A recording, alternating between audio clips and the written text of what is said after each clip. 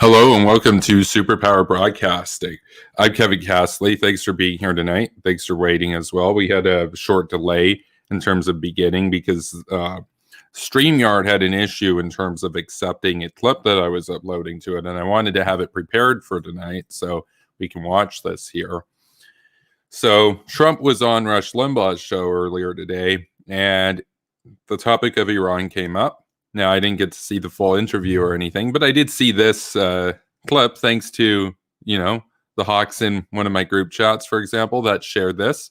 And I'm like, oh, crap, Donald Trump's been watching Kevin's show. And yeah, looks like he might have subscribed within the last week or so. Maybe he's been taking some pills now.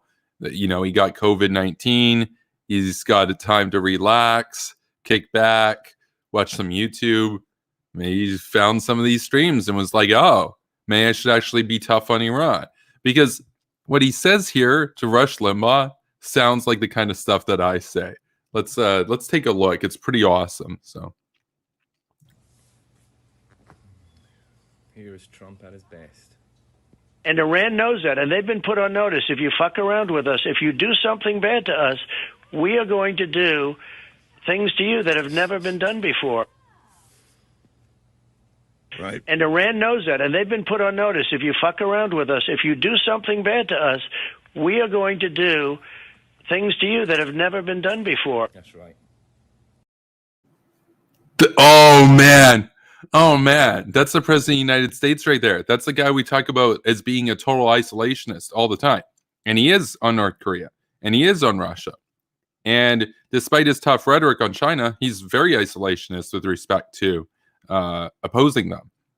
However, on Iran, he has been, for the most part, very, very good. Very good. My biggest criticism of him on Iran is that he didn't retaliate when they shot down a U.S. drone, but he's pulled out of the bunk and junk nuclear quote-unquote deal, the Joint Comprehensive Plan of Inaction, as I call it. And he, of course, famously, spookily killed Qasem Soleimani, the worst terrorist in the world alive at that moment, the leader of the Iranian Quds Force, responsible for the deaths of hundreds of thousands of people in the Middle East. Donald Trump was the one who ordered him to be blown to pieces on a tarmac in Baghdad. Absolutely based and hawk-pilled right there. And now you got Trump out there saying, we're going to do things to them. If they fuck with us, we're going to do things to them that we've never done before. And by we, he's referring to the United States there.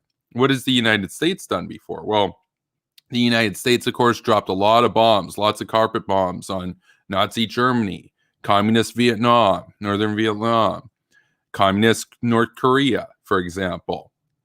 The United States has done some very hawkish, very spooky stuff, right? Very ghoulish stuff.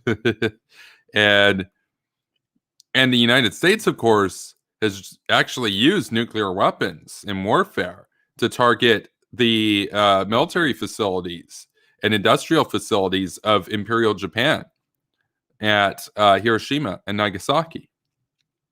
And yes, you'll often hear this talking point of, oh, but they targeted cities, they targeted civilians. Well, they targeted industrial centers that had military garrisons or depots in them. And by the way, it was total war. And those civilians were literally producing military equipment for the military. So there's that.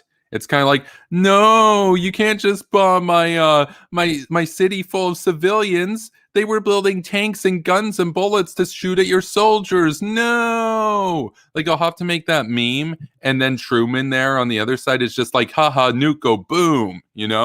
That's basically what it is. So the United States has used nukes, and then here's Trump saying we're going to do things we've never done before. So the United States used atomic weapons.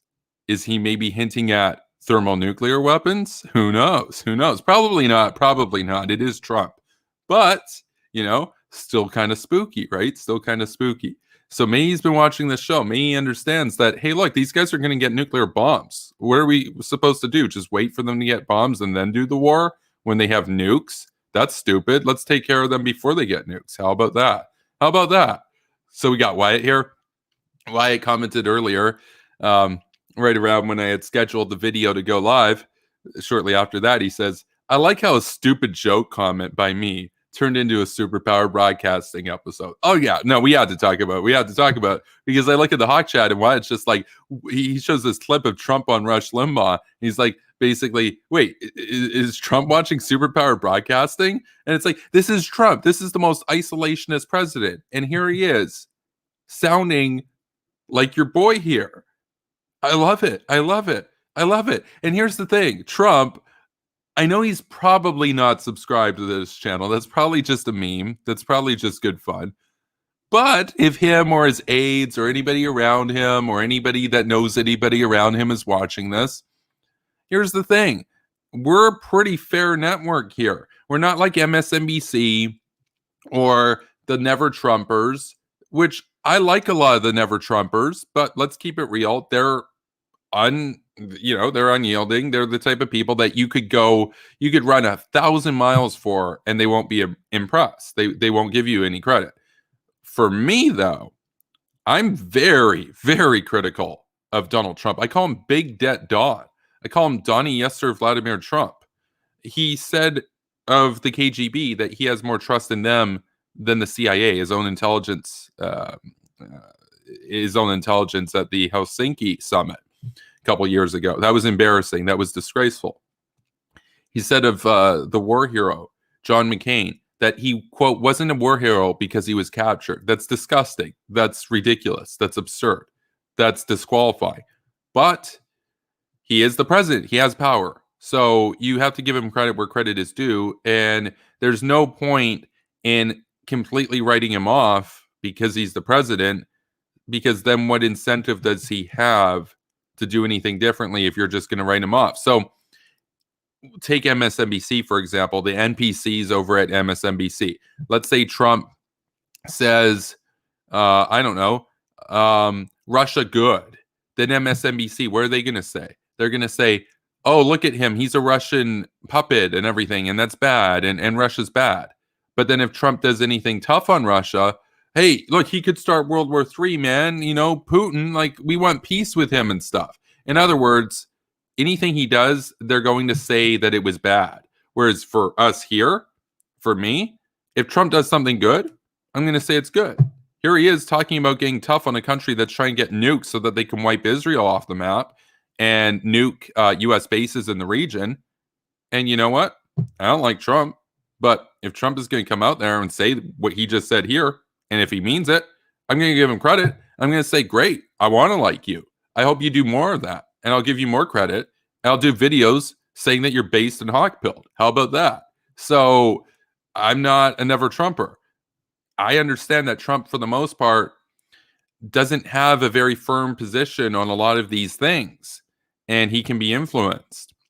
And it's not just that, it's that to some extent you could say that he actually has an open mind on some of this, and a lot of the people that he's hearing from are people like Tucker Carlson, and they steer him in a very cringe and isolationist direction. But he does have instincts that lead him to understand that Iran is a problem. And people can say, well, you know, he's just doing that because Obama liked Iran. Obama was soft on Iran. I hear you. I can see that. But it's been a long time now, and I really do think, you know, this is a guy where he would get all the credit from his base if he just said, we want peace with Iran. This hurts him politically right now with his own base to say this kind of stuff. Now, they're sycophants for the most part. They'll praise him if he's the most hawkish. They'll praise him if he's the most pigeon-like. They don't really care. It's not even so much that they're anti-war. They just love Trump. And so Trump happened to be doing the anti-war stuff. So if Trump comes out as pro-war with Iran, they're going to say, oh, yeah, you know, all the hippie libtards, they're against the war. And they'll defend it, just like they did with the Bush invading Saddam's Iraq. So they'll follow Trump no matter what he does.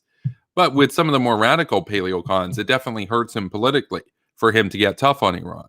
But he's consistently being pretty tough on Iran, way more tough on Iran than Reese or I thought that he probably would be. Now, we were right about how he was going to handle Russia. We were right about how he was going to handle North Korea. And we were right that, about China, he probably wasn't going to do very much. He might just kind of have the tough talk and stuff, but, not really do too much. But on Iran, you have to give him credit for signing off on killing Soleimani. People say, oh, but it was the military and everything that did it. It's like, yes, but they needed the president's approval. The president gave the approval. Trump could have very easily said, hey, look, I was listening to Tucker Carlson last night. He said we're bad. Let's not do it. That's a government official of Iran. Let's just let him go about his day at the airport and go and butcher some Iraqis and some innocent civilians because peace, bro. He could have said that, but he didn't. He said, you know what? How about we make him into 100 pieces scattered around the tarmac at Baghdad airport? And so it was done.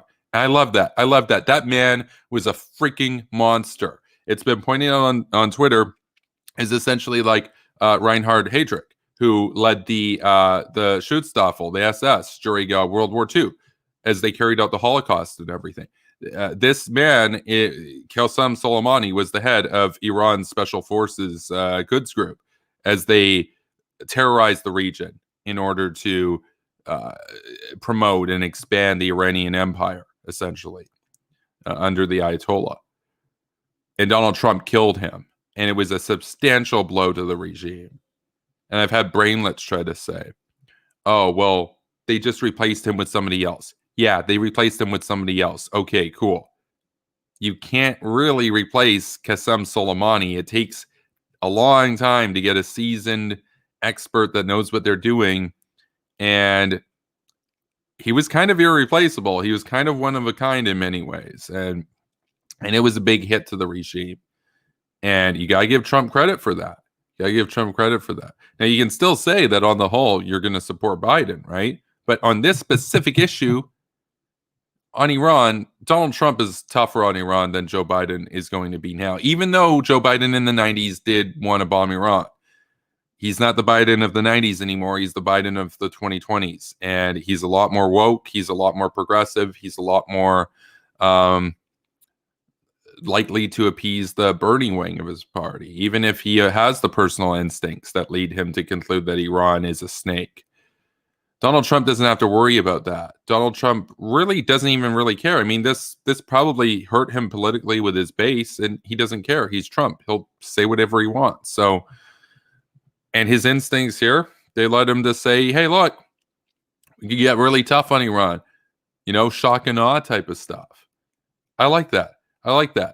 Because what's the alternative? What's the other side of this? We have the Europeans, we have the Chinese, we have the Russians, we have the Democrats that want to go back to the Iran nuclear deal, where we trade with them, we lift sanctions on them, we rubber stamp them in terms of their BS, and then they build up nukes.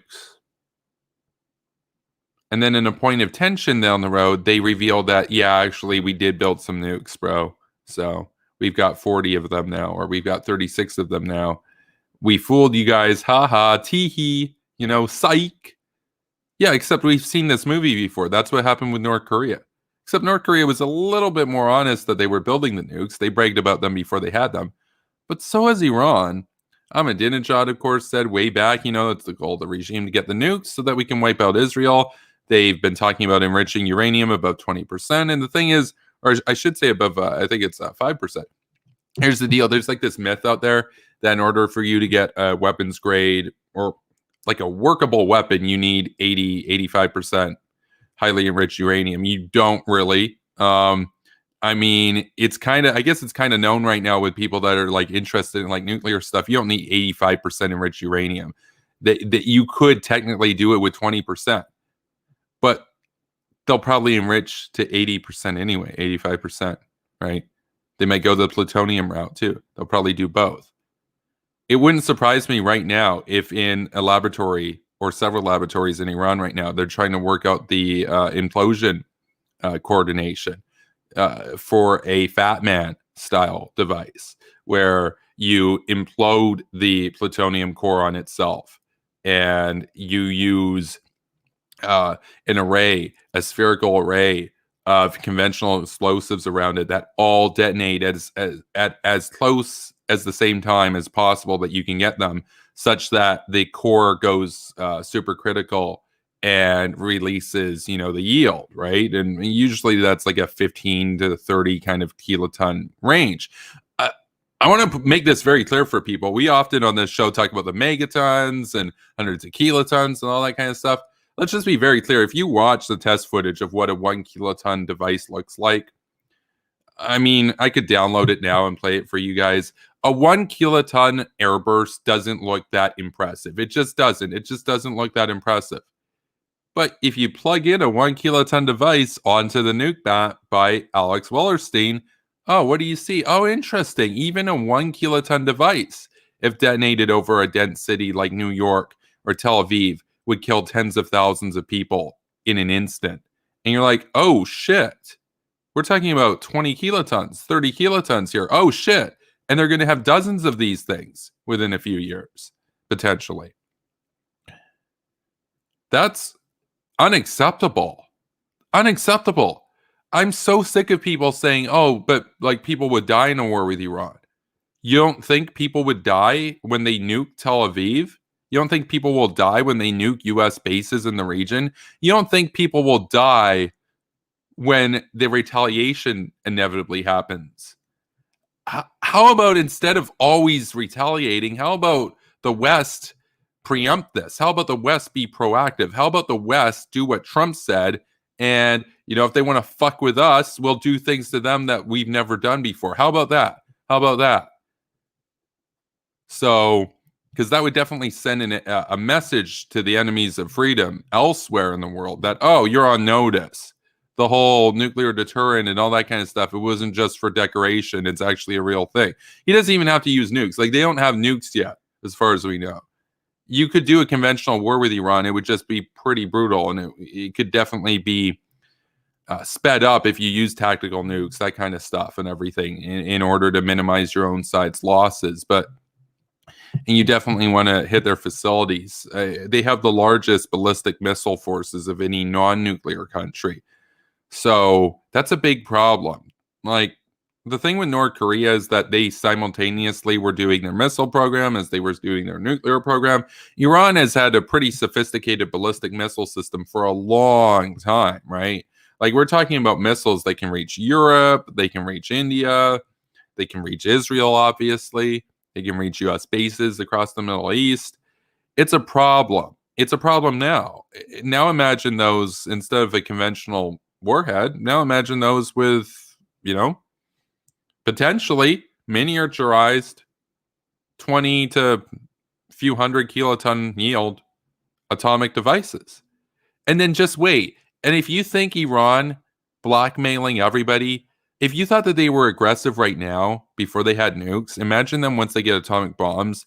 And if you think it's going to be fun dealing with Iran when they're blackmailing everybody with atomic weapons, just wait for the real fun to start when they get hydrogen bombs. And now, instead of them being able to kill tens of thousands of people in a dense city center, in an instant, now they can miss the city by a few miles and still kill basically everybody. How about that? We're just going to wait around and let them get H-bombs? How? You'd be an absolute fool to trust the regime in Tehran with even one atomic bomb. Never mind thermonuclear weaponry. I'm so sick of the brainlets. I'm so sick of the losers. I'm so sick of the idiots who think that the world will be more peaceful if our enemies just get all the nukes that they want. Oh, but they feel scared, bro. They're worried of an American invasion, so they want nukes. Yeah, good. I want them to be terrified out of their mind. I'm not their friend. I don't want to get cozy with them. I want them to be freaking terrified. I'm so sick of it. People don't recognize how much of a threat Iran actually is, how much damage that they can. They've already been terrorizing the region for decades. They've already killed hundreds of thousands of people. Now imagine them with nukes. That's insanity. They get hyped to die in their cause. Now imagine them with nukes. Sam Harris talks about this. How, like Sam Harris, obviously I'm a lot more hawkish than Sam Harris and everything, but Sam Harris, what did Sam Harris say? He's like, well, if one of these theocratic regimes is trying to get nuclear weapons, can you really apply mutual assured destruction and rationality and all these things to them? Or are they just going to use them and try to make themselves martyrs? And he was saying, you would be justified in a first strike with nuclear weaponry there, which, it's admirable for him to say that, because these days it's kind of a taboo to come out there and say, you don't just support using nukes if somebody fires them at you. You want to use them first.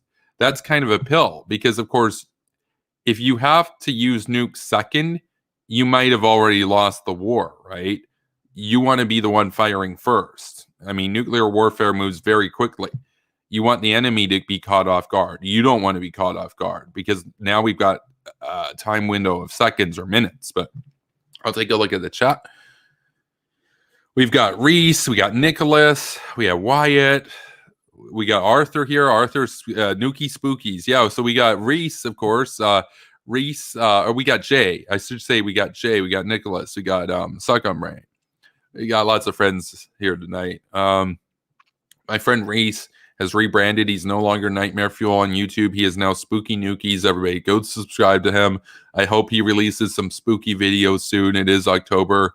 'Tis the season of ghouls, goblins, and spooks. So it's real neocon hours right now. And so we're gonna send out some invites. Actually, I'll see if anybody's down to chat for a little bit. I didn't plan upon this being like the longest sort of stream or anything, but take a look.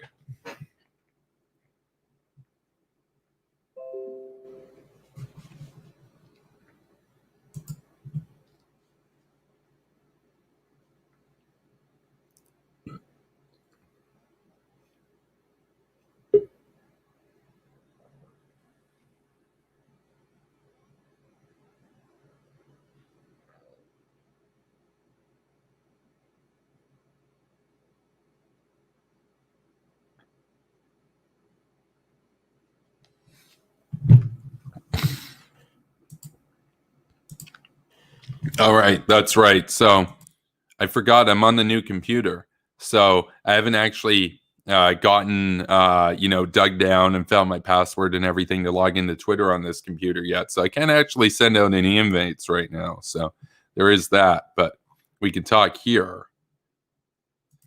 Suck on Brain says Hezbollah and Iran have activities in the Americas. Yep. Jay says Nuki Spooky. Yes, where's Reese? Play ghouls and ghosts on stream. Kevin, I have a question. Where's Reese? Well, he's checking his ego and making sure not to be political. That's what Reese is doing. Arthur asks, where's Reese? Wyoming Reese is probably in Wyoming. So where is Spooky Nuki Reese PC? Oh no, they want Reese here. They want Reese here. I'm gonna send him a message on Twitter on my phone. They want Reese in the chat. So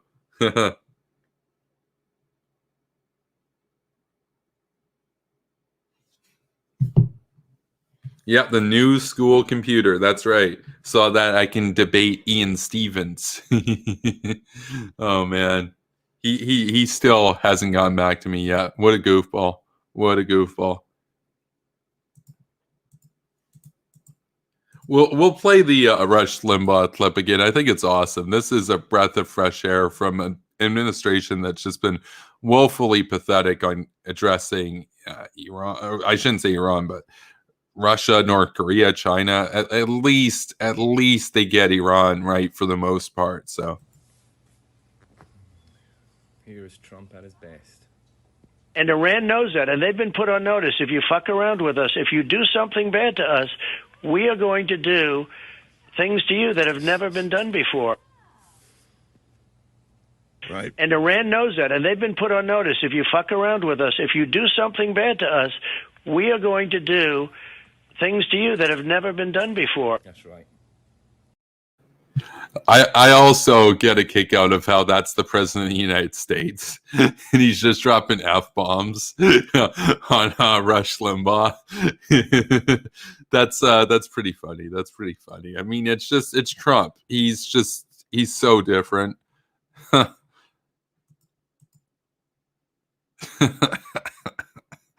No, we'll play it again. We'll play it again. Here is Trump at his best. And Iran knows that, and they've been put on notice. If you fuck around with us, if you do something bad to us, we are going to do things to you that have never been done before. Right. And Iran knows that, and they've been put on notice. If you fuck around with us, if you do something bad to us, we are going to do things to you that have never been done before. That's right. No, dude, I love it. Can we just get this Trump for 4 years? Can we just do it over and have that Trump for 4 years? Arthur S. Base Trump, hawk-pilled Trump, maybe nuke-pilled Trump. We'll see. I mean, he said things we never done before. The U.S. has used 2 atomic bombs, so maybe hydrogen bombs. maybe some nuki. Just a cheeky H bomb. Like I was talking about earlier, how like a lot of the more neoliberal accounts on Twitter will often talk about how they're like edgy and they support drone strikes and it triggers the tankies and stuff. And I'm like, no, that's cute. I'd rather you support drone strikes than like be a Tulsi type of person. But I see your drone strikes and I'll raise you 160 Castle Bravos. It's like, it's kind of small potatoes compared to what I would do if I was in power, So, I mean, like these guys wouldn't be getting out. Like if you're an enemy of freedom, you're not making it out alive if I'm in charge. That's basically it. So, yeah, I want some spooky, nuky, Reese PC. That's what Jay has to say. So, and there we go. I found my old password. There we go. So I'm in Twitter now, so I can send out some invites. So we're going to invite some hawks on stream right now. We're going to see if anybody's up. It's late, ghoulish hours right now. So we'll see what happens if anybody responds. But these invites are going out, so.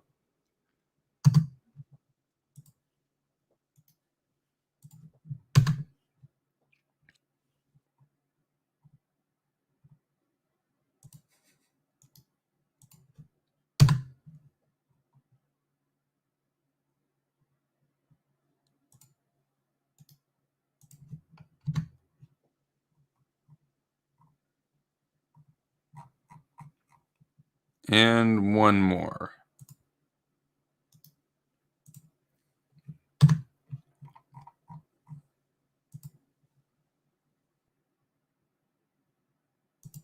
Sock on Brain says you don't remember your password. I'm on a new computer. He says, Kevin, show the meme I send you. We'll take a look at what Jay sent. Wait, which meme?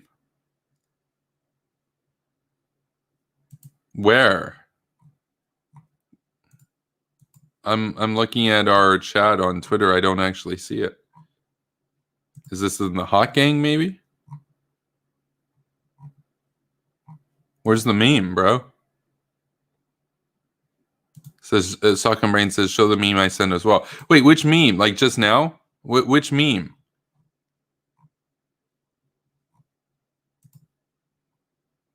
Oh my God, we're doing the one that Sock on Brain sent. I can't believe I forgot about that. This one almost deserves its own stream. This one's potent. For those of you who will remember the back and forth with June, Brainlet June, shoe on head. See how many subscribers she has right now. Probably over 1 million still. Oh yeah, 1.5 million subscribers. Those who will remember when me and her got into a heated exchange back in November, and she signed off of Twitter because she was so triggered that I even existed. She couldn't believe I was real. Well, one of my friends here actually just went and made an amazing meme that, just wow. We're going to take a look at this and see if we can get this on the stream right now. That's That's a big meme right here. That's oh right, it's not going to let me. That's right, I can't download straight from Twitter. That's the problem. So I'm going to. That's right, I gotta get all this new software and stuff on. Do I have the? I have the snipping tool. So here we go. We'll take a look at the meme.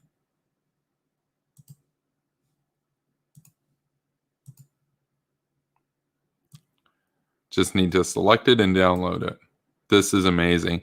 He made some additions to that meme of "We're bad" from Kraut that I captioned with "We're bad" and a bunch of exclamation marks and a 1 thrown in there because she's a brainlet. And he Wojak-ized her. So she looks like a raging Wojak, a triggered Jack right now. And I want you to look very closely and pay close attention to the dust plume in this meme because it's very spooky, very, very ghoulish. So take a look here. Did that work with the snipping tool? Oh, right. I still need to download it, of course. You know, hashtag Boomer Castley, right? Let's see if this works. There we go. This is amazing. I said to him, I'm like, this is unbelievable. There you are. There you are. That is of a strike that killed a lot of ISIS fighters over in Syria by the U.S. Air Force. And if you look very closely at the dust plume, you might recognize somebody there. Just being spooky. No, we got the meme on screen. Yeah, that's Shoe on Head right there, getting unbelievably triggered that ISIS just got bombed by the United States because we're bad, and you know we should just have peace with ISIS, I guess, right? Like, sure, they want to kill everybody, but like let's just try to get along with them. Maybe that'll work. Pathetic. Arthur says, "Blessed meme."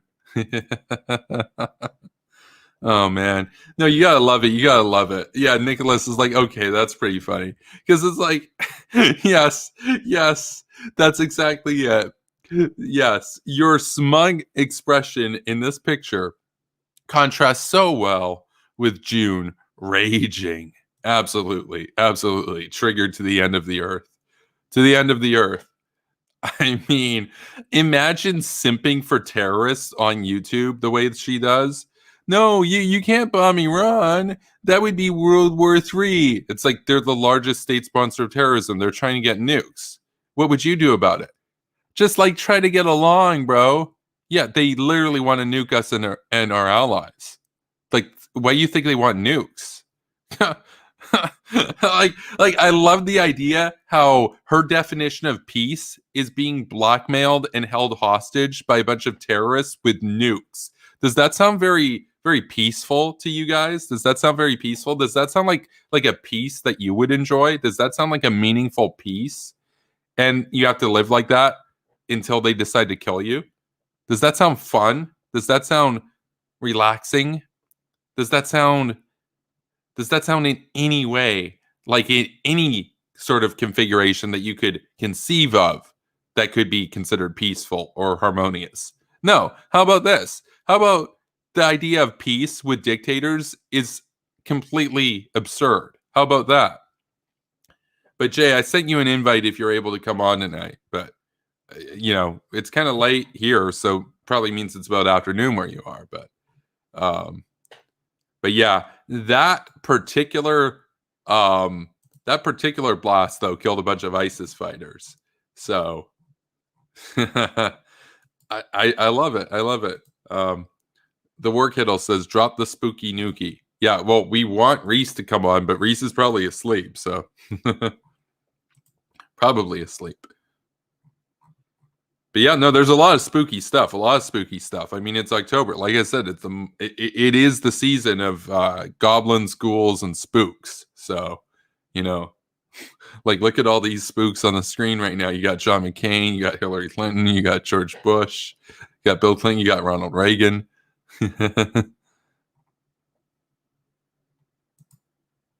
Like there's the ghoul right there himself, right? Oh yeah, that's the original one right there that Sock on Brain edited. Imagine, okay, I just want to say, oh, he's here. He's here. Jay's actually here in the studio. Welcome. I do want to say, I want to say, before we get into Jay here, I just want to say, just for a moment, in imagine unironically being June. Imagine unironically being Shoe on Head. Yikes. So thanks for coming on, Jay. You hear me, Kevin? I can hear you, but it's muffled and there's substantial background noise.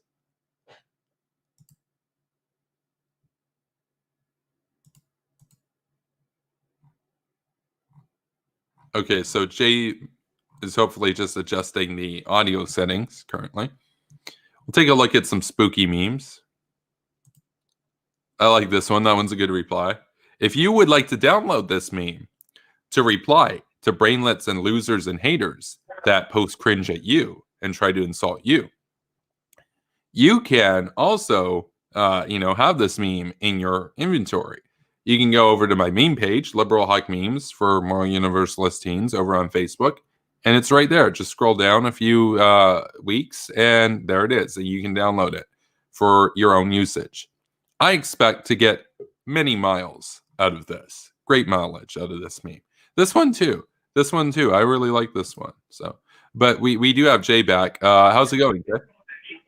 Spooky Nuki. Spooky Nookies. Yes, it's working. Oh, I'm well happy now. Sorry, I'm out. Yeah, it's midday and I'm doing my usual Saturday thing. I'm at the coffee shop having a cup of good old Freedom Americano. Absolutely. Speaking of America, we got a very spooky gift that America showed the world right on screen right there back in the 50s. So 1952. That's spooky, isn't it? Right? No, dude, this is spooky. Dude, it's I actually like that a lot. Just the fact that it's a beautiful fighter jet, the lightning, the color. It's like actually, I want you to send me that. If you have it without the text on, I'd like it to get it printed actually, because it's really beautiful. I don't have it without the text. I didn't make this one. One of the fans of the meme page made this one. They wanted it submitted to the page, so they captioned it. This was before I figured out how to do the neocon wave memes myself. Dude, you want to see I can send you this. This one's pretty fucking ghoulish right here. So. Oh, mate, yeah. I want to get that one. Dude, look at all these goblins, dude. Look at all these, like Kremlin Kyle. He would say, the neocon ghouls. It's the neocon ghoul. I love the expression. Okay, I love their faces in this because, like, look at Dick Cheney. He just looks like, you're damn right. And then you got Colin Powell there. And he's just like, this ain't going to work out well for you, bud. Like, imagine Saddam looking at these guys like this, like, oh, shit, I fucked up. Oh, mate. We all miss Dick Cheney, that's for sure. Oh, no doubt, dude. I hope he runs for president one day. Like I've said this before, Bolton Cheney 2024, that would be based in Hawkpill. Oh, my God. Could you imagine those two? Oh, I want that FAT. That's beautiful. Oh yeah, no, dude, I've been making neocon wave and walrus wave memes of every U.S. aircraft and a bunch of like hawkish politicians, and I've been making nuke wave memes of a ton of different U.S. nuclear tests and stuff. I've also been doing. If you could do some of like Air Force carriers, that would be dope because I love Air Force carriers. No, for sure. Air Force carrier painted. No, for sure. No doubt, dude. No doubt. But I've also been doing the Instagramified cutesy nuke pilled memes here. Hashtag just nuke pilled things like this one.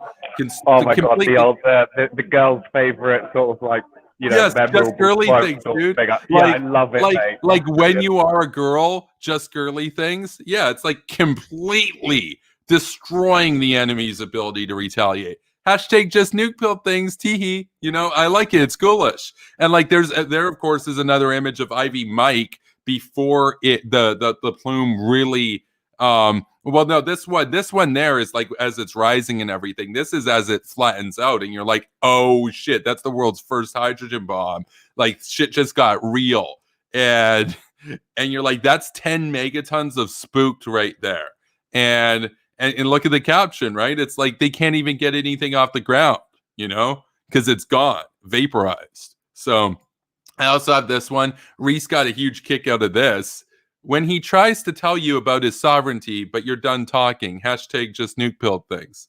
That, of course, that's Castle Bravo. Oh, fuck yeah. That's just safe as fuck. I hate that argument. Oh, but what about their sovereignty? Sovereignty, bro, like when you're Westphalian oppressing sovereignty. minorities and everything like that, your sovereignty right goes out the fucking window.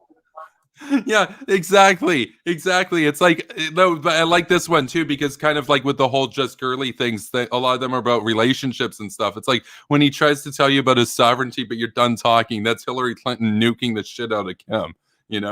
Like it's over, it's done. It's like, oh, you're making a Westphalian argument to me. That's cute. What we need, right? Oh man. Yeah, no, Arthur says right here, we all have a feminine like side. Just nuke pill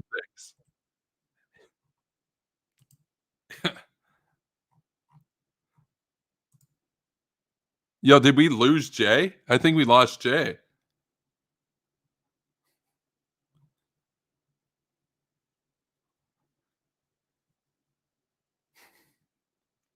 I think we lost Jay. That sucks.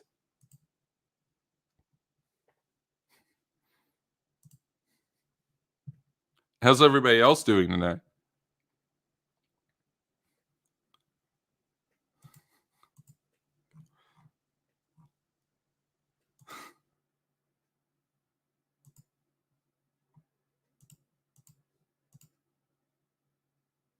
Yes. Gene Kirkpatrick is probably my favorite political theorist, probably of all time. And I really like Thomas Hobbes, but Gene Kirkpatrick, quote, "A government is not legitimate merely because it exists." Yeah, in other words, fuck your sovereignty. Oh, that's cute. How about this? We don't recognize your sovereignty, bro. What are you going to do about it? Are you going to cry?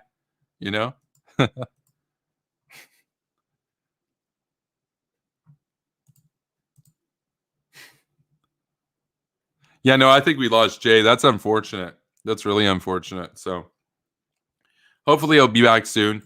Perhaps his audio cut out, perhaps his internet cut out. He did say that he was outside, hence the crowd in the background. So he's in Cyprus, of course. So there's a big time difference between us as well. And Jay is out of the studio, which implies to me that it's of course an internet issue on his end. We'll see if that gets resolved, if he's able to regain internet access. We would definitely hope so. That'd be awesome. But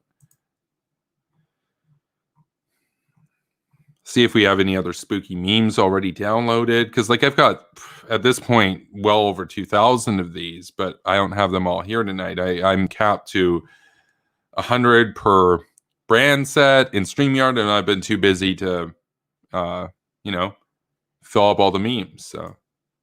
But I do like this one. I made this one a few weeks ago. I think it's really coolish. It's got the green filter and everything going on. It looks super spooky. It's the Ghoul Gang. You got Bremer, you got Rice, you got Bush, you got Cheney, you got Rummy, you got Powell.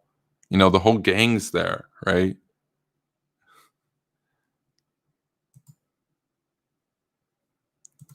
Stockholm Brain says, I plan to make more memes with Angry Wojak, Brainlet June, and I'm excited to see them.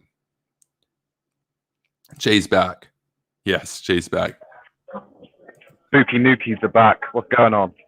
We were just going through some of the other memes and stuff. I'm going to get some more spooky memes going on here, but I think this is a beautiful one right here. Is this more spooky? Is this more spooky or beautiful or both?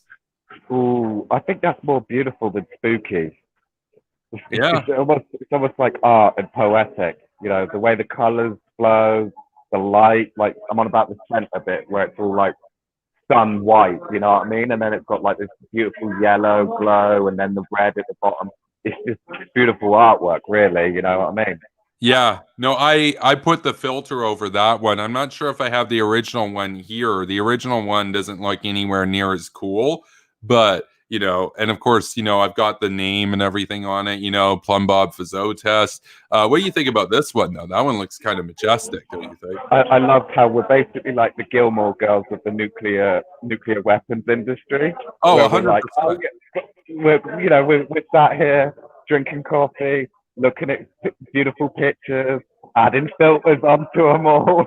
Oh yeah, no, you gotta have it ready for the gram. Gotta have it ready for the gram. Gotta get those likes and stuff. Let's see what, like, you know, all the models are up to and everything. Like, can you imagine this went? No, can you imagine this went so global that like Hadid and like Caitlyn Jenner or whatever the hell were like posting some nuke pilled grams out there, just like, you know, like they nuke pilled a bunch of like apolitical girls and shit that like had no interest before.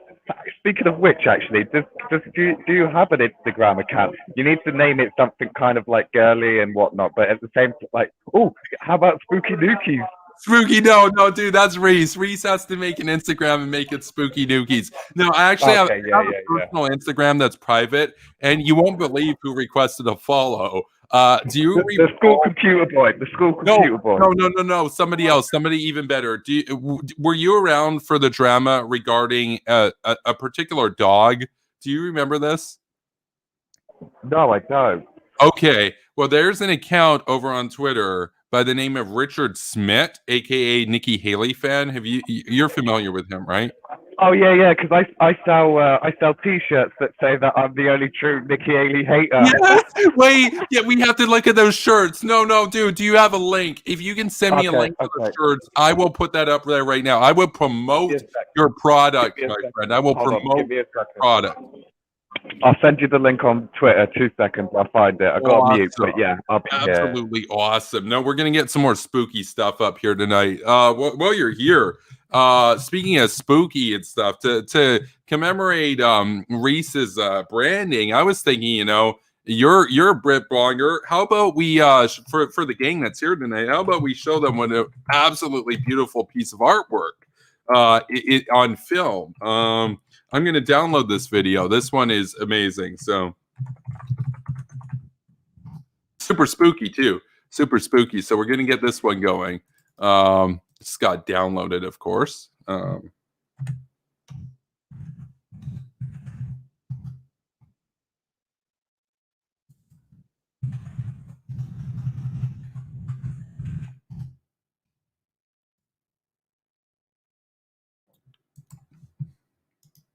Yeah, just going to download a very spooky video here.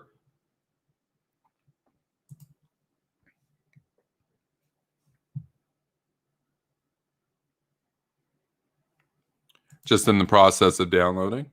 There we go. And just upload it here over to StreamYard so we can watch this. Okay, check your Twitter DM. I just sent you the link. But in the meantime, I have a very majestic and beautiful video that's in the process of uploading right now that I think the people will find very spooky and ghoulish and the stuff of goblins and spook. Yeah, no, it's just uploading. It's a couple minutes long, but I think you know, I think it's appropriate tonight because, of course, you know, we don't have him here, but he's around now. He was gone for a long time, but here we go. Here we go.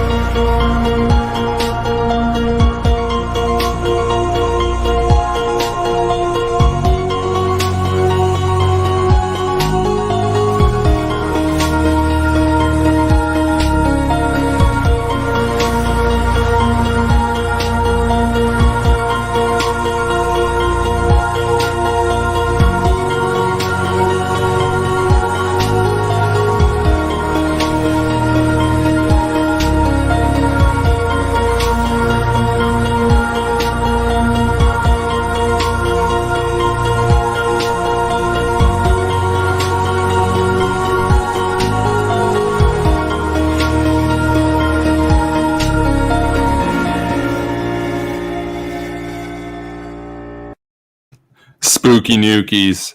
We have here in the studio tonight, we have Kraut and we have Jay. I'll just take the overlay off. How are you guys both doing this evening? Thanks for coming on. Wait, this is live? Oh, yes, we're live. Fuck, no, I just saw the link. Oh, hey, how are you doing? This is the first time we actually speak, is it? This is the first time we've spoken live on my channel, but thank you for coming on. I'm a huge fan. I'm a huge fan of your work, and I would like to play for you, if it's okay. I'd like to play for the audience that election video you did of Sargon and June. We were talking about June. We had some June memes and stuff. Oh, that shit. Yeah, sure. Because sure. No problem. Because Kraut, there's been just such a saga here that's happened where, of course, you made a meme some time ago, well over a year ago, of June looking like a total brainlet. And then I happened to find it on Google because I wanted to get an image of her, a meme image. I didn't even know that you made it. And I captioned it with "war bad" and sent it to her when she was like, neocon, liberal neocon. Neocon bad, war bad. Yeah. And I sent that to her, and she said, neocons actually think this is an insult. They think war is good. And so I responded with her entire political outlet, like her entire political belief system is good thing good, bad thing bad. Bad thing bad. And yes. And so I sent it to her, and she said neocons think that war is good, and I said r/whoosh, because of course the meme in that is that we're not saying war is good, we're saying that there are worse evils, and sometimes war actually makes the situation better. But she's such a child, even though she has 1.54 million subs, that she was like, oh my god, I'm logging off. She couldn't handle it. Yeah, she's just a trend. I don't think she actually believes anything, by the way. Like, I think she's a trend surfer. Like, I bet you right now, if we were going to do a military intervention anytime in the future that is popular, where like the vast majority of people agree that it's a good thing and the right thing to do, she'll be out there trumpeteering, oh yeah, war good. I guarantee you that. No, yes, absolutely. But basically, I'll show for you. This is it. This is the meme. This is the meme that I sent to her that triggered her and just elevated her blood pressures to such levels that she literally had to sign off of the internet for the day, basically. She couldn't handle it. I love how you added the number 1 in there as well. Yes, you know it. I have an attention to detail. Now, granted, I usually say that on the stream or on my show. I can't say that tonight because we're in the presence of Kraut, and Kraut is one meticulous mofo. And you can say whatever you want. My attention to detail pales in comparison to you. I've seen your videos. I've seen basically every video you have uploaded. But I don't have that always on hand. Like, we can just talk whatever you want, man. Okay, fair enough. Fine. Fair enough, but I'm just saying you are meticulous in your work and your craft, and you have. I mean, I want to say absolute props to you because you have. You've engaged in basically creating a community on YouTube that isn't down to be a child, like the Kremlin Kyles of the world and the Brainlet Junes of the world. Oh yeah, no, I want to get out like what I'm building. It's similar to I think what you're building, which is talking about real politics, real things that happen in the world, and not this interpersonal internet bullshit. Yes, and that's really what matters. Yeah, I mean, right now we're memeing on June. No, we're memeing on June. Yeah, but that sometimes plays in. Her, though, isn't it? You know, she's memeing all to herself. No, it's so good. And then the thing is, you would think, well, I'm blocked by her, so she must have blocked me shortly thereafter, right? No, for months I would look at her profile and I wasn't blocked. And then one day in the summer, I guess she decided that she was just sick of just having high blood pressure over thinking about me, so she blocked me out of nowhere. So and then one day, about a month or so probably on, I looked at her and I was like, oh, I'm blocked. I don't recall saying anything specifically tweeted directly at her. Maybe she just was like, that neocon guy, how can he be a neocon?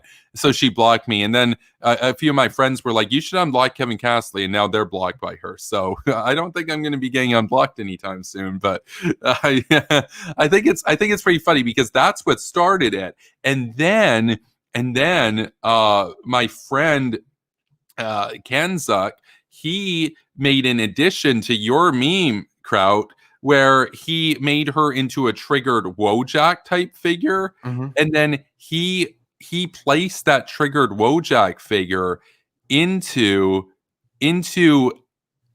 a scene of a massive explosive detonating over ISIS that was a few years ago in Syria. And if you look closely at the dust cloud there, you might recognize someone familiar there getting ghoulish. So there's some ISIS soldiers dying there. And there's June. There's June. Yeah. The Kevin, meme you has got to show the evolved. one I sent you. The one I The sent you on meme has Facebook evolved. earlier. So that's June right there. How dare you kill ISIS fighters? How dare you support taking out, these guys in Syria? Assad is You're the also only the one. guy, if I'm not mistaken, you're the guy who invented the Kremlin Kyle meme. That's right. I'm the one who coined that nickname. Yeah, that's the single most accurate meme there is. That Because- is the single. Oh, it's so beautiful the way it rhymes and everything. It's perfect. No, And it so accurately describes him in every single way. Thank every you for single creating way. it. No, I want to tell you, Kraut, because there was an initial sort of division, if you will, competition between myself and Reese, who's now on YouTube, formerly as Nightmare Fuel, now as Spooky Nukies. He said Kremlin Kulinski, and I always said Kremlin Kyle. But I think Kremlin Kyle got a lot more traction because I call him Kremlin Kyle Kulinski, right? And if you do that, it's the triple K. It's perfect, right? So it's kind of fun. Yeah. Triple K. Kind of funny, isn't it? I also find it funny because if you pronounce his name Kremlin Kyle, like how Eric Cartman in South Park would, Kremlin cow, he sounds like a Russian cow. And so there he is, grazing in Russian crop fields. And the funny thing is, he tweeted out and it's a while meme. ago. It's a meme that we will be using more often in the future. No, for sure. Because if you look, it's just if you look at how popular Russian propaganda outlets have become. Yes. How many people just spread Putin bullshit all over the place. All the Russian apologia that is just spreading so far and wide, especially through left-wing regions in recent years, which is really surprising. Because if you remember, like 2 years ago, it was mainly like the extreme right that was pushing all this Russian propaganda bullshit. Yeah. Now it's the extreme left pushing all this Russian propaganda bullshit. No, so absolutely. these memes are going to become more relevant. Absolutely. And I'll tell you, going to university and everything, the university I went to, the political science program I went to, everybody watched Secular Talk, unironically. And I watch Secular Talk because, I want to fit in and everything. And I'm not going to be like this guy who comes out here and says, oh, yeah, I never cared what people thought about me or whatever. No, I wanted to fit in until I was in basically fourth year. And I decided, hey, look, if I died now, people would think I was a fan of Kyle. No, so I came out as a hawk and a neocon in fourth year. And holy shit, did that trigger people. And I got to tell you, I'm so sick of the Kyle thing because his nicknames, you won't believe this. One of his nicknames that he made is so cringe tier. He made a nickname for Amy Klobuchar. He called her Amy Cloud Boot Jar, and he has a thumbnail for the video of a boot or a cloud, a boot, and a jar. And you're looking at this, and I've said it before. Trump is good at nicknames because he'll make these one-liners that they're low energy Jeb or Lil Marco, where it's bad what he's getting at. Cloud boot jar doesn't even really sound bad. It sounds clunky, but that's like really, really uncreative. It's uncreative. And he probably spent several days thinking of it because he also, you won't believe the nickname that he came up with for Jake Tapper of CNN. He called him, oh God, you're going to cringe, man. He called him, He called him Tap Jaker. That's his brilliant nickname. Wait, what? How is that supposed to be funny? That's exactly it. Like, people talk about how like Trevor Noah is not funny, and I talk about how like Trevor Noah can be cringy. Trevor Noah is 100,000 times more funny than Kremlin Kyle. His nicknames are, to say uncreative implies that they're low energy and he didn't put any effort into them and they're uncreative. No, when we say they're uncreative, and he also spent a lot of time thinking them up because he's a simpleton. And I really do hope that the nickname that you came up for him that Kremlin Kyle that it's going to stick, and I really hope that I can help spread it. Well, Like every time I'm going to refer to him, I'm going to use that nickname. Kremlin Kyle, we can help in a Yeah. couple ways by whenever we are focusing on when the substance of a tweet or a video is about Kyle, you can put hashtag Kremlin Kyle in it to help spread awareness. You can use hashtag Kremlin Kyle. You can also use hashtag Russian Cal. Like I said, he's like, because sometimes when I say Kremlin Kyle, I'll have the Russia flag and the cow emoji there. And I think it's also funny because he once tweeted out several months ago, I did a video on it. He tweeted out a photograph of him staring out an airplane over the quote unquote flyover states. You son of a bitch, Kevin. I was going to say that. That is like the most memeish thing Kremlin Kyle ever did, was when he was flying over those fucking crop fields. Because he asked his audience, he said to Twitter, why does nature or whatever look like that below? Because it was snow covered crops and there were rectangles and squares on the ground, like, you know, for crop fields. He didn't know what farms looked like. And I find it funny how this populist leftist who pretends to represent the working class has no idea what rural America lives like. No idea whatsoever. Doesn't even know what the heartland of America looks like. Just unbelievably out of touch. Because he's never done a real day's work in his life, mate. Yeah. Like, all he's done is sit in front of a fucking webcam making cringy far-left propaganda. Oh, it's unbelievable. But I have it here for you all. I have a video that Kraut compiled, which is brilliant. This has been seen by, last I checked, about 30,000 people, and it features one of my nicknames in there, which I love that he used Kremlin Kyle in here. I'm Thank like, you wait, for that's the my meme. nickname. I thank you for using it, for inventing it, I should say. Well, I mean, hey, man, I can't take all the credit, because if Kremlin Kyle weren't just such a bootlicker for the Kremlin, it might have been harder for me to come up with. But, you know, he partly helped with that. But here we go. I like healthcare. Yes.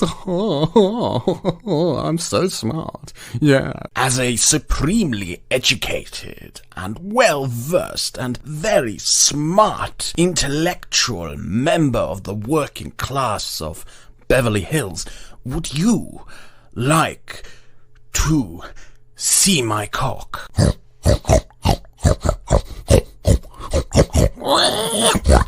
So, I used to be a socialist, and that's why I now support Trump. Добрый вечер, товарищи. Сегодня мы здесь, чтобы посмотреть и дебаты, президентские дебаты. Но сначала глядь государственного гимна. I have a degree in wet shirt contests. Buenos dias, fellow blancos. We must secure the existence of la raza blanca y la futura por los niños blancos.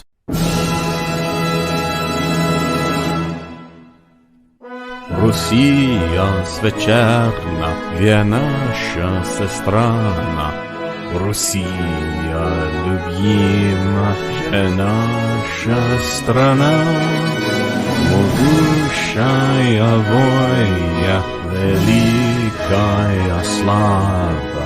Твой достойная на все времена. War is bad. Trump is the best president ever. Did you know that I used to be a socialist? Have you ever been fucked like a horse before? الشعب السوري بالساحات للمجد بيرفع رايات عم يهتف بثلاث كلمات الله وسوريا وبشار. Oh yes, ein Reich, ein Volk, ein Trump, yeah. I love it, dude. I love it. Well, the context of it was like, you know, people just going on Twitch or on YouTube and watching these people stream the elections. I was like, oh yeah, why the fuck would you do that? Why would you watch these people stream the elections? No, it's so good. It's so good. It was the best part about the presidential debates, was watching all these bellends streaming about it. Yes. No, it's so good. It's so good because it's just a bunch of brainlet takes. And what I love there, okay, the Kremlin Kyle thing, it would have been gold if you just put Kremlin Kyle in the description, but you actually spoke Russian and then you had him patriotically listening to the Alexandrov music of the patriotic song of Russia, and then you didn't leave it there. You had the triple threat. You closed it out with him bopping to God, Syria, and Bashar. Because a lot of the Kremlin Kyle fans at my university would tell me, like, dude, this music is a bop, bro. Check this out. This is based. And it's like, oh shit, that's like, oh man, you guys are into Assad. Okay. Wait. Are you telling me that people who listen to Kremlin Kyle actually listen to Syrian propaganda music? Oh, for sure. Because I did it as a joke. I did it as a joke. I didn't know it was no, real. dude, that was my university experience in many ways, dude. Like, it seriously, like, out here on the West Coast. So I'll tell you guys, it was my experience being a member of the Labour Party in Bristol. There'd be like all these young'uns and whatnot in the youth group and whatnot that they would watch Kremlin Kyle and then be listening to Syrian propaganda music, Iraqi propaganda music, Russian, Iraq, Iran, all of it. Yeah, it's I can't wait to make like more videos explaining to people that how necessary some of the interventions were that we did. Like, I'm not a full-on war hawk like you. Like, I'm not completely on board with every war there ever is going to be or could be. But for heaven's sake, even if you just have a few functioning brain cells, you could at least admit that the intervention in Bosnia was probably the single most righteous war that NATO members fought in the last decades. No, the single most righteous one, literally preventing a genocide. Yeah, their argument is that that's Russia's sphere of influence. Russia's. What Westphalian sovereignty. See, another meme that I do always is my sovereignty, bro. My Westphalian sovereignty. I talk about them as they have a Westphalian fetish. I mean, it's embarrassing. My spheres of influence, bro. My spheres of influence. No, how about this? How about one sphere and it's America? How about that? Yeah, and what about the sphere of the influence? The sphere of influence of the people who actually live in Bosnia. Like, what about their sovereignty? Yeah. What about them? Don't they have a right to life? Don't they have a right to live in peace? Don't they have a right to not be butchered and massacred by a Serbian fascist? They would say that. Their argument is often essentially boils down to the idea that they have their own way of doing things, and they're in harmony with the great leaders, and we in our Western sensibilities can't understand how they're happy. Because they have a different culture, bro, and they enjoy being under the. Yeah, I get that one really frequently. I had a conversation with a communist from Hong Kong, which is a really weird one. And that communist from Hong Kong lives in the United States, and she told me something along the lines of, what was it? It's unfair how we in the West criticize communist China for creating the Great Famine, of 1953, which starved upwards to 40 million people, because, the Chinese at least gained sovereignty. And it's like, through communism, at least gained sovereignty. That's the argument she made. And I was like, you are basically telling me the Chinese people enjoy starving to death as long as they do it on their own terms. But you don't understand of it. They enjoy hunger. You as a Westerner wouldn't understand what it's like because, you grew up brainwashed by the capitalists and you have your McDonald's and everything. But for them, happiness for them is that they get to serve the dear leader. And you wouldn't understand that, bro, because you're Western crowd. You're Western, It's also a turnaround of like rhetoric entirely, because when I was studying history, I came across these lines in books mainly. Like I read these really old books out of the 70s and 80s by communists who lived in Europe and the United States, who were defending, for example, the Soviet interventions in Afghanistan and in Hungary and in Czechoslovakia, right? Where the Soviet Union militarily intervened, I should say, to ensure that their communist ally regimes would stay in charge. And that's, by the way, one of my favorite talking points. Whenever there is a communist who I encounter who criticizes, or a socialist or something who criticizes foreign intervention, I always ask them about those interventions. Like, what about Afghanistan? What about Czechoslovakia in the 60s? What about Hungary in the 50s, etc., because they never give an answer. And the reason I bring this point up is because in the books that I read that were from the 60s, 70s, and 80s, you find this argument being made by socialists back then that these kinds of imperialisms were social imperialisms, that they were imperialisms to secure socialism, Yeah. And that's an argument that they don't really bring up that much anymore, because there hasn't really been much of an evil empire doing such military interventions much in recent years, because, American military power is pretty much supreme, and doing so would be suicidal. But I wonder sometimes I do wonder sometimes if China becomes more aggressive, if Russia becomes even more aggressive and actually occupies and invades far more countries, if we're going to see a return of the phrase social imperialism. Well, there's going to be a differentiation where they're going to say, okay, war bad, but that war good. If we get so fucking brain fucked. No, they go down this route. All those people that I know, for example, or I used to know from university, they're not really fans of me anymore. We lost Jay, but he's been having intermittent internet. He should be back shortly. He's outside right now in Cyprus. But the thing is, what we were talking about. Oh, there he is again.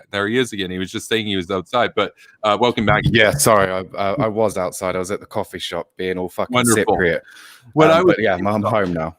What I was saying though was that these people that were fans of Kyle and everything, and were huge Westphalians and everything that I went to school with, they defended, for example, Russian intervention in Syria because they would argue that that's their sphere of influence and they have interest there, and that it undermines American standing in the world. And so these people, I want to make it very clear, and Reese, of course, Spooky Nookies, he makes this point too.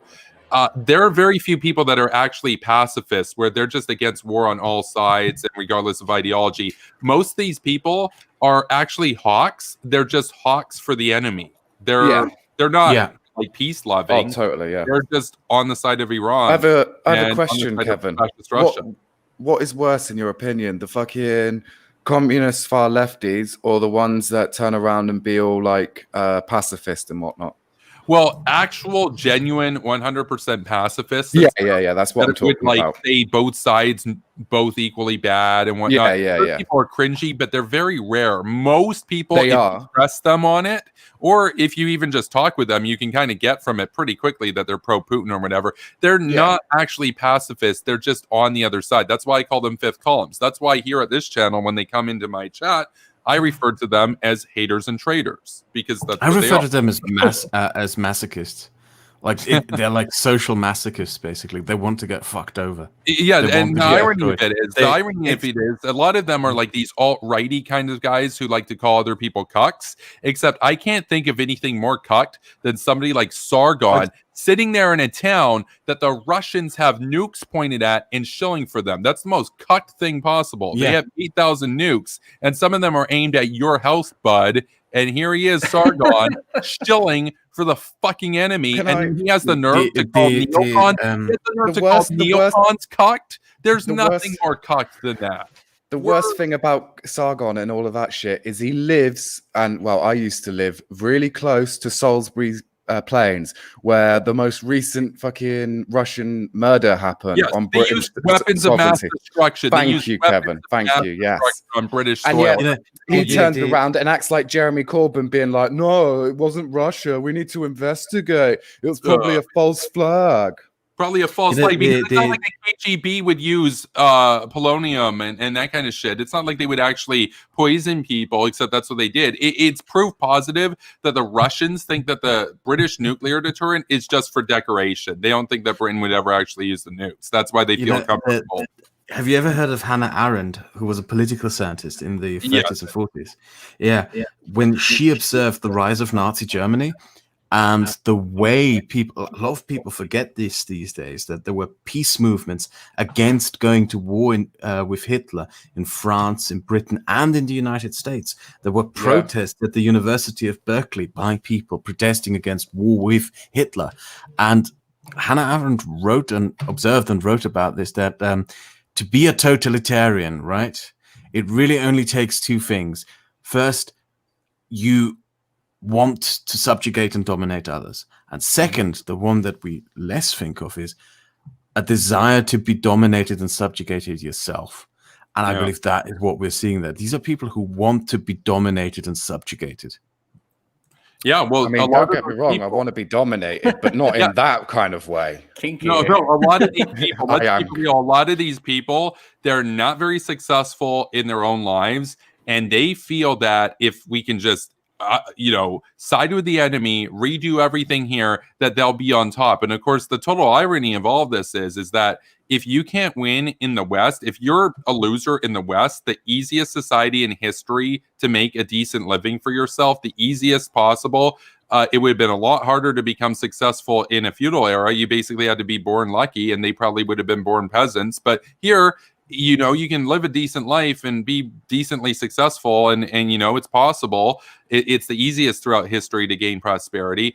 If they can't do it here, they're going to be losers in any system. So if they were in the Putin system, they'd be shooting up crocodile and that kind of stuff, because these guys have external. Not necessarily. I think they have the illusion that in a society where everything is assigned, where everything is assigned, and where they would be put in place by some dear leader, it's probably where they would imagine that they would be better off. They would think, oh yeah, in the communist China, I would at least have my assigned job by the party, or some bullshit like that. That's the kind of slavish mentality. Yeah, that's mentality of something when it's Soviet Russia, isn't it? It's like, oh, but everyone has a job in Soviet Russia. Yeah, people had bread under Hitler. People had bread and wives under Hitler. That's what they get at. It's not just a matter of practicality. It's also just the attitude of, as long as I act slavish, as long as I act as long as I do what I am being told, as long as I have someone who tells me what I have to do and who orders me around and bullies me around, my life will be better. That's how these people think, basically. They see a system like the brutal authoritarian one in Russia or in China, and what comes to their mind is, or at least there you have people who know what is going on, who can tell me what to do. While, people who live here in democracies in North America and in Europe, they know that the main challenge in our lives is to define ourselves and to decide ourselves what we want to do with our lives. And that's just a system that these people are apparently very uncomfortable with. Well, I think that part of what informs that is a lot of the people who we end up debating, they think that they're so unique. They're such contrarians, but really all it amounts to is, that's really your brand of contrarianism, is shilling for despots. It's a very backward sense of what the individual is supposed to be. They have the entire concept of Western civilization and enlightenment backward. Good luck getting through to these people, because they're a couple centuries behind in terms of what is the individual, what is my purpose in the world, what am I allowed to be. No, they want to return to a very, very dark society, and that's based very heavily on the societies that they will defend and the societies that they criticize. I think that you can gain a lot from what societies does this person take issue with, and which societies are they constantly making excuses for. Soleimani, top anti-ISIS fighter. But do you think anyone in Israel was a top anti-ISIS fighter? America? No, they were funding ISIS, they were giving them weapons. I see how it works. Very interesting. Hey guys, I need to tell you that I worked through the night and I'm dead tired and I'm about to fall over, so I have to drop out. Get some sleep. No, I appreciate I'll see you again later, man. And I love your content. I do just want to say before you go, though, I saw that 10-second parrot video. Whoever said that is a legend. I just want to play it. It's 10 seconds if I can here. It's awesome. Sure. This here is probably the best gift any of you have ever sent me. That's the best gift anybody ever sent any YouTuber. That's awesome. Okay. That is amazing. I'll try to make better videos on the channel in the future for you to enjoy. And also, Kraut, Thank you for your video on Turkey. I really enjoyed that. It was amazing, the three-parter. Thank you for watching. But for now, I'm keeping my own opinions that I gave to you here in this stream to myself on my main channel. I'm going to take a while off until I get my, I make neutral presentations now. But eventually I'm going to put my opinions out there again. Sounds awesome. Look forward to it. I will be doing that again.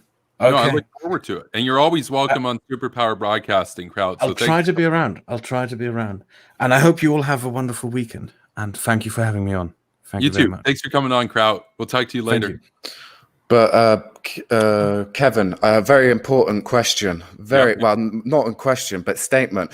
We found Reese. We found Reese. No, Where's Reese? For the ages, the people have been longing for the return, and they've been pondering and inquiring, and they've been asking the question, the ubiquitous question, the eternal question. Where's Reese? Where's Reese indeed? Can he debate me? And can we debate and not be political? Because politics is not to be politicized, Reese. So a very non-political debate. It's wrong. It's wrong to make things political. It's wrong to make the coronavirus political. Yes. It's wrong to make Star Trek political. All these things. Like, It's can't wrong I to just make go through Reese life? political. Yeah, don't stop politicizing me, please. Why do you think I go away for such long periods of time? It's because you people always politicizing me. It can never just be, hey, Reese. No, it's, hey, Reese, what do you think about this shitty thing? Oh, well, it's shit, amazingly enough. That's my opinion. You could have figured that out on your own. Yes. Oh my God. But you're here, and we, before you came on, Reese, and before Kraut came on, Jay and I were just getting a bit ghoulish with each other over here, and we were. That sounds dirty, but okay. Continue. It's always dirty. I'm around. we were. I'm gonna pay for some more feet pics at this point. Yeah, he has an OnlyFans. Everybody, check out Jay's OnlyFans. I know Millsrow can't wait to get his hands on those leaks. So Right. but we were watching some ghoulish stuff. We watched the first British thermonuclear test and everything, and we were looking at some of my memes. Like, I've done the nuke wave memes lately. This is the largest American thermonuclear test that I memeized here, and you've rebranded. You're Spooky Nukies now. That's pretty awesome. That's nuke pilled. So that's absolutely.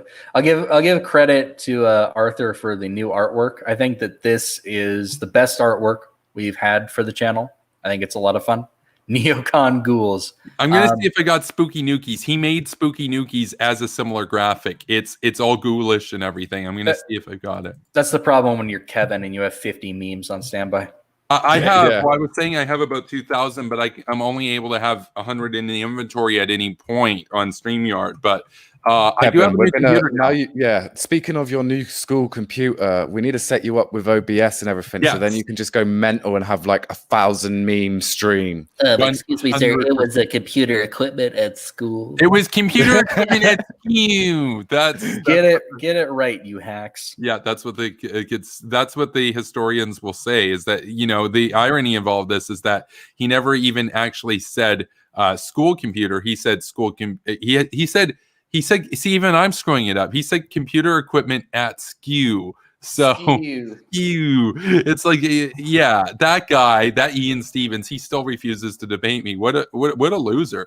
Anyway, yet Burns wants to debate you fierce, and but he's kind of squirrely about it too. Like, well, he doesn't want to do it. Well, he's now using a decent excuse, which is that Twitch is gonna nuke his channel. So fuck off. That's such. Well, I'm gonna be honest with you. When I hear people bitching and whining, oh, YouTube's demonetizing me, oh, my channel got striked, meh. It's like, yeah, anyone who makes content online is got to face these things. You either deal with it or stop bitching about it. Or find another platform, make another platform. That's what I told him. Exactly. Yeah. I mean, he's got connections. He's got to have people he knows. He can make some kind of network. Really, someone in his position should not be all that devastated. I would think so. Isn't he on YouTube? I don't think YouTube is having the same terms that are as stringent as Twitch. Yeah, I told him if you have your streams saved, you could upload them to YouTube, but he never responded to me. Him and Bastiat in the chat, they never got back because I said to both of those guys, I'm like, look, I feel bad for you guys because it's not just demonetization; they're actually not going to be able to have their channels because they talk about this stuff over on Twitch, so they have to move over. I said, like, look, you could get external hard drives and stuff. You can back it up if you're able to, and bring that stuff over to YouTube. You know, that would be my advice for them, because even though I disagree with them, I do feel bad because imagine that was me and I lost all that stuff. That would suck. But no, we don't want them. We don't want them to go. And as far as people we disagree with, they're pretty mild disagreements with those guys. You know, comparably to people like Kyle or whoever. Or June, yeah. I just as a brief sort of meme break, I remembered a spooky meme that's kind of fitting with Reese's new branding. I really like this one, and pay special attention to how depressed Pepe looks in the beginning and just how elated he looks after the flash. So let's go. Dude, that's spooky. You know, it's like here he is. He's kind of a sad frog. There we go. Kevin, much better. Much better. Please, Kevin, show the one I sent you. I'm going to, dude. I've had a lot of people actually message me tonight since Kraut came on. Oh, this is the Nikki Haley shirt, right? Oh, there's that, and also the meme I sent you yesterday on Twitter. I think I sent it on Facebook as well. The one of they only sent one plane. What idiots! Hiroshima 94. I uploaded that to the meme page. This is spooky, you guys. You guys are going to get spooked by this. I was saying earlier, I'm like, you know, it is October. 'Tis the season for ghouls, goblins, and spooks. And we have a lot of spooks here tonight, and we're having some fun. I will find that and I will upload it here before we conclude this stream for sure. But I did of course have some other spooky things to go over. But I wanted to ask the spook in chief himself here. That's Spooky Nookies. What motivated you to rebrand? Oh, and of course we've had Jay with intermittent internet issues, but he'll be damn Cyprus. Come on. Yeah, and he's outside, so that's clearly Turkish censorship at this point. Turkish censorship. That's right. I wanted to ask you though, if you could just kind of expand a little bit on what kind of led you to rebrand, because I know it's a reference to Arthur, but it also isn't it kind of a reference to Liz being spooked by how the problem isn't North Korea gang nukes, it's that I want to stop them. That's spooky, you know, that kind of thing. Yeah. Well, you know, I do, just as a side note, I find it funny that you're calling people spooks because that's slang for a federal agent. Yes, that's true. That's also part of the meme. That's also part of the meme. In terms of, I mean, we were just kind of saying spooky nookies a lot in streams and on Twitter. And I was like, you know what? I like that. It kind of fits with the skeletal theme. I was thinking about if I come back eventually, make like a grand return, I want to rebrand. I just want things to be fresh. I don't want things to keep getting stale. And it was really the perfect name. I wasn't all that married to my old name. I know I've talked about that to you, Kevin. Yes. And I was like, this name is so much funnier and so much more able to trigger people. It's so really hashtag nuke pilled. That I have I'm going to see if I can find it. There was one of Liz's simps remarking that hashtag nuke pilled was the most cursed hashtag they had seen, basically. You know, I love that. I love I guarantee their blood pressure, you know. We could look at Liz's tweets in the last hour and find a worse hashtag. Yes, no doubt, absolutely no doubt. I have so many. Oh, and speaking of spooks, I do have a meme. I crafted a meme. I've actually been crafting a lot of Nuke Wave memes recently and a lot of Walrus Wave memes recently, but I have one here that's especially spooky, and I think it's apt and it's appropriate tonight, and I think that the audience will enjoy this one and find it a little bit spooky. I think it's, you know, it's Halloween's coming up. Goblins, spooks, nukes, all that kind of stuff. So here we go. 11 megatons of spooked, and there you see the capital Romeo cloud right there. Where the spooky is. No, it's beautiful. It's fucking beautiful, dude. So that style is going to piss off so many groypers. I can already see.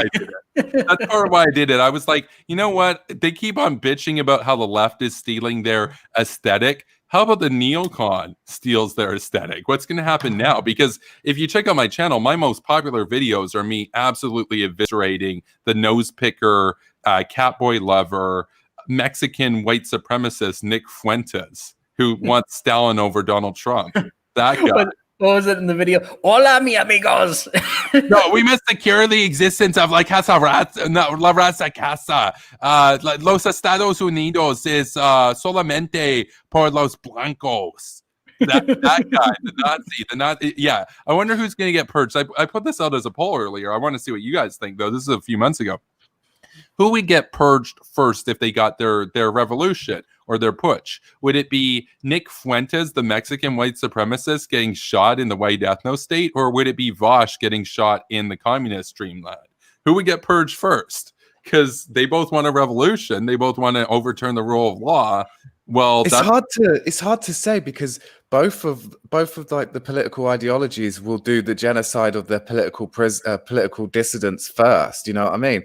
Communists will get rid of the Nazis and the centrists and the liberals quickly, and the communists will do the same with the liberals and fascists. Yes. So it's like it's really who's going to be quicker at building the new gulags and gas chambers, which I don't think the commies will get round to building them just quick enough. So really, it's going to be the fascists that build them. Yeah. So then it's Nick Fuentes. Nick Fuentes, you know, people will be making Gorillian memes about him and denying his execution.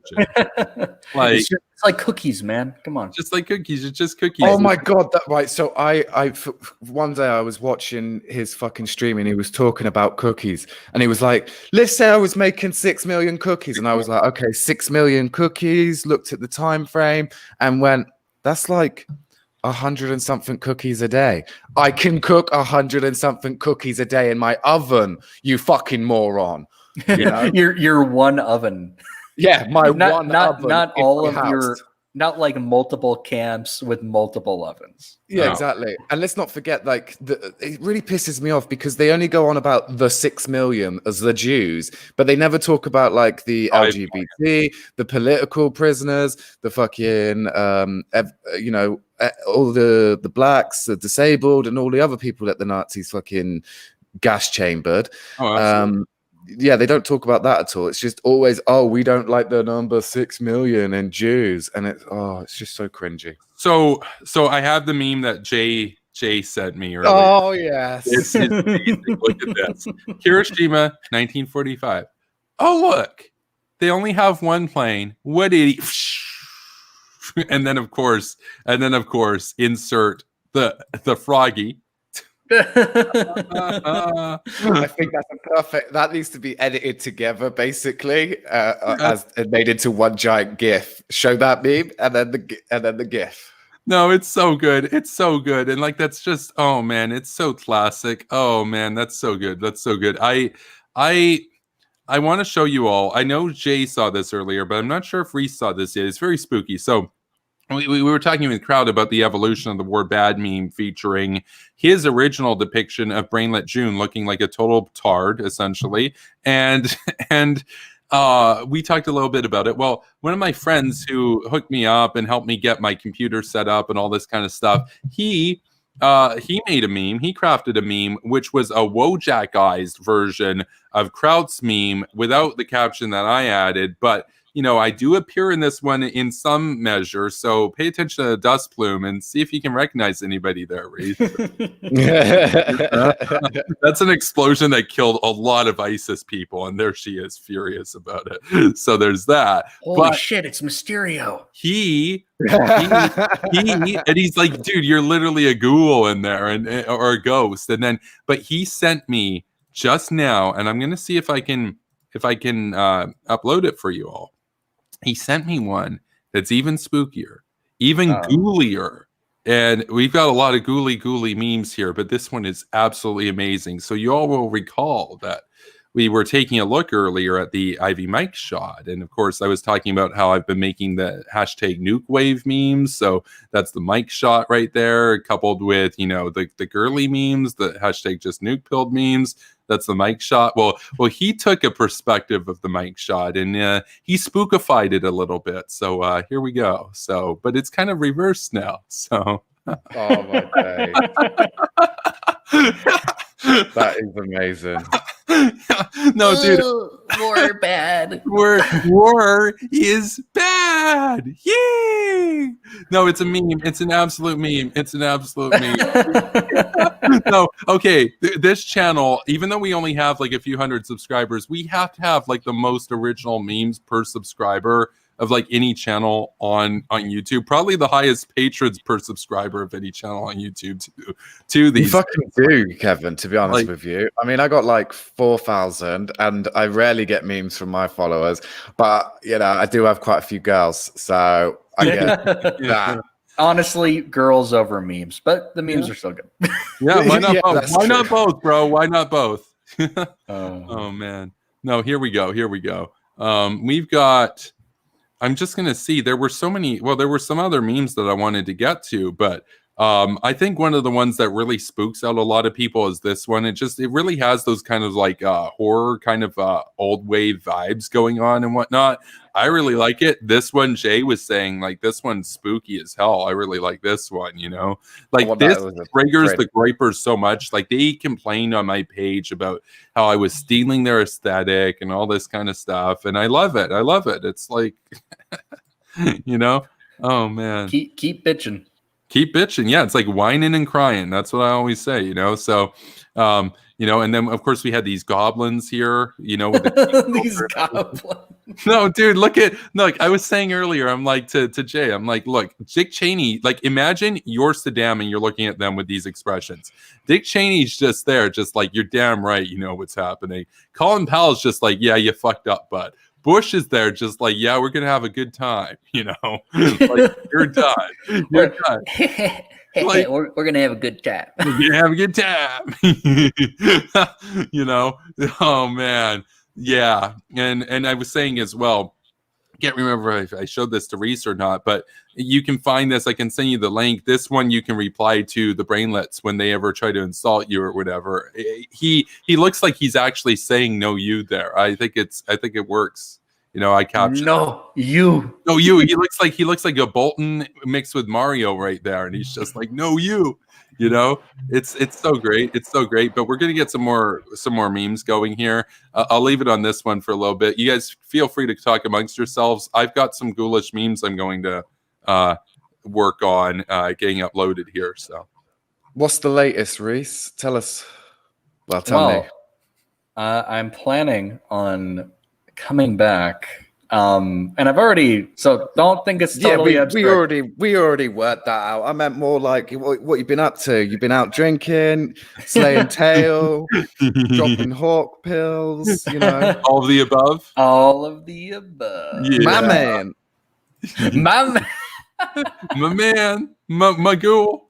Oh man, it's still such a nightmare to go out though. I don't know how it is in Cyprus, but it's fucking terrible here. See, the thing is we had a sensible governance and a sensible government, and they dealt with coronavirus months ago. And since like June, we've been able to go to the pubs, go to the restaurants, do whatever we want, socialize, go around friends' houses, have parties, and not have to worry. I mean, obviously, we have to, follow the precautions and the safety regulations and the hygiene rules and that, but all our new cases of coronavirus are for people returning from living abroad or coming home from uni or whatever, and tourists. Good Lord, man. I mean, like, I'm such a broken record right now, but the way we're handling it is such garbage.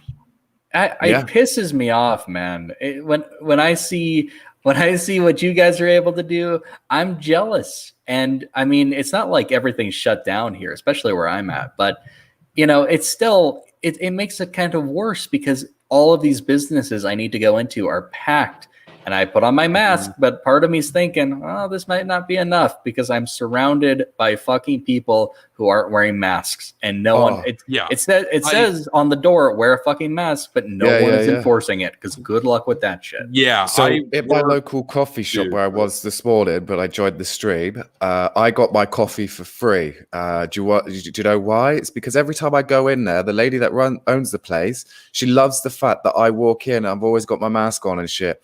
And today I walked in and there was 4 people stood at the counter. I'm the only cunt that's got a fucking mask on. And she says as loud as anything in Greek. So she knows I don't speak, well, she knows I speak a little Greek, but she does this intentionally. She says really loudly in Greek, oh, here's your coffee. It's on the house for you today. It's free of charge because you're such a brilliant customer. And I'm just like, efaristo, and saying thank you and whatnot in Greek and whatnot. But I know why she's doing it. She's like, because they don't like to tell each other, you know, they can't be like, oh, she should, but you know what Greeks are like, they don't like to. So she'll just make a like sly comment like that, and they all kind of look at me like, oh, he's got a mask on. We don't. That's why. You know what? That reminds me. I've got a little funny story. This isn't recent, obviously, but this was when I was way younger. I was biking around with my brother, and I was wearing a helmet, and he wasn't because he was being an idiot.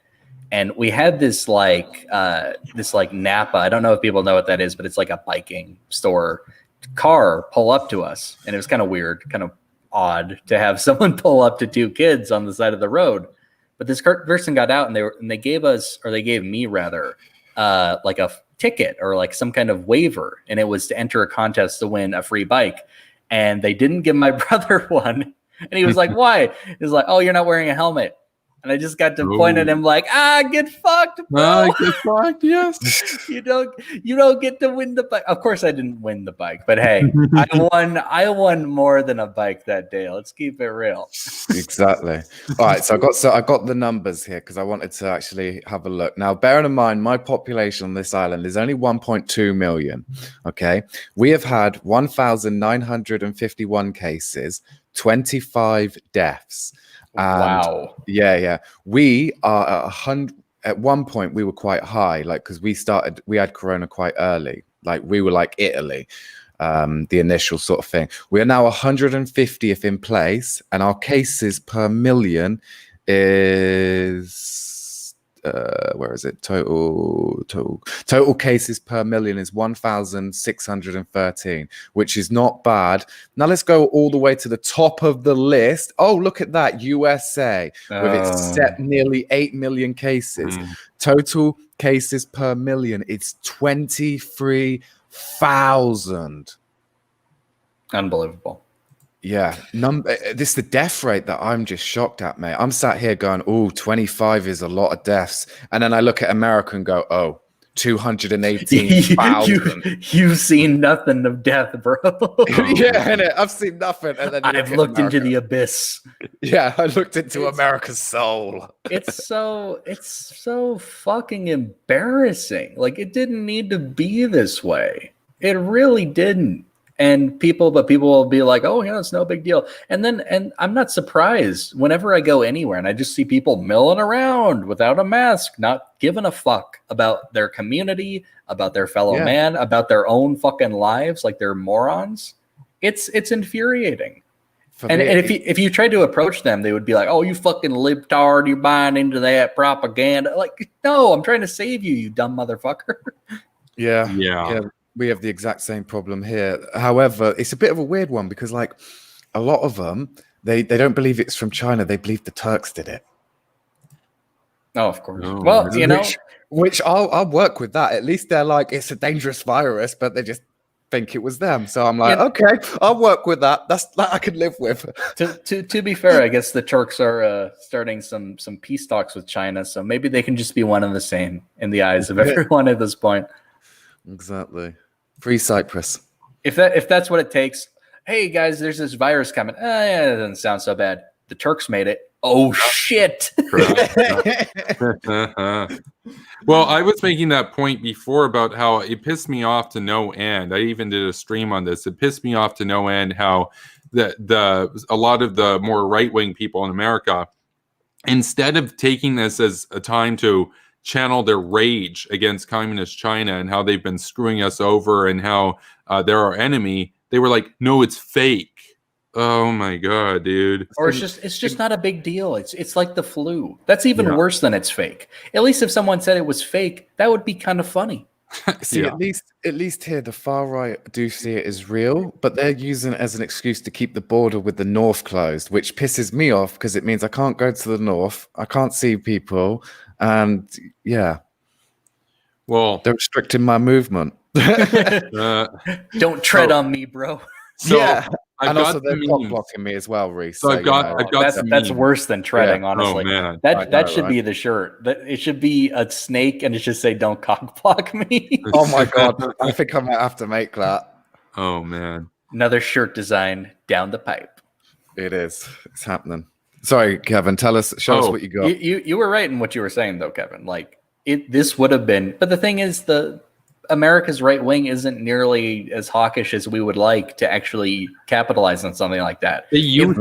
President Bolton would do that. President Trump, not so much. Yeah, Bolton Cheney 2024, Trigger Kyle.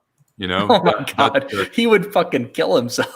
I mean, because I've got a meme for that. I made this one. I'm pretty proud of it. That when I made this, I was envisioning Chad Cheney talking to Kremlin Kyle, like one-on-one in the same room, except not like as people, him as a ghoulish apparition appearing to Kyle, and Kyle triggered to no end in his little room, his basement. So you know what? I have another great idea. So this would be like A Christmas Carol, except it's Kyle, and he's haunted by like Irving Kristol and all the ghosts of neocon past.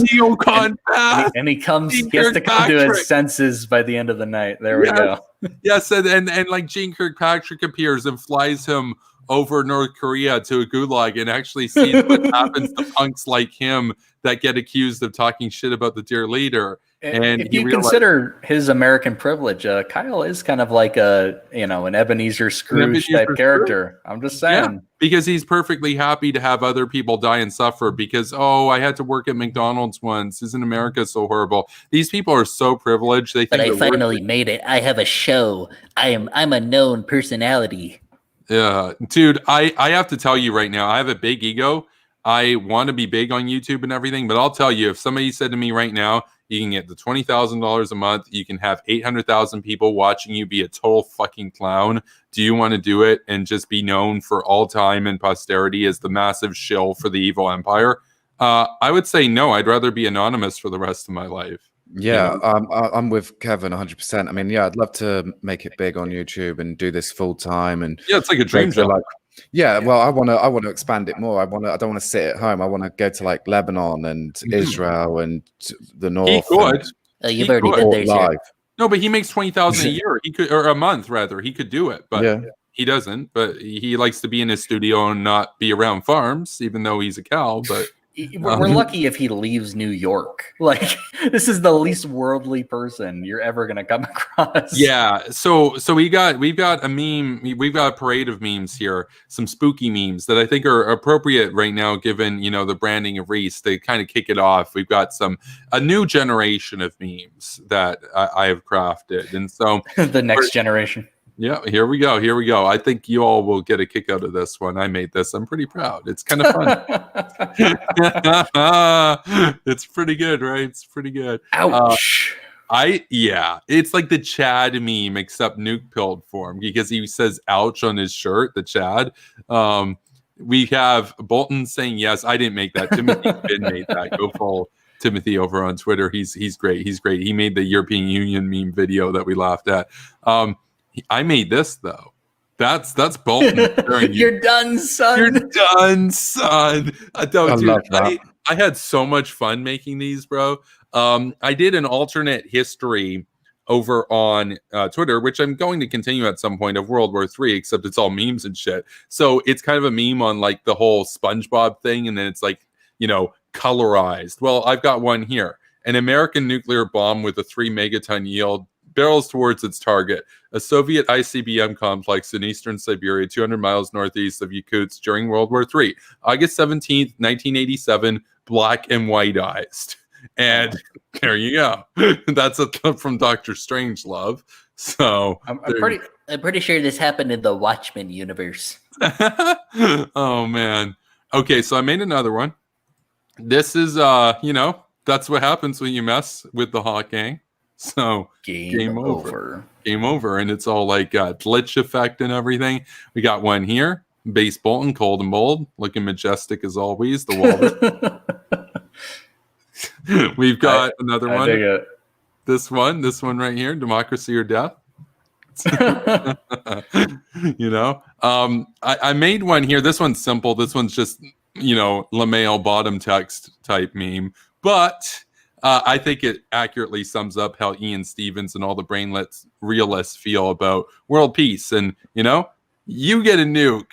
You get a nuke. Everybody gets nukes. That's their world peace plan, right? That's a boomer meme, sir. It's a boomer meme. Yeah, I know. Oh man. Aren't you with the times? Aren't you with Major Gabbard? Aren't you with the times, Major Gabbard? Major Gabbard. We were laughing about that clown on the Hot Gang chat today. How he likes pissed in his Russia Today gear, and I mean he doesn't work for Russia Today. He just bought their swag, basically. Okay. Like it's sad enough and goofy enough if you work for them and you have to wear that shit. He just buys it as a hobby. So I made this one right here. Whenever any of like the Liz stands or the Vosh stands tried to screw with me, I'm just like, get out of here, commie. That's Reagan right there. Oh man, I can't wait to play Call of Duty Cold War. That's going to be lit. And speaking of lit, this is pretty lit. That's about 100 million degrees of lit right there. But you trust Kim with nukes? Me neither. Time to nuke Kim. Just nuke build things. And we got a fun day at the beach, and we got another one. I didn't make this one. This is one that I found. United Nations in fiction. I represent the combined military might of every superpower in the world. Threats to global security will answer to us. United Nations in reality. Sorry, sir. I'm only allowed to watch the genocide, not stop it.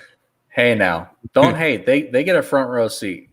That's worth something. Front row seat to Rwanda. I'll give you an example of the fucking UN right now. So in the north, there's an area that's like it's fenced off and everything in an area called Famagusta, and there's a beach there, and it's on their side of the wall basically. But under the UN resolution, no one's allowed on the beach. However, guess what Turkey did this week? They decided to open up the beach and let all the Turks go in there. And then the UN basically rolled up today and said, you're not allowed to do that. You need to reverse that decision. And guess what's happened because of it? What happened? That's right. Nothing. Because no one listens to the UN. Absolutely not. Please stop. No more. Yeah. I have another meme. This one's pretty pretty. Well, it's actually pretty. It's sparkly. It's magical. Is it Edward?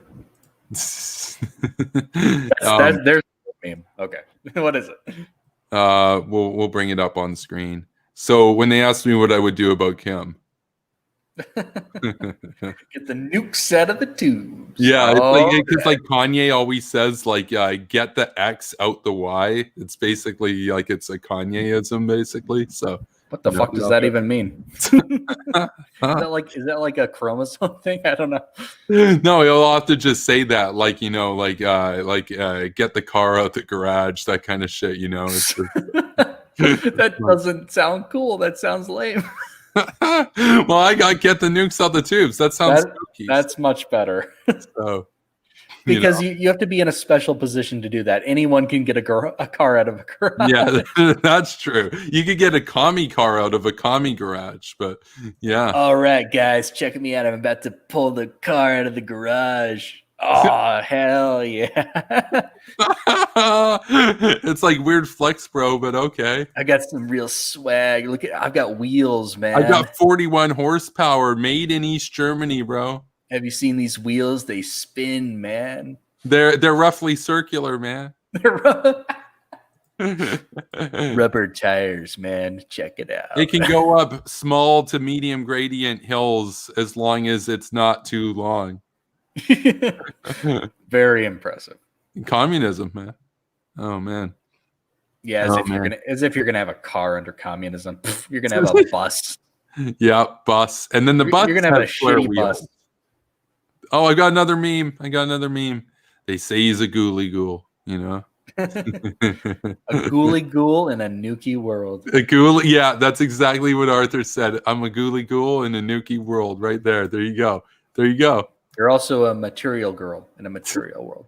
Until the material gets vaporized, you know? So there's that. But I mean, if you're Kim, oh man. So I think the nuke stuff, I think what's funny about like all these brainlets getting spooked by the nukes is that they're spooked by using nukes to 100% remove a nuclear threat. They're not spooked by the nuclear threat. That's what's hilarious to me. That will never not be noteworthy in my view. You know, how solving the problem is triggering. The problem itself, that's just their sovereignty, bro. Like, yeah, no. I get it. Like, people have a very knee-jerk reaction, but I don't think most of these people, they've never thought about this. They've never really, they've been fed so much propaganda to dismiss nuclear threats against us, like, oh, they're nothing, you know. But really, especially in an age where China is expanding globally and is rising to a position of power they've really never had, at least this version of China. That is kind of a preposterous thought to completely downplay a nuclear threat that is vehemently opposed to the U.S. And they don't get it. Most of them are fifth columns anyway. They're purposefully not getting it in order to cause confusion here in the States. Oh, what should we do about this? Let's just sit back, see what happens. I don't think I agree. I think that it's for the best of our continued survival and existence that we survey our interests and address them on the world stage, address them before they reach us and become basically the Cuba Missile Crisis Part 2. Yeah, I agree. I mean, if you think Kim with atomic bombs right now is fun, just wait until he gets H bombs, bro. So, he'll be real fun. Yeah, real fun. Real rational. He's just a big ball of fun, that guy. Oh yeah. Oh yeah, he likes Katy Perry, man. He likes Katy Perry. He can have nukes. He likes Katy Perry. I asked all his girlfriends. They said he was pretty cool. Oh man, we got this one right here. I didn't make this one. Isn't it terrible that fascism killed based on race and political leanings? Anyway, here's why we should kill people based on how much money they have and political beliefs. By the way, and of course Kraut points this out and everything, communists also genocided Ukrainians and shit. So it's like, they're racialized targeting for sure. And in Cuba, I know that we've talked about the homophobic targeting as well. Oh, absolutely. And all the minorities. How many gay people, progressive. how many black people got killed in Cuba? Well, I'll tell you this. This is for everybody watching right now and in the future. If you are ever debating Vosh, and if I ever debate Vosh, I'm going to bring this up. And if I don't, the Hawks here are going to hold me accountable and be like, dude, you forgot your main talking point or whatever. But here's the deal. If you get the opportunity to debate Vosh, here's what you need to call him out on. He is vehemently against the tankies and everything, and he hates Caleb Maupin and all these people for defending Stalinism or Mao and all this stuff. But when it comes to Castro, he says that's different, bro. So how so exactly? So he says Cuba's a bit different. Of course, Bernie, it's the same way. Bernie also praised the Cuban Revolution, even though he's also been critical of Stalin specifically, even though he was pro 80s Soviet Union, which, like, by the way, that's embarrassing. But I mean, let's honeymoon in, like, let's get married. Let's honeymoon in the Soviet Union. Like, okay. Weird flex, bro. Weird flex, but okay. I think I'm more depressed by the fact that there's a Moppin and a Boppin. Guys, can we get some better names? There is Waz Boppin, and I always think of it. I'm like, what's Boppin? Was Boppin? But it turns out not too much, because he really doesn't really jive with the neocons too much. He'll tweet out things like, "This is why the neocons aren't allies, because like we're critical of Turkey, for example." He's a huge fan of Turkey. He also Once he also more. wants to use nukes. Like, he's famous for wanting to use nukes against Russia. He loves Turkey, and he wants to. He says that the reason why you use nukes against Russia is because he wants to hit every Russian village so that he can kill every ethnic Russian. He's a lunatic. He calls anybody that disagrees with that a fascist, and he calls anybody opposed to the Erdogan system a fascist, and that the left wing in America are the biggest fascists around, which is hilarious to me. So Let's organize a debate between Caleb Maupin and Waz Bappin. And I think Waz that would be Bappin. that would be the Maupin, funniest thing to ever happen. yeah, Moppin v. Boppin. You know what's boppin? This. It's like, and like Caleb Maupin's there, just like, no, you don't understand. Like, Russia has like the inherited socialist great leaders and all this shit. And then Boppin's there and just like, you fascist, you should be worshiping Erdogan. And That sentence makes no fucking sense. no, but they unironically do that. And when they were tweeting at you, you were like, but this account can't be serious, right? No, it's 100% serious. Those guys, they want to nuke Russia because they love Turkey. It's embarrassing. So, like, well, Turkey and Russia are in peace talks, so yeah. Good luck sorting that out. And these guys are Democratic Socialists of America people too. So I always think of that conference with the comrades where it's all like, you know what? I'm going to find it. You guys talk amongst yourself. This is such a big meme. I'm going to actually play this for you guys. So, comrades, please join forces. Let us all get along.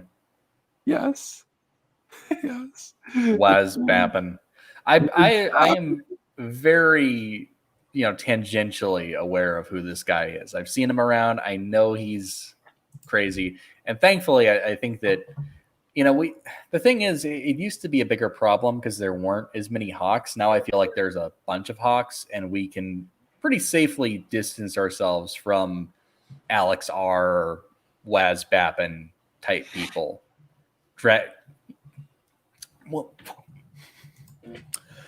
Rautism. Oh, wait, where's Reese? The coronavirus is not to be politicized. I want to debate on economics, but how dare you freaking bring politics into it? You filthy Democrat. You should support Trump. Don't be political. Being opposed to Trump is political. Supporting Trump is not political. Sorry about that. I think I just kind of lost my voice for a second. I was so disgusted by the names I had to say. My voice just quit on me.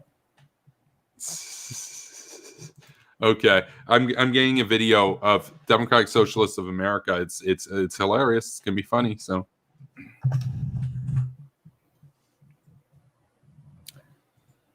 oh yeah, we weren't saying Bappin is a socialist. He's just anti-fascist, I guess. Well, he used to be DSA. It doesn't matter what he is. He's just insane.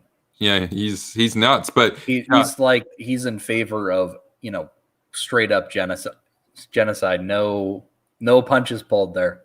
Yeah, well, except he doesn't call it genocide because he says that branding killing all Russians as genocide is a fascist talking point because it denies what he sees as the fact that being ethnically Russian makes you a fascist. He's fucking out of his mind. It's ridiculous, but he's serious.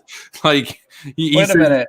Wait, if to be Russian means you're predisposed to fascism, then why is it only recently that they became a fascist society and before they were a communist society? Is there no difference between fascism and communism to him? I haven't asked him about that. He probably doesn't want to speak with me anymore. I'm not sure. I talked with him a little bit because I'm like, I hear you're into nukes and stuff. Would you be interested in coming on my show and explaining why, like, you think Turkey's good and stuff? And he's like, well, thanks for the opportunity. And he said that a few times, that then he never got back to me. And I'm like, okay. But I mean, he probably took a look at some of your other tweets and videos and was like, ooh, yeah. No, well, he quote tweeted and was like, this is why neocons aren't allies, because I was criticizing, I think it was Ian Stevens over Turkey praise and some shit. Like, because obviously. Oh yeah, that's where the line is drawn, clearly. Like, those guys are big fans of Recep Tayyip Erdogan, and they're big fans of Sunni Islam, that kind of stuff. It's Like they basically see it as like a feminist religion and all this shit. It's fucking embarrassing. Like, because they're super left themselves, right? And so they see like like they'll call everybody Islamophobic and shit. So it's embarrassing. They're I'm like, so tired well, of we this. know Reese is Islamophobic. Oh wait, no, I'm the Islamophobic one. Probably the most. I'm Yep. so tired of this talking point. They're like, oh yeah, look at Turkey's so moderate. Turkey's like the liberal Muslim society. Why? But why? Because Erdogan wears a suit and he doesn't wear a fucking turban. well, he supports the Muslim Brotherhood. That's what conspiracy bullshit. Well, there you go. They wear suits too. They're It's the huge suit. fans of the Muslim Brotherhood, for example. I tell you, man, the suit fools people. Be a Oh, for terrorist, be a terrorism advocate, be a genocidal dictator. If you wear a suit, people will think that you're like a civilized member of the enlightened world. Just don't let Fat Greg see you. Otherwise, he will send you a cease and desist letter charging royalties if you look. This is the one time in which I joined forces with Fat Greg, and I will sick him on these fucking scumbags trying to hide behind their suits. Greg will remove their suits. I'll have you. Yeah. No, so we got a video here showing what the Democratic Socialists of America are like. So this is a conference. This is a general conference where all the comrades get together and talk about how their revolution is unstoppable. Here we go. Great. Quick point of privilege. Quick point of personal privilege. Yes. Guys, first of all, James Jackson, Sacramento, he, him. I just want to say, can we please keep the chatter to a minimum? I'm one of the people who's very, very prone to sensory overload. There's a lot of whispering and chatter going on. It's making it very difficult for me to focus. Please, can we just, I know we're all fresh and ready to go, but can we please just keep the chatter to a minimum? It's affecting my ability to focus. Thank you. Thank you, comrade. Okay, is there a speaker against name, chapter, pronoun? Point of personal privilege. Yes. Please do not use gendered language to address everyone. Okay. Quick point of privilege once again. Hi, James Jackson, Sacramento DSA, he, him. I have already asked people to be mindful of the chatter of their comrades who are sensitive to sensory overload, and that goes double for the heckling and the hissing. It is also triggering to my anxiety. Like, the be comradely isn't just for let's keep things civil or whatever. It's so that people aren't going to get triggered and so that it doesn't affect their performance as a delegate, okay? Your need to express yourself is important, but your need to express yourself should not trump or over... I see that no one's clapping for me. It could be because I'm not engaging, but it also is because everyone's doing this. And that's really important because those loud bursts of noise, even though this is a noisy space, when we can do something like reducing that, that's really important. So please don't clap, shoot up these. We have a lot of disabled comrades, and a lot of those are invisible disabilities. You don't know who it is that is having a more difficult time navigating this space, and this space was not created with all of their needs in mind. So it's up to us to modify that space to make sure that everybody is able to move in the ways that they need to move. And additionally, with the noise issue, avoid hissing, avoid waving banners, right? Because there's all sorts of things. If you don't know what to do, show up these, right? I'm sure there's lots of ways that we can communicate to each other without needing to rely on something that's going to hurt somebody else. We have quiet rooms that are available. There's a range of options of these, right? Please don't go into that space with anything that's like an aggressive scent, for instance, right? Because we don't want to put people in stressful situations that they don't consent to, right? And there are right-wing infiltrators who are trying to get in here, but it's going to be really traumatic for people if we're not making an affirmative effort to de-escalate each other and de-escalate ourselves, right? Take a deep breath. And feel better before you say anything. Don't really talk to anybody who doesn't have a credential, especially if they claim to be from the press. You have no idea who that person is. Please do not talk to anybody who identifies themselves as a member of the press without having credentials. Don't talk to cops. Don't talk to MAGA assholes. We're almost there. But thank you. We are going to be visited tomorrow by some MAGA protesters. Is there anybody here who's done abortion clinic escort work? By all means, don't talk to cops if there are cops there for any reason at all, right? And if you do see someone talking to cops, let the marshals know. We are safe and we are strong because there's power in collective work.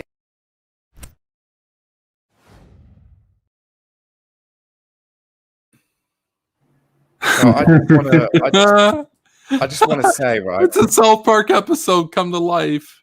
Comrades, you know, we can't handle loud noises. Please shut up. Real quick, Jay. I just need to say, I'm not too worried about the revolution after seeing that. I think we're going to be fine. I've never worried. I've never been worried about the revolution. So like a lot of it I get, right? You know what they say in there. But do you know what, for me, do you know what really cringes it for me? It's the comrade. Every fucking time. Like the he-him stuff, I understand it. I get the transgender stuff. Like I'm a deaf person. I understand like I'm deaf and I do actually have sensory overload problems, yeah. Obviously, but I don't marshal other people because of my disability. It's something I have to deal with myself. Like a lot of the time I have earbuds and I put them in to help block out noise, you know, because I just find it really weird trying to get other people to marshal their behavior for something that's my health problem. Anyway, all of that stuff I accept, right? But it's the comrade thing I just cannot deal with. And I've got to answer the phone, so I'll be back in a minute. Oh, yeah. No, it's like comrade. Every time I hear somebody say the word. They don't even say it in an exaggerated way. I immediately in my head picture it as alternating upper and lowercase letters, like the brainlets speak. It's even worse than that. They just say it casually, like it's just a word you would drop in a casual conversation with your friend. Well, no, you're right, comrade. They do. Oh yes, thank you, comrade. It's like what century are we in? Like what is this? It's just so anachronistic. It's like, wait, are we in the 1940s? But wait, we can't be in 40s Soviet Union because they're talking about how loud noises trigger them and stuff. And Stalin would call them weak and pathetic and have them purged. Like what? Oh yeah, absolutely. Like this is the workers' proletariat revolution. Wait, can any of these guys be in a factory for 5 minutes? Like, I don't know if they understand what like the Magnitogorsk place was like, but smelting heavy metals is not exactly quiet, comrade. How are we going to meet the 5-year plans, comrade? You can't handle loud noises. You wouldn't catch me dead at this place. Like it's just low key embarrassing, and I'm not even there. I'm just watching a video months later. Sock on Brain says, "Are those people even employed?" Lol. Wouldn't it be funny if the gathering of the proletariat revolution had an employment rate of 4% and the rest unemployed? Because they've done studies. They found that there's a huge overlap between not being employed, living with your parents, and not getting laid, and that all of them correlate heavily with far left ideology. So, that's not all that surprising. Some of that, no, the thing is, they were specifically looking at far left. My suspicion is if you did that same study and also asked about alt-righty stuff, it would have the same correlations. Like you're either going to be these guys or you're going to be like alt-righty, like because they're fuming and dooming. They just can't handle the West. The easiest society to be, somebody in, they can't handle it. They can't handle the West. If this is too hard for them, that they're willing to like go to the Soviet Union or to go to the Third Reich or whatever, they think they'll be like winners in that system. No, if they're losers now, they'll be bigger losers in that system. So, I'm sending you something else, Kevin. Maybe it's a video. I don't know if you're going to be able to play it, but oh man, I found it. It's related and it's pretty funny. Oh yeah, no, I mean like I don't even know what to say about what we just watched. That's just it's embarrassing, and I mean talk about being just close-minded and self-righteous and just a terrible combination of qualities, really. do these people, are they under the impression that they're actually going to accomplish something? The revolution. These people no one in that room will ever do anything notable. None of them. I guarantee it. I would bet money on it. So, but good luck. Good luck to you. Yeah. Godspeed, comrades. Comrades. Yeah. Thank you, comrade. Comrade. No, okay, Reese, you saw the election debate or the debate video from Kraut, right? Like, yeah, I saw that one. Yeah, that we watched earlier when Kraut was here. That was absolutely hilarious. And Kremlin Kyle there just calmly speaking in Russian, and then patriotically singing to the Russian anthem, and then getting down and bopping to God, Styria, and Bashar. I love that that's a phrase now. Getting down and bopping has two meanings. Well, dude, like, okay, we were talking about this on a stream a long time ago. The OG ghouls in the chat will recall, of course, that we were talking about how, we in our heads, after all that we have seen in the era of cringe on social media and Twitter in particular, we can translate basically every random emoji that to the layperson be like, oh, those are socks. That's cute. We know exactly what the hell that means. We know all the cringe. We know all the baggage with every stupid emoji that they use. And now if somebody asks me, like, just out of nowhere, like, oh, what's bopping? And I'm going to be like, oh, are you with him? Like, but I am going to upload that video. I have that video that you sent me here. I haven't seen it. So would you mind introducing it so the audience knows what's going on? Well, to be honest, I haven't seen it myself, but I did see a lot of people sharing it around. So this is a clip from Brianna Joy Gray's podcast with Virgil Texas of Chapo, I believe. They've got Elizabeth Brunig on, and basically, okay. Here's the common theme. We've talked about shitty names of shows before in the past. Remember the Useful Idiots, Brainlet, and Brainlet, pseudo-intellectual. Yes. Okay. So let me hit you with another one. The show Brianna Joy Gray and Virgil Texas's show is called Bad Faith. Oh, bad. Why? I'm not joking. I'm not making that up. It doesn't make it edgy or not true that you just happen to identify as that which we're accusing you of. That's not a defense. Like, that would be the same as you're brought up on 6 charges of second-degree murder, and you're there in the court, and you're arraigned and everything, and you get your hearing, and you say to the judge, you say, look, Your Honor, I cannot possibly be guilty of this because I changed my legal name last year to second-degree murderer. And they're like, wait, what? Like, that's not a defense. Like, I can't be a useful idiot for the Kremlin. I called myself useful idiot. It's like, wait, so you're admitting guilt. Got him. It's there was another guy. He was like some non-interventionist YouTuber. His channel was literally called The Fifth Column. I was going to say Fifth Column. So the only other thing that they can do now is actually name their channel Haters and Traitors. That's the next thing. You know what? The only thing left. Now that you've said it, someone probably will. Millsrow will. He's here tonight, by the way, because every time I mention his name at random points in a stream, he'll be like, debate me, bro. And it's like, oh, you totally weren't lurking for the last 2 hours. Debate me. He wants to do a foot off. He wants to compare feet. It's embarrassing. Reese, did you see the last part of that video where he actually sticks his feet at the camera? Yeah. Absolute undilute cringe. I lost my lunch, but I did see it. Yeah. So we're going to play this video now. This is the actual image of the tweet, just so people could see some more context. God, that face. Oh my God. Yeah, that's the revolution there. Their revolution is unstoppable, bro, comrade. Okay, Brianna Joy Kopay. Yes, she was the the media correspondent or whatever for Bernie's campaign. Yeah.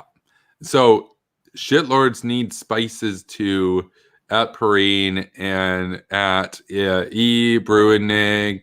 Parents fought relationship with Penzeys at Bad Faith. Yeah, that's a spice company. It doesn't even really matter what they're talking about. Okay, before we watch this, just keep in mind, keep in the back of your head, this is the podcast of the working class. The working people are going to get something profound out of this.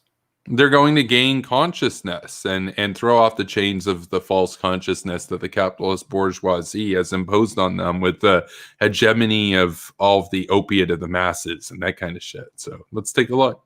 I haven't seen it. Let's go. How often are your parents condescended to by any liberals besides you? How often are they personally condescended to by any liberals? They want to see Liz be owned. They turn on the TV, right? And they try to watch comedy shows they used to watch. Like they remember laughing at SNL in the 70s. And now, as we all know, SNL sucks. But it sucks because they do weird musical numbers about Mueller nonstop. And they feel like they're just being smugly condescended to. This feels like a myth to me. Are they watching SNL or are they just like turning on the news? Liz's parents are like when Homer turns on the TV and it's just the guy pointing at him laughing, going, "You stupid idiot." And that's how they view the liberal media. Like, are your parents literally turning on liberal media and getting mad at it, or are they like every other old conservative people in the world, turning on conservative media and getting mad at it? My dad had to, he was mad at the NFL because of the kneeling. And then the more recent sort of round of demonstrations and strikes in the sporting world, I think flustered him somewhat. My mom has broken up with her spice purveyor. So she used to buy spices and herbs from Pinsy's Spices, and it was like always kind of like a fun trip we would do. We'd go there and buy spices before the holidays to do all our baking and cooking. And she broke up with them because they're very liberal and very anti-Trump. But those are the places that they feel like they just can't escape this judgment of them. And the judgment is fair because they're wrong. Their politics suck. And at the same time, people don't like that. And that pushes them into this kind of strange contrarian politics of reaction. I don't think there's anything that anyone can do about it, right? I mean, I wouldn't suggest that, the spice shop become a shitlord spice shop. Like they don't. Well, shitlords need spices too.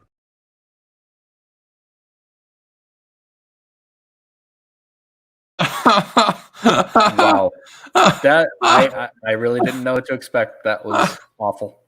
That was cringe. That was undiluted. Just amazing. Well, I'm glad I missed the cringe. Yeah, you didn't miss that much. You didn't miss that much.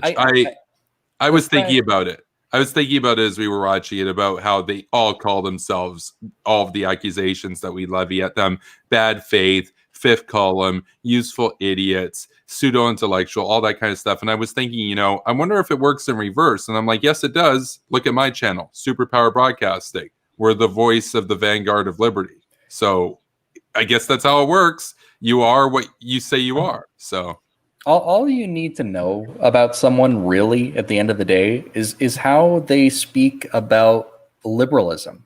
Oh my God. Sorry, guys. This is big. You need to go onto Twitter, go into the Hawk Gang, and look at the meme that Arthur has made. I'm scared.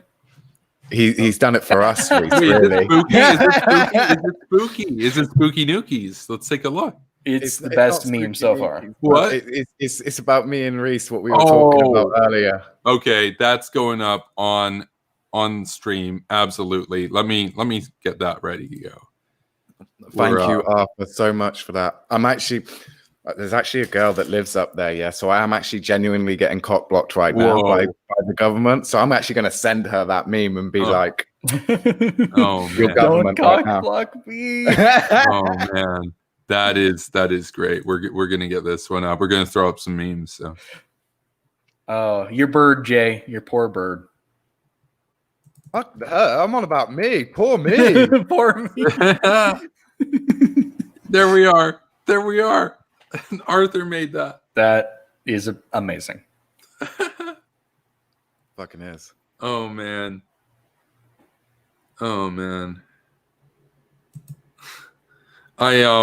Another meme was sent to me earlier today, just about the whole Soleimani stuff, where we had the brainlets that were just absolutely triggered by the comparisons to Reinhard Heydrich, and this is one right here that just I like it. I like it. Trump, we're critical of Trump, but I like this. Are you gonna send a pallet of cash like Obama did? Yeah, wait at the airport.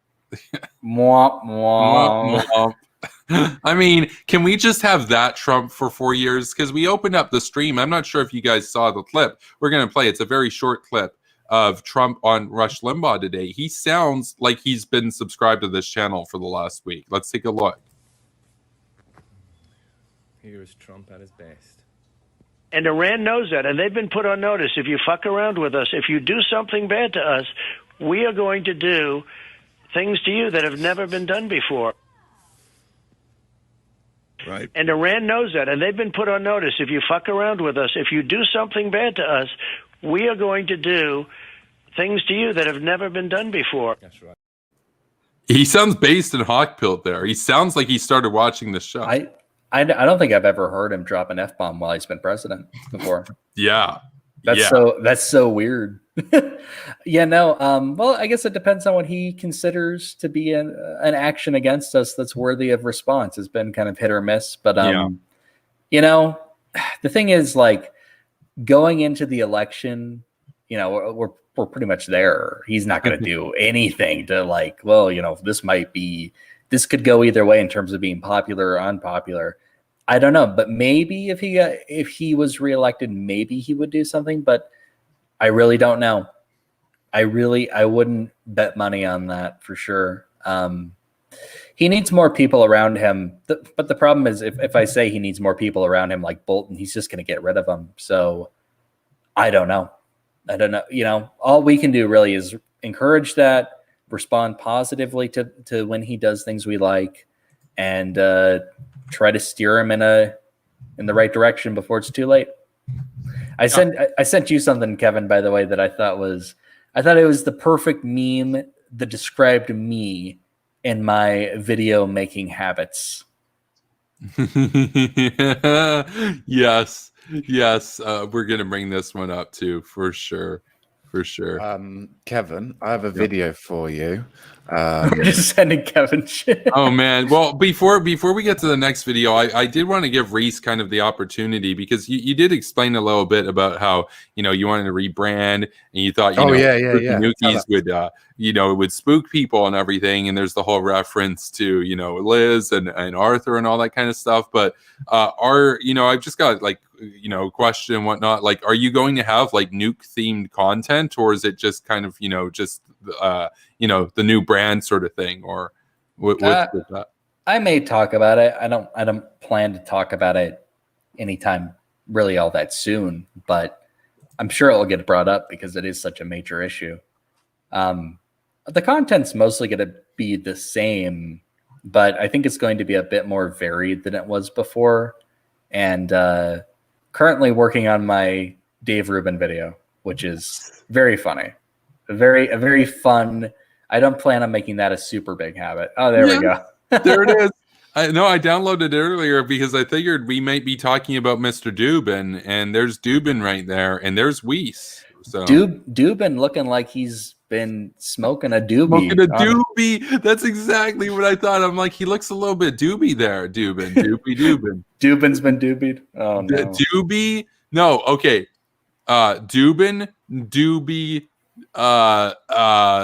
Dubin. Like, or what? Okay, I can't. I'm too tired for this shit. But doobie doobie doo. Yeah, doobie doobie doo. There you go. Good enough.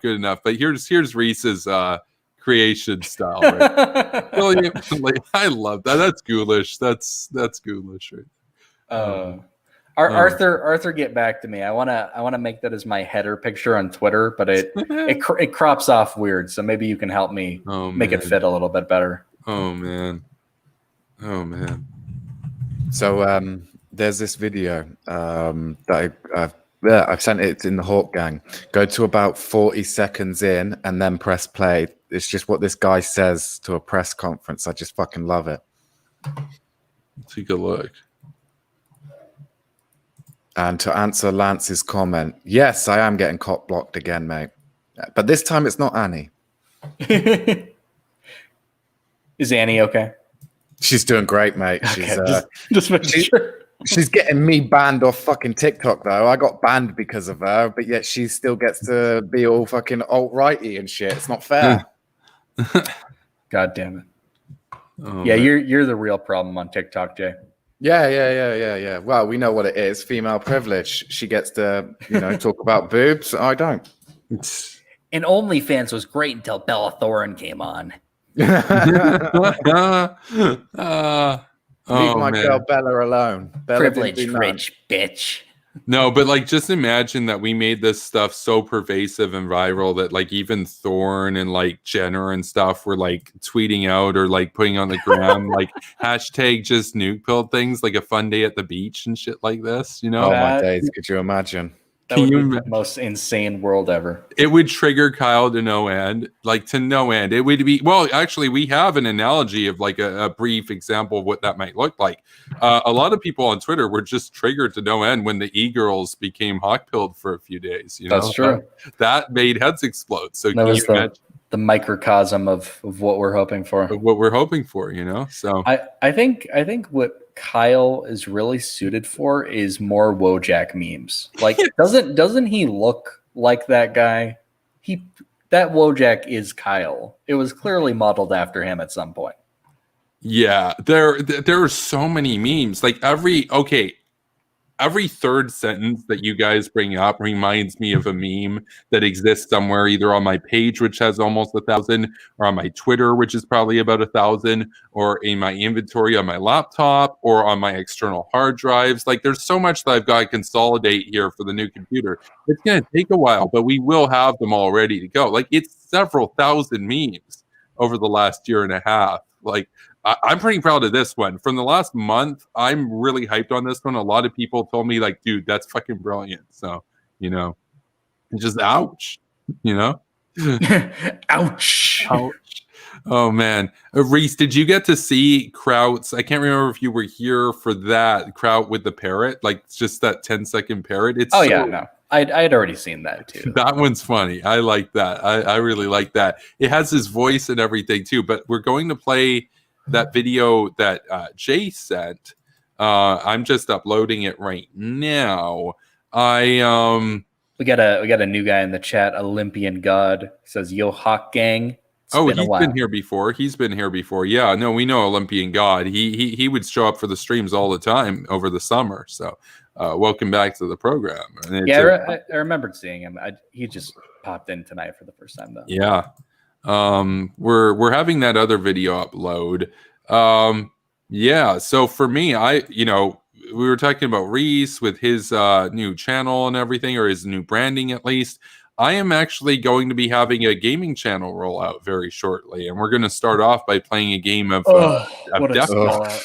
What a sellout. Am I right? Yeah. Fucking nerds, man. Like fucking hell. Hey, No, look, dude, Kevin, I'll play anything with you, and we could even play COD Cold War once that's available. Yes. No, Reese, can you imagine we play DEF CON with each other, and we just randomize it, and they give me the United States and they give you Russia, and the actual brainlets are like, see, we knew Reese was actually a sympathetic Russian and all this shit. Well, at that point I clearly have to lose on purpose. Was Boppin actually thinks that you're cozy with what they call the fascist axis, which is like ethnic Russians and Slavics and stuff. So it's hilarious. I just find it hilarious how they're using all the racial hierarchy stuff and calling other people fascist, as they literally want to exterminate every single Russian person from the face of the earth. Like it's not a hint of irony. Sucking Brain says play Among Us. We're going to do it, but like it's a nuke pilled channel. We're definitely starting off with a game of global thermonuclear war. If you guys have ever seen the movie War Games, DEF CON is inspired by that. It's simple. It's to the point. You only get points by killing 1 million of the enemy civilians. Killing their military assets is only a means to getting there. It's dark, dude. It's spooky, but I think want to play that. That sounds fucking based. It sounds based. And the best part is, even though War Games was USA versus USSR, In this, it's 6 players maximum. So one person can get South America, one person gets the United States, one person gets Africa, one person gets Europe, one person gets Russia, one person gets like China and Southeast Asia.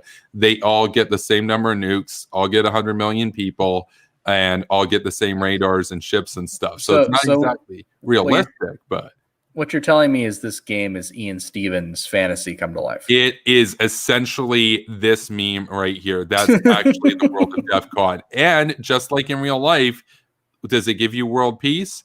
Oh, no, there's a victory timer going off. We only have 45 minutes to kill as many civilians as possible and win. So there is actually a victory timer in that game too. So once half of the world's population is dead, you only have 45 minutes left. And that's game time. You can speed up the gameplay, but you can't pause it in the game mode that I like. So where it's realistic, where there's no pausing, you have to react. So and I like to play in real time personally. It makes it feel more epic and ghoulish and stuff as opposed to just like speeding it up.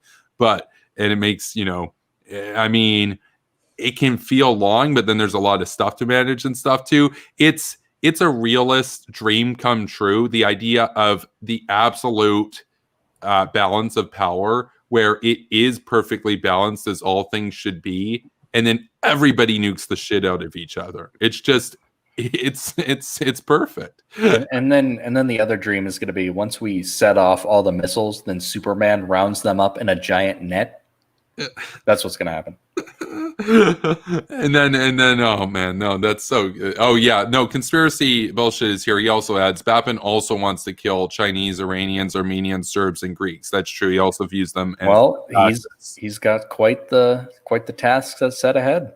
But Arthur's immune because he's ethnically a hawk, so there's that. So that's how we stay protected. Somebody should try to pull that off in like a university setting. Yes. My ethnicity is not written here. Yeah, it's not written. I've transcended humanity. Thank you. I've transcended humanity. I'm a hawk eagle hybrid, bro. Oh man. I really like this one. We got our latest patron on the channel when I threw this one up. He was like, member. I'm a patron now, officially hawk pilled. It's based. If you guys would like to as well, my Patreon is in the link in the description below. So there's that, and we're getting close. So we need $31 more a month, and then we'll be rolling out daily premiering videos to YouTube in addition to daily live streams. So this one was Suzuki, and I like what he did about this is that it's not just that he's got the meme there with all the presidents and stuff, but he's also got hawk pills in the corner with the hawk on them. I really like that. So it's just a nice touch. Swallow it, bitch. Yeah. Yes. Yes. Okay, I'm captioning. I have to caption one of the hawks saying that. That's just hilarious. Oh man. We got democracy. Swallow this. This one really gets me excited for Call of Duty Cold War. Because like I put it with like the retro gamer, sort of like old school gamer text. Get out of here. Appropriating our memes. No, we're taking their aesthetic. No, dude. Okay, the grapers are. I mean, you saw how triggered they were just by my ears. Now look at this, because I am going to be doing another Nick Fuentes series. Like, yeah, and we're going to be talking about the nose picking. We're going to be talking about the cat drama, the cat boy drama. Oh no. We're going to be talking about that clip that he deleted, but it's out there, and I have it saved where he talks about how, give me full communism, give me Stalin over what Trump is doing right now, basically. and I'm blocked by him, by the way. I'm also blocked by June. Isn't it kind of funny how like a small channel with a few hundred subs gets blocked by all these guys who they like to think of themselves as big shots and stuff, but they they're very triggered and everything. And the thing is, for me, I have exciting news as well. I basically unblocked everybody that I had blocked from the previous drama and everything, and so they're all free to follow me now. So there's that. So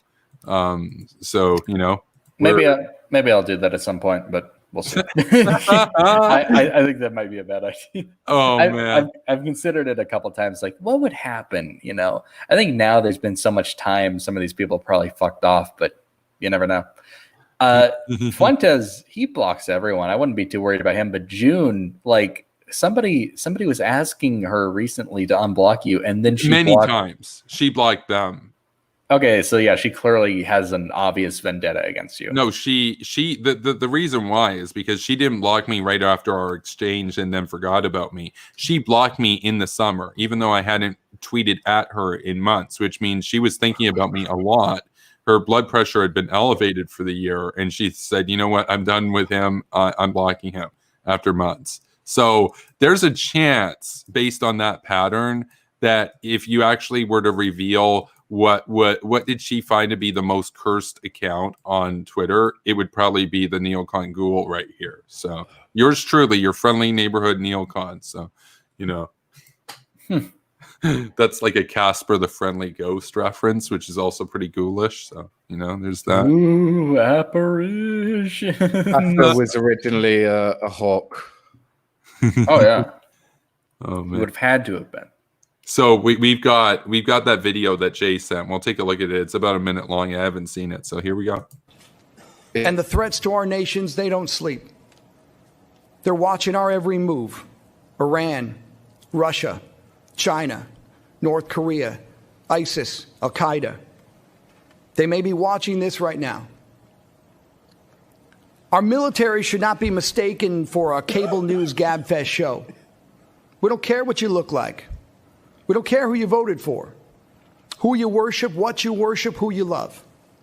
It doesn't matter if your dad left you millions when he died or if you knew who your father was. We have been honed into a machine of lethal moving parts that you would be wise to avoid if you know what's good for you. We will not be intimidated. We will not back down. We've seen war. We don't want war. But if you want war with the United States of America, there's one thing I can promise you, so help me God. Someone else will raise your sons and daughters. It's just that ending bit, mate. It gets me. We've seen war. We don't want war. But if you want war with the United States of America, I can, whatever he says that bit there. Yeah. Like someone else Make will sure raise that your sons and kids aren't daughters. raised by you, basically. Dude, Yeah, you know it's what? And fucking Trump's language today is refreshingly good, where he's like, and he said it's the first time I've heard him drop an F-bomb. So, you know, he probably meant it. Or at least he in that moment meant it, except he's probably going to watch Tucker Carlson tonight and cancel it out. But he said, he's like, if you fuck with us, we're going to do things to you that we've never done before. The United States has dropped 2 atomic bombs against those that fucked with America. Is he alluding to hydrogen bombs, maybe? Are we going to get thermonuke pilled? I don't know. So I just wanted to say that clip, I've seen that obviously because I made a video about it. This was a while ago, but I made a video about that clip.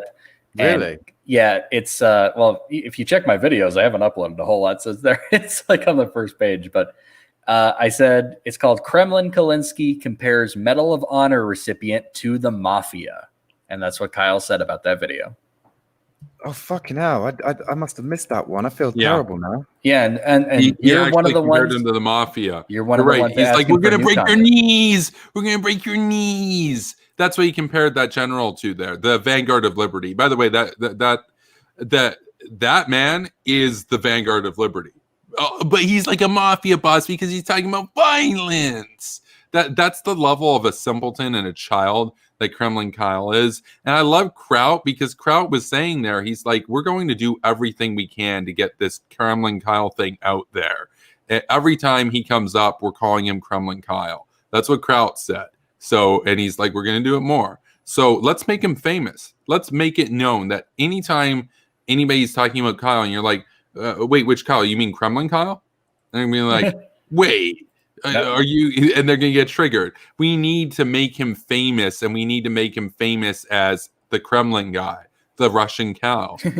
Kyle, Kyle. Like no, that's like Eric Cartman. It's like he's like, that's cool, whatever, cow. And then Kyle's just like, my name is not Cow. And then Eric Cartman's like, when you say Kyle like that, it sounds like cow. It sounds like cow. That's why I call him the Russian cow. That's why when every time I type hashtag Kremlin Kyle, I follow it with the flag of fascist Russia and a Russian cow. Because if you say it, Kremlin cow, It sounds like he's a cow, except he doesn't fucking know what a farm looks like. That's why it's even funnier. Like we talk about memes cow all the who time won't- here. We talk won't about find his way memes home. all the time here, but this is one of those meta memes where it's just a meme inside of a meme, like the shoe on head thing. It's like there's multiple layers because people are like, "Oh, that's you," and I'm like, "Yeah, but it's also Kraut." But then it's like, "But it's also part of like mine," but also that stemmed from Kraut. And then there's Kanzak. Like it all builds upon itself. And here's the thing about all this: we're just getting started. Like I said, I'll be doing this for 50 years at a minimum. Basically, we're like 3% the way through. We're just getting warmed up.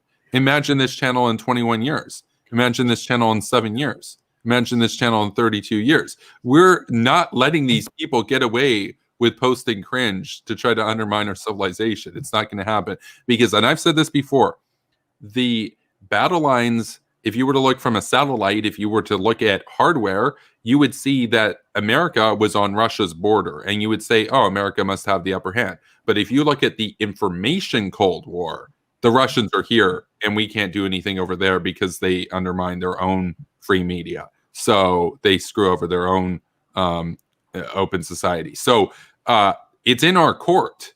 We either stand for our civilization and take back our civilization, or we will be cast into the dustbin of history. And I'm not going to stand by. That might happen maybe, but I'm not going to go quietly into the night. I will not go quietly into that sweet night. Yeah, no, I feel like ain't that's a happening, song. bro. Ain't happening, bro. And there's a reason why June, her blood pressure is so elevated at the thought of me. There's a reason why my very existence triggered her such that she had to leave Twitter for a day. No, you can't defend Western civilization. It's wrong. Liberal neocon. Because she hates liberals and she hates neocons. So I'm the best of both worlds.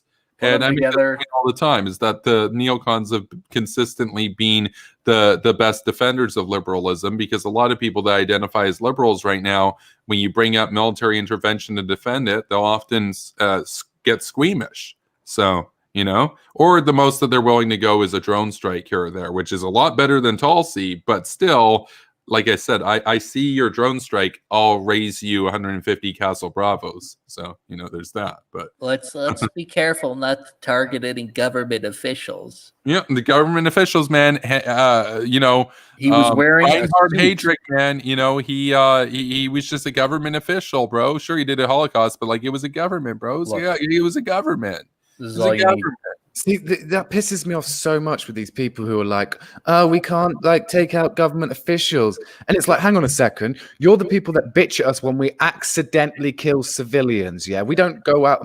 America, Western military doesn't go out there to kill innocent civilians. We do. We go above and beyond to make sure that civilians are not killed by us. Yeah, but they lose their shit over that. But then they lose their shit when we take out the actual people who are in charge, the actual people that cause us harm and want to kill us, and they freak out. And it's like, who do you want us to fucking take out? No one, because they want us to be the bitch of these people. Yep. Yep. That's true. Yeah, no, that would be wrong because it's an official government. It should just be welcomed at the world stage and treated like nothing's wrong. Just another one in the clan. Welcome the Ayatollah. Welcome Soleimani. They're just here. They're just governments, man. They have their sovereignty, bro. And what's failing in sovereignty, bro? Look, Olympian God is here. He's asking, June and Nick are still relevant? Not really. In their minds they are, but no. They've reached their peaks. Let's be real. I like this comment here from Arthur. He says Kevin is a chef of his craft. I appreciate that, but I gotta say, I do memes, I do streams. Arthur does the graphics. He's the channel graphics. I can't do that stuff for shit. So we work together. Oh, absolutely. That's very appreciated. It's a team effort here. I have no artistic talent whatsoever to speak of. Yes, I'm going to bring up that meme. This one right here. This one right here. That's Reese. That's Reezels. That's Weasels. By the way, I like how the Wyomingized version of your name as pronounced by Alien Millsrow, because of course you're Reese, but then that becomes Weiss, but then that becomes Reezels because Kevels, but then that becomes weasels because it's Wyoming. That's actually the name of an animal, the weasel, which, kind of a ghoulish animal. So I'm gonna go as far to say maybe we have too many memes. Maybe this is becoming too meta. We need like a wiki for all these memes. yeah, somebody out there needs to do a Superpower wiki where we list off all the haters and traitors. We list off all of the friends and fans. We list off the Vanguard of Liberty. We list off all the memes and the meta components to the memes, the sources of the memes, the reactions of the targets of the memes, aka triggered and blocked on Twitter.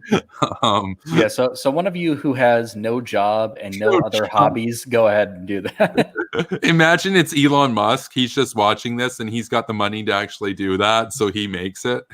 Just like, Oh, Sock on Brain said they could potentially make that. Oh man, that would be awesome. Sock on Brain helped get the computer system set up because, like I said, I'm a total boomer. I'm a boomer with a gaming computer now, and I'm about to get super zoomy. So Sock on Brain is Suzuki, right? No, that's a different guy. I see. Dude, we're growing. We're growing, man. There are a lot of people. I get messages. That's what she said. Oh man, classic. No, I get messages from like New Hawks all the time, man. Like New Hawks all the time, dude. Like we got a new patron yesterday, for example. We're growing constantly. Our opponents, not so Liz, she's still at $10 a month. We're growing, and she lost the Patreon wars. But another Patreon war ensues. We're going to take on the commie neckbeard whale hunter Vosh soon. So whale hunter. So he's the Ahab of his day. Yeah, he is in violation of the international treaty against the hunting of whales. So there's that. So. What a progressive, honestly. Can I say that Kevin's female hawk base is growing quite fast, and I'm impressed. Look, we're in Hawks from all around the world. We got their newest patron. We got FKJMS73. He says, I'd like to be on the podcast someday to discuss how to strengthen the U.S. alliance. Yeah, no, we'll talk, and we'll arrange a time for that to work out. Because in the Middle East, perhaps have a guest from Riyadh, because he's in Riyadh, so that'd be awesome for sure. I literally have a video called "What About Saudi?" though, where I basically address how like all these idiots who say, "Oh, well, why don't you want to bomb Saudi?" Whenever I talk about how Iran is a threat, and it's like, wait, but Saudi's reforming, Saudi's helping against Iran, and they're helping keep oil prices low to infuriate Putin. Why would we go after Saudi Arabia? Like, because they're moving in the right direction. I don't get it. It seems to me that the people who are calling for such action are very dedicated to undermining Western hegemony. Yes, because they call us warmongers. Well, you're saying you want to bomb Saudi Arabia now. Doesn't that make you a warmonger? Like, because I'm the one here saying that we shouldn't bomb Saudi Arabia. So who's the warmonger? Like, yeah, no, they're full of shit. What I find really interesting about this movement, I'm on a stream here. We're all from different countries. We're all in different countries. Yet these are like my brothers. I feel closer to these guys than the people in my immediate area, because the people in my immediate area, they don't know shit. They don't talk about this. They don't care about worldly issues. I agree 100% with you, Reese. Like my other problem is a lot of the people, they just don't care. Like, we can't, like, for example, when all of us are like on a stream like this, we're all chatting about our interests in politics and current affairs and whatnot. I know so many people here who just don't have a clue and just have no interest whatsoever and just want to sit down the coffee shop talking about, like, don't get me wrong, I like to sit in the coffee shop and talk about girls.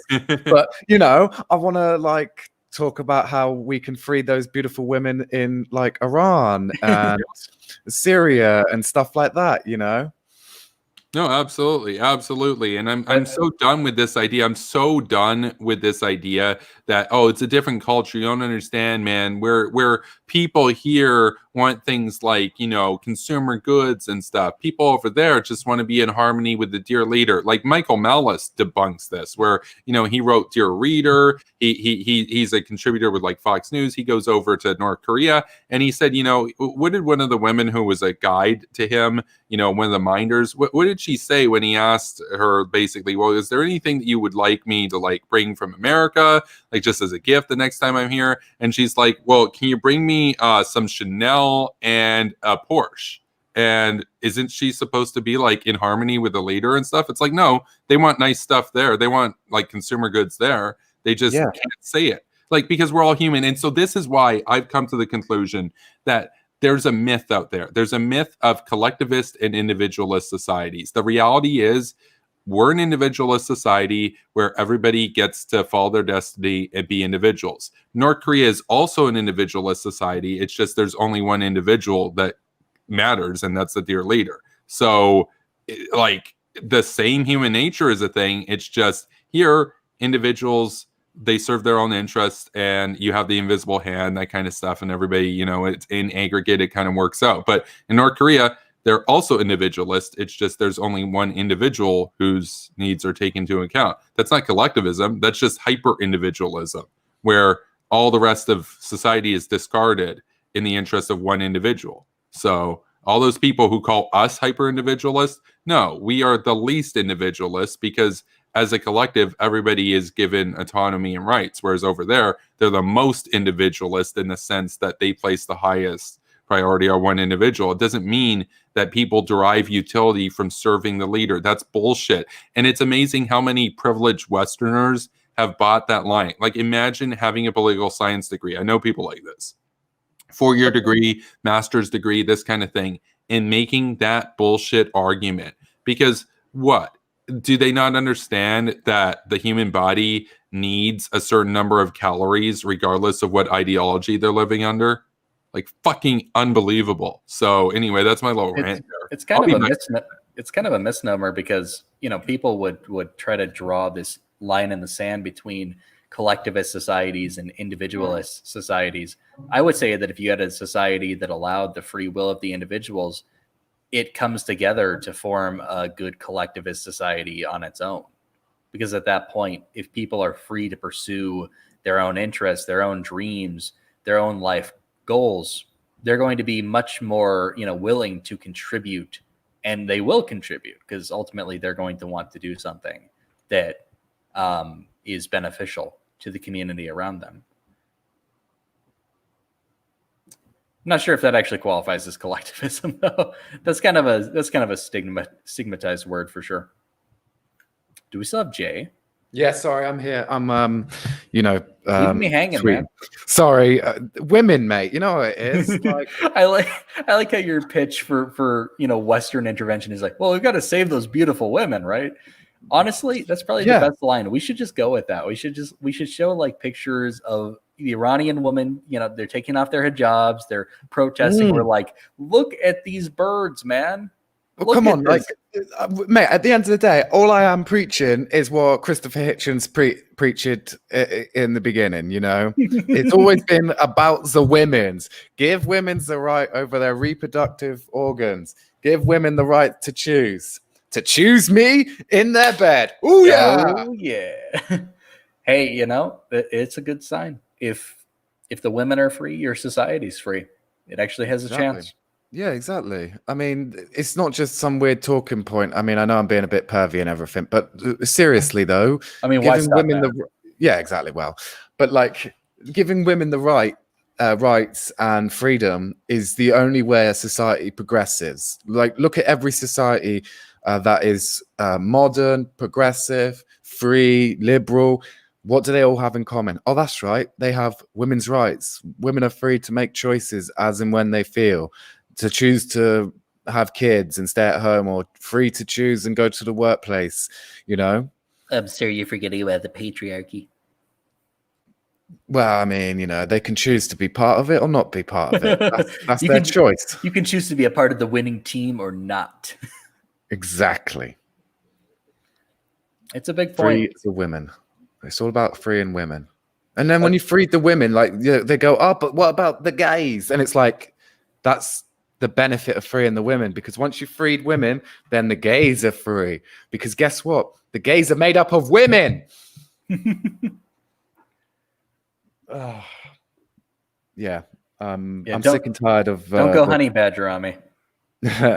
I'm sick and tired of these fucking talking points of but sovereignty and all that shit. And it pisses me off so much when it's the left that do it, because they'll turn around to us and be like, oh, but misogyny is a problem and homophobia is a problem. And I'm like, yeah, I agree. In these shithole of countries like North Korea, Iran, Russia, and everything. But you lot want to just let it continue. We're sat here going, hello, we want to expand equality and free women, and you lot want to keep them under the thumb of these fucking brutal dictators. But by the way, these are the same people who would say that, borders aren't real; they're just an imaginary social construct. But then, like, oh wait, no, we're contained by these borders. Shit, we can't do anything outside of them. What are you talking about? Yeah, no. I mean, like, why should I ever believe these people? They're like, I care about gay rights. Well, demonstrate that, like, once. Exactly. Like, really. Right. Like, there are so many, like, the issues you choose to talk, they're first world problems for the most part. And there's a whole world of suffering out there that is ripe for progressive talking points and speeches and soliloquies and radio silence all the fucking time. It's infuriating. And then, and I mean, I shouldn't be surprised because of the way they talk about liberalism. They very much, they're so illiberal. They're not even ashamed of it. They'll just come out and say it, man, these fucking liberals, do they even know what a liberal is?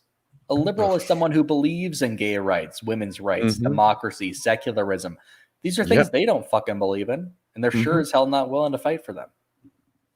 Oh, they're willing to fight for him if it means they can shit on the white man, because that's what it all comes down to, really. The goddamn honky. Mm-hmm.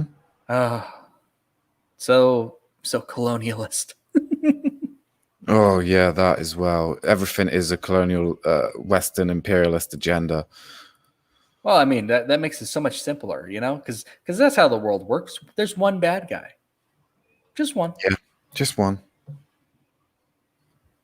Yeah, and it's not even the case. Yeah, no, they chose the wrong. maybe they would have been right. I don't know, 300 years ago. Yeah, time has passed them by a bit. I mean, even that argument, like say 300 years ago, on the height of colonialism, I'm still going to be in favor of British colonialism over Ottoman colonialism or Imperial China colonialism. You know, because at least our colonialism was a hell of a lot better than theirs.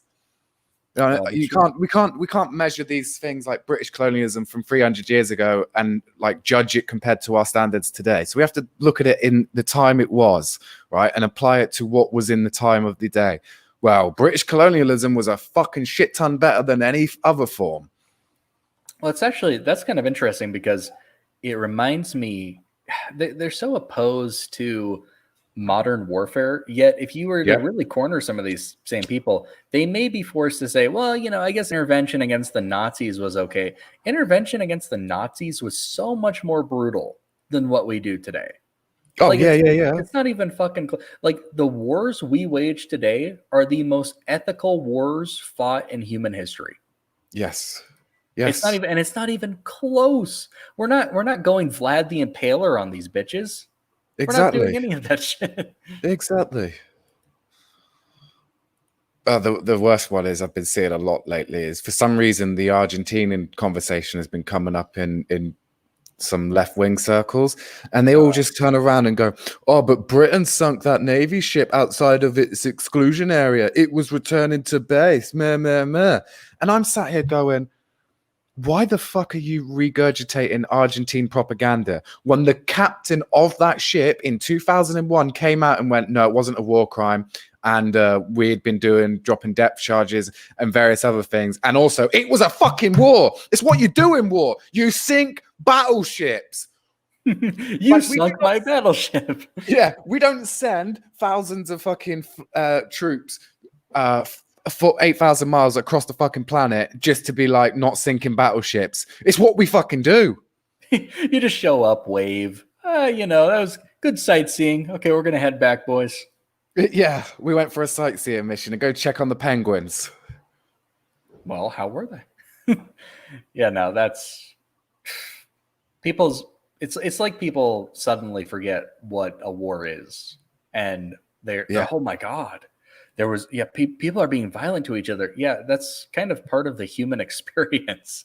I don't know exactly why you're surprised, or you think things can just be talked through. We can just negotiate it, bro. Look, it's different. Like, for example, if we were going to war with fucking Germany today, say Britain turned around and started a war with Germany, obviously I'm going to be like, this is bad. This is fucking horrendous. Why have we got two democracies going to fucking war? First of all, democracies don't go to war. It's because they're fucking democracies. But we negotiate. We have trade deals and everything else. We're not talking about democracies. We're talking about third world shitholes that oppress and kill minorities. There is no negotiating with these people. Well, prime example is the group chat we're in. What is it called? Where is it? Let me find it. There's a group chat that we're in. It's called Democracy is Non-Negotiable. Yes. There's a reason for that. Amen. You know, You guys. it's funny because like sometimes I'll hear people like Kyle go on about, well, actually, the U.S. is favorable toward the majority of the world's dictatorships, or they're like, and it's like, wait a minute, don't you want to be peaceful with everyone? How is that possibly put down? But every country we've come into conflict with, every group has been terrible. Like, you cannot name one who I was like, they were okay. They didn't really deserve it. No. In modern history, no. Yeah. No. Maybe Jay's still salty about England, but no. You guys. Give us back our 13 colonies, you bastard. You guys. Honestly, those are shit now. You can have we have new memes. Kanzuk over on the Hawk Chat made an absolutely base meme. So you guys saw me triggering June. Well, here myself and Wyoming Weiss, we've teamed up to trigger the lot of them. Check this out. This is amazing. Look at those faces in the back. We got Bootlicker Ben Norton. We got Cheesy Charlie. We got Kremlin Kyle. And we got Nazbol Nick. And then we got Brainlet June. And then there's the Superpower team dropping some bombs. Oh, come on. Include Jay in one of these people. Yeah, somebody's got to include Jay, dude. He's getting left out. Like, I want to see left out. I'm an OG hawk here, right? Been doing this longer than Kevin, and he's getting more love than me. This is outrageous. I want to see Jay with a halo floating above the mushroom cloud. Yes. Oh man. So we got another one here. But I think this one looks super spacey. It's majestic. It's ghoulish. I like it. Spooky. I like how June is at the forefront of this, of course, just to trigger at the epicenter of her explosive tendencies, right there. Absolutely. She is hysterical at the hypocenter of the blast. And I mean, that's 10 megatons of triggered right there. So those oh my god, that is a terrible picture of Kyle. Good God. Oh no. That's flattering. You should see the video of him asking how we're gonna pay for it. Would you guys like to see the video of him asking how we're gonna pay for it? I have the video of him asking how we're gonna pay for it. How are you gonna pay for it? I think we're gonna take a look at and see how we're gonna pay for it. We're going back to the old brand for that argument. It pisses me off so much. Here we go. I'm gonna pay for it. I'm gonna pay for it. I'm gonna pay for it. I'm gonna pay for it. I'm gonna pay for it. I'm gonna pay for it. I'm gonna pay for it. I'm gonna pay for it.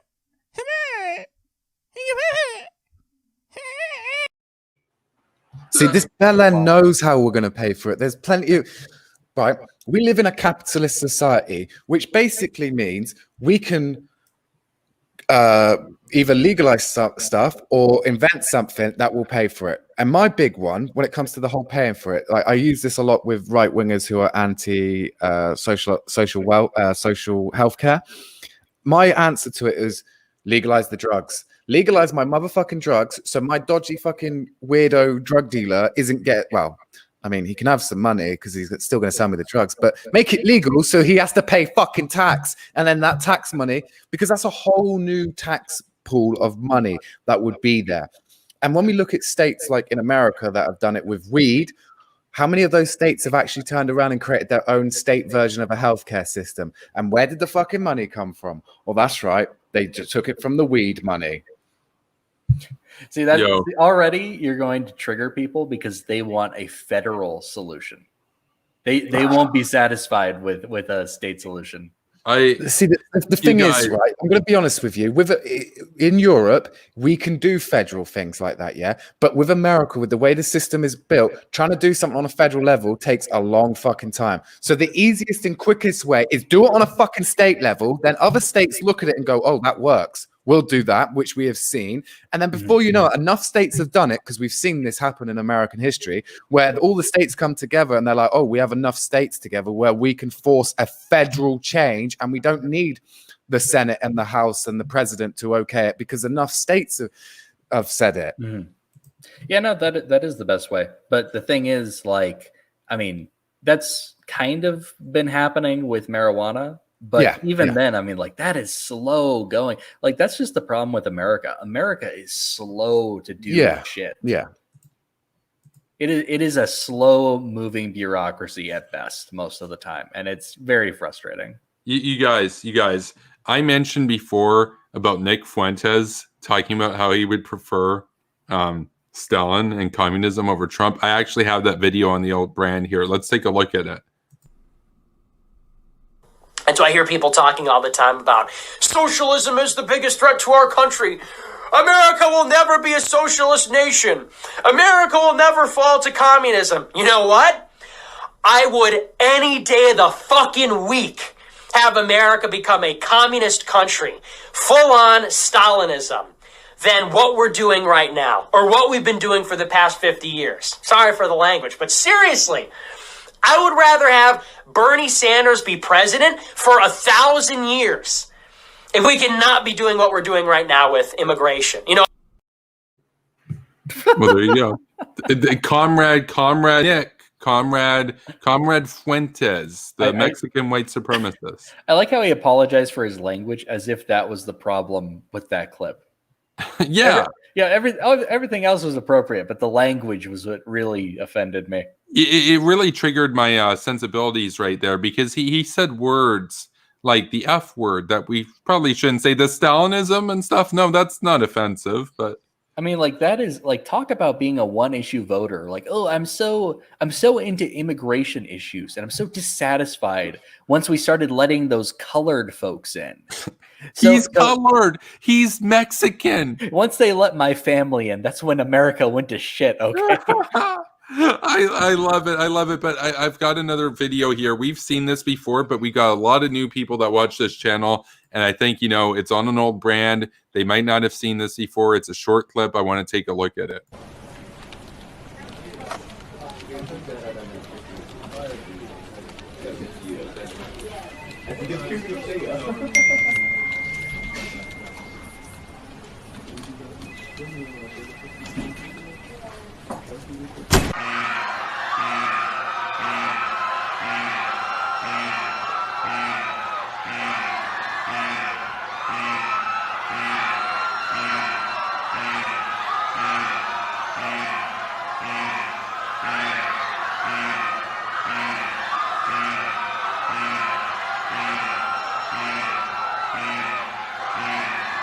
That will never not be funny. I know it's funny, and I agree with what it's saying. But can I make in defense of Europe? Our problem is we are not a confederated or a federal system. We are this loose coalition of treaties and agreements. So once something happens, like with Hong Kong, we have a lot of countries like fucking Hungary and Orbán basically sucking the tit of China and loving up to Russia. Yeah. The ones that are in the European Union. And also we have countries like Britain who were members of the European Union and would block and veto any form of centralized defense, centralized foreign policy, and stuff like that. This is why, in a way, if Trump wins, it's amazing news for Europe, because people like France's president Macron will be pushing a lot fucking harder. We've already seen that in the last year of Europe taking a central role in foreign policy, especially within the Eastern Mediterranean.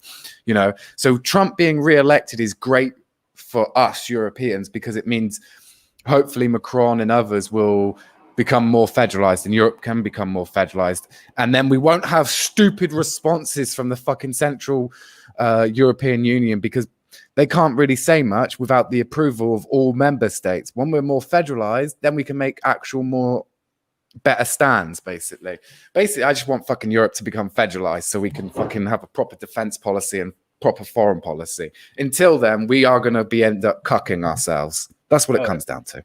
Yeah, when you put it like that, I have to wonder, like, what is even the purpose of the European Union sometimes?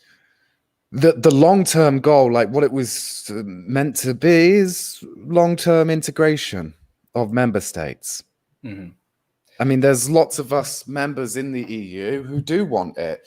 You know, a lot of European nations want it. I mean, yeah, we all disagree on like how much integration we want, but the majority of people who want a federalized state agree that when it comes to foreign policy and defense, we need that. And our biggest reason for that is, like, a lot of people will be like, oh, but Europe only cares about Russia and Turkey. And I'm like, well, yeah, that is true. And there's a reason for it. They're on our fucking border. There's a reason there's a reason the saying from Moscow to Paris exists. It's because you can go from Moscow to Paris and it's all flat land, which makes it very fucking easy for an invasion. Yeah, there's a reason Europe's had so many wars. It's a prime battlefield. Yeah, no, that should definitely be worked toward, is having more European unification. And, you know, Yeah. I don't want to put it like less reliance on the US, because I want the US to always be there in some capacity, but I also want the US to have strengthened allies. It's funny you say that, because back in the day when they first started the EU, the main reason for it was we don't want America to become the global dominance. Now it's more of we shouldn't be relying on America, and we shouldn't rely on America, but also, like Macron has said, is it's not just Russia and Turkey we have to worry about. We have to worry about America. And he wasn't meaning that in the same level as America's going to do what Russia or Turkey does to us. They meant it more as we'll end up with a fucking orange buffoon who will withdraw America from the world stage, and we're fucked because we don't have a centralized military system. And really, we rely on the American military too much, and we shouldn't. And we can't rely on America, because we could end up with another 4 years of the orange oof. And you're saying that if he wins re-election, that would potentially push the European Union into further unification and making a strong military of their own? Yeah, I believe so, yes. Yeah, I mean, especially given the peace talks we talked about between Turkey and Russia, that's being said in the chat right now, too. Yes, exactly. A Turkish-Russian coalition would potentially overrun Europe. That is worrying. Yes. Exactly. We'll have to Crimea War this all up again. Yeah, we're going to try to do our part. Well, Kevin can't, but I will. I'm going to try to do my part in this goddamn election. Because even if I don't think Joe Biden's... Hang on. What you want about? I mean, we just commit voter fraud. Like Trump keeps saying that the postal vote system is so flawed and everything. So what are you saying? Like, we could do this, according to Trump. It's rigged once more against me. Oh, man. It's so ridiculous, this man and his... Oh, I just can't deal with it. Everything. When he starts talking Literally about literally everything. But it's the voting thing that just pisses me off so much, because you've got the left going on, oh, but the election is unfair because of the fucking Bloody Monday. the college electorate. And then you've got the right going, oh, but the immigrants and the postal vote system is rigged. And I just want to slap both sides. Yeah, so rigged. So rigged to be fair and equal, you know. Dun dun dun. Well, see, that's rigged against them. Come on. So we got to do our part. I don't think I don't think Biden's going to be, he wouldn't be like an overly interventionist president, but I do think that he would return all American alliances to what they were formerly, if not better, as some kind of recompense, for the bullshit they've had to be put through. Yeah. And also, I mean, at least with Trump, I'm going to be honest, I feel like, don't get me wrong, I was well happy when he fucking killed Soleimani, yeah? Kevin will tell you this. As soon as I found out about it, I messaged Kevin and I'm like, Trump train 2020, go Trump, go Trump, go Trump, Trump's the best. But at the end of the day, I still recognize that, that was probably military advisors that came in the room and went, look, Mr. President, this is the situation. This is a golden opportunity that we have never had before. And Trump probably just went, oh, that will look good.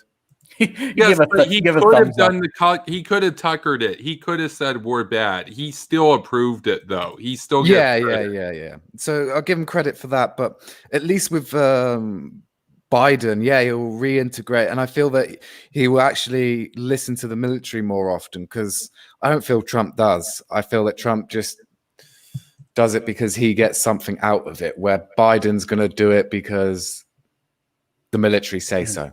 My logic here is I think that what Biden would do would potentially be less than what Trump's done, but it's going to be more consistent and it's going to apply to more areas. Trump is just way too erratic and a loose cannon to ever be relied on. Yes, he's done like 3 things I didn't think were complete shit. That's not a good track record. Yeah, it's like everyone bitching about him getting a Nobel Peace Prize, and I'm like, I'm sorry, but you make peace with 3 countries in Israel, you fucking deserve it. For fucking real. Yeah, look, I have a meme here. Actually, I have a series of memes that I think we're all going to get a kick out of. So the first one is made by Arthur. I think you guys will find this one funny and potent. So here we go. It's the Kremlin Kyle show. And I like how his little graphic in the background is flatlining. Oh my God, just like his channel. Good detail.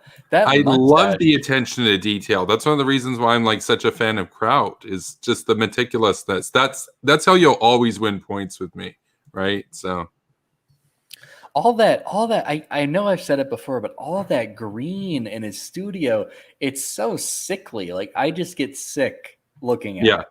The irony is he calls us like ghouls and goblins, but he looks like one. He looks like the fucking Green Goblin. Look at that shit. Exactly. So I do want to go to a video now. Before you do, can I quickly answer a question? Oh, what's that? There's a question in the chat I just want to quickly answer from Sock on Brain. It's like, what are Jay and Kevin's thoughts on the CA and Canada, New Zealand, UK, Australia?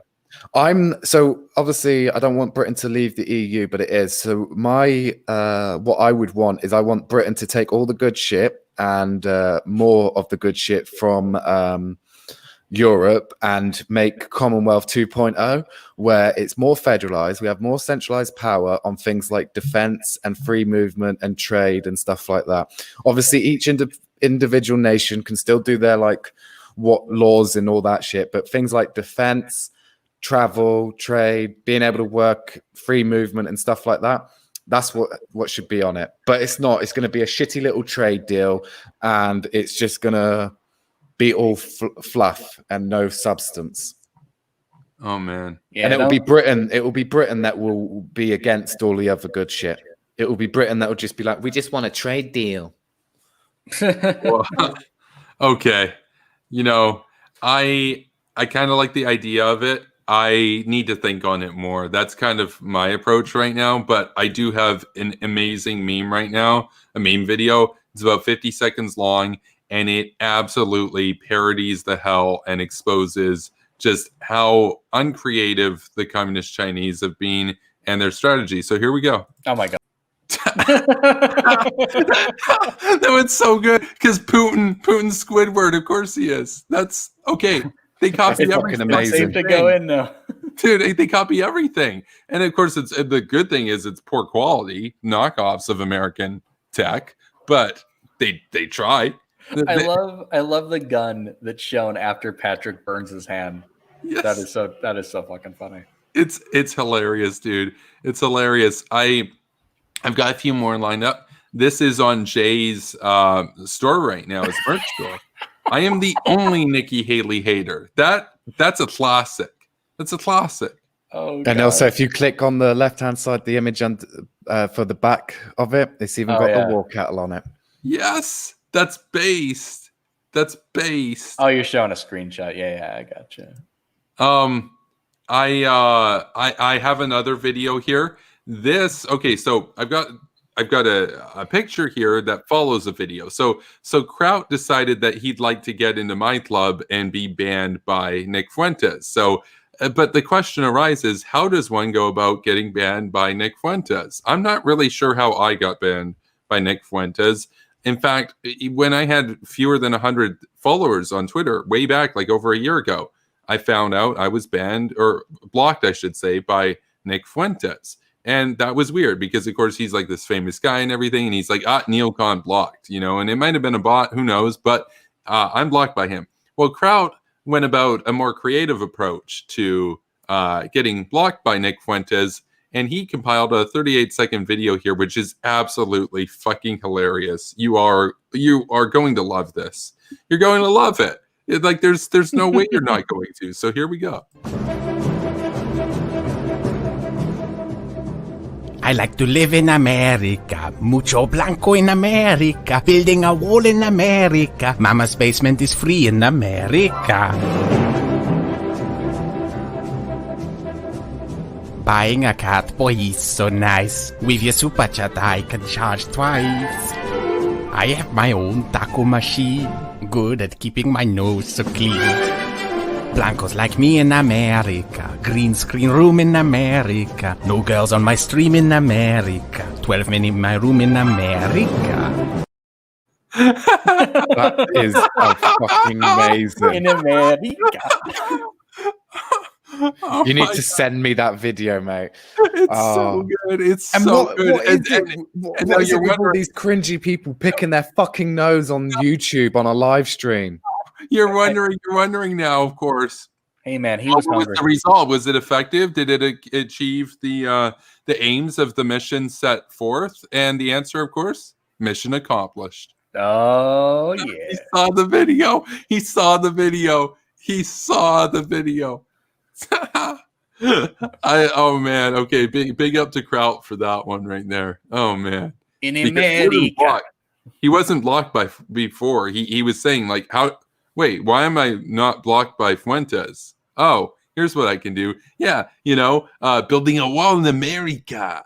Being Blanco in America. Living in my mom's basement in America. In America, Hispanic white supremacist in America. That's the extra effort, man. Like if you really want to get blocked by someone, you've got to make something on that level. It's so good.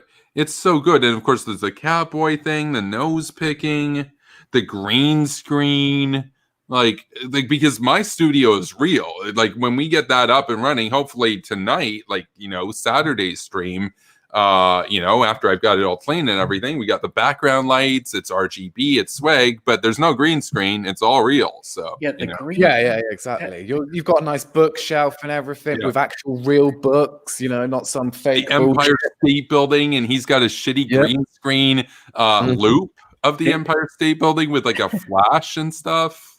They always try to make it look like, like I'm on the top floor of this penthouse. I'm over. Yeah, but there's no building. There's no building. If you think about the New York skyline, there's no building that's that tall that has a view of the New York skyline like that. That's not a thing. That shot was taken from a helicopter.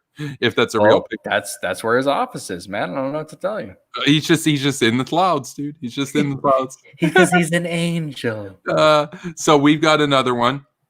Got another one here. This one isn't particularly funny or anything. I just thought it was kind of interesting. So Kraut's been reading lately. There's Kraut there. And he's got Arabs.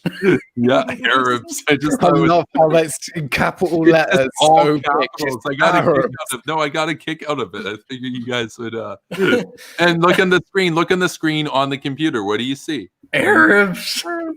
Or no, maybe that's the camera, but yeah, that's funny. That's funny. What path are you going down, Kraut? I don't want to know. we have another meme here of liberating the Arab women.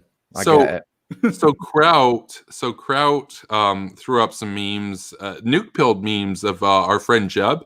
So all you had to do was clap for my campaign. Now all I have to do is to clap for your suffering. I like that. And you only had to clap.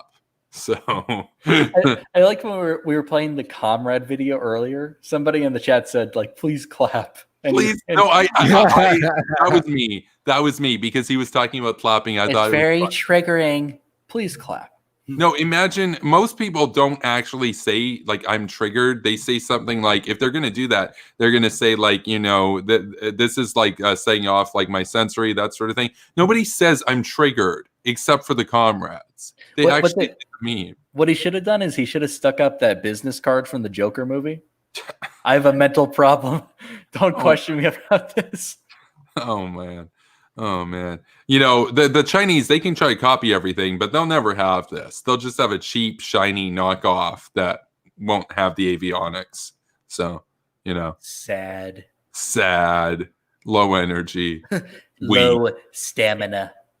Somebody said earlier my tweet about unblocking people had big haters and losers vibes to it because I said like, good news, I've now unblocked 100 people from former drama, which I won and is no longer relevant. You are all now free, like to all the newly unblocked, you are now free to follow me. And I had a bunch of ego emojis. So they thought I sounded like Trump. So I mean, you know, Trump has a lot of stupid tweets, but he certainly knows how to build excitement. oh yeah, no, he knows how to hype up stuff. He knows how to hype up stuff for sure. And you know, I think, you know, a lot of the pro-Trump memes are cringe, but if you're gonna do pro-Trump memes, do these kinds of memes. So, you know. Yeah. And then they kind of ruin it when it says deplorables loud and proud. Yeah. Oh, But if the come on. deplorables are going to get hawk-pilled on Iran, then good. So, you know. Okay, yeah. We can get behind that. Yeah. That's workable. It's workable. It's workable. We can make a deal. The best deal. The best deal with the best people. Deal. The deal. Deal of the century, bro. The deal of the century. So we got a spooky video. I'm not sure. Jay might have seen this one before, but I'm not sure if you have, Reese. Did you guys ever see the video of the 5 Chads standing underneath a nuke when it goes off? Literally. Have you guys seen this video? No. Okay, we're playing it. This is amazing. I'm not sure how long it is. I think it's a couple minutes, so we'll take a look. It's real. When I watch it, I will watch it in America. In America. Watching nuke videos in America. Subscribing to Spooky Nukies in America. 12 men in my room in America. He actually had that at the end because, of course, Nick Fuentes, you know, Catboys and stuff. That's funny. It's funny. Nick Fuentes calls the neocons degenerates. I want to see Timothy make a cartoon where Nick Fuentes opens his closet and like just a tumble of cat boys fall out. Yes, and scratching posts in his room, like just for just up, and they like bury him. Just a whole pile of litter cat boys. boxes. Oh, no, there's so many directions you could go with it. There's so much meme potential there, but we got this is a real video. This is a meme video. Like it's kind of a meme, but this actually happened. This is amazing. Let's check it out.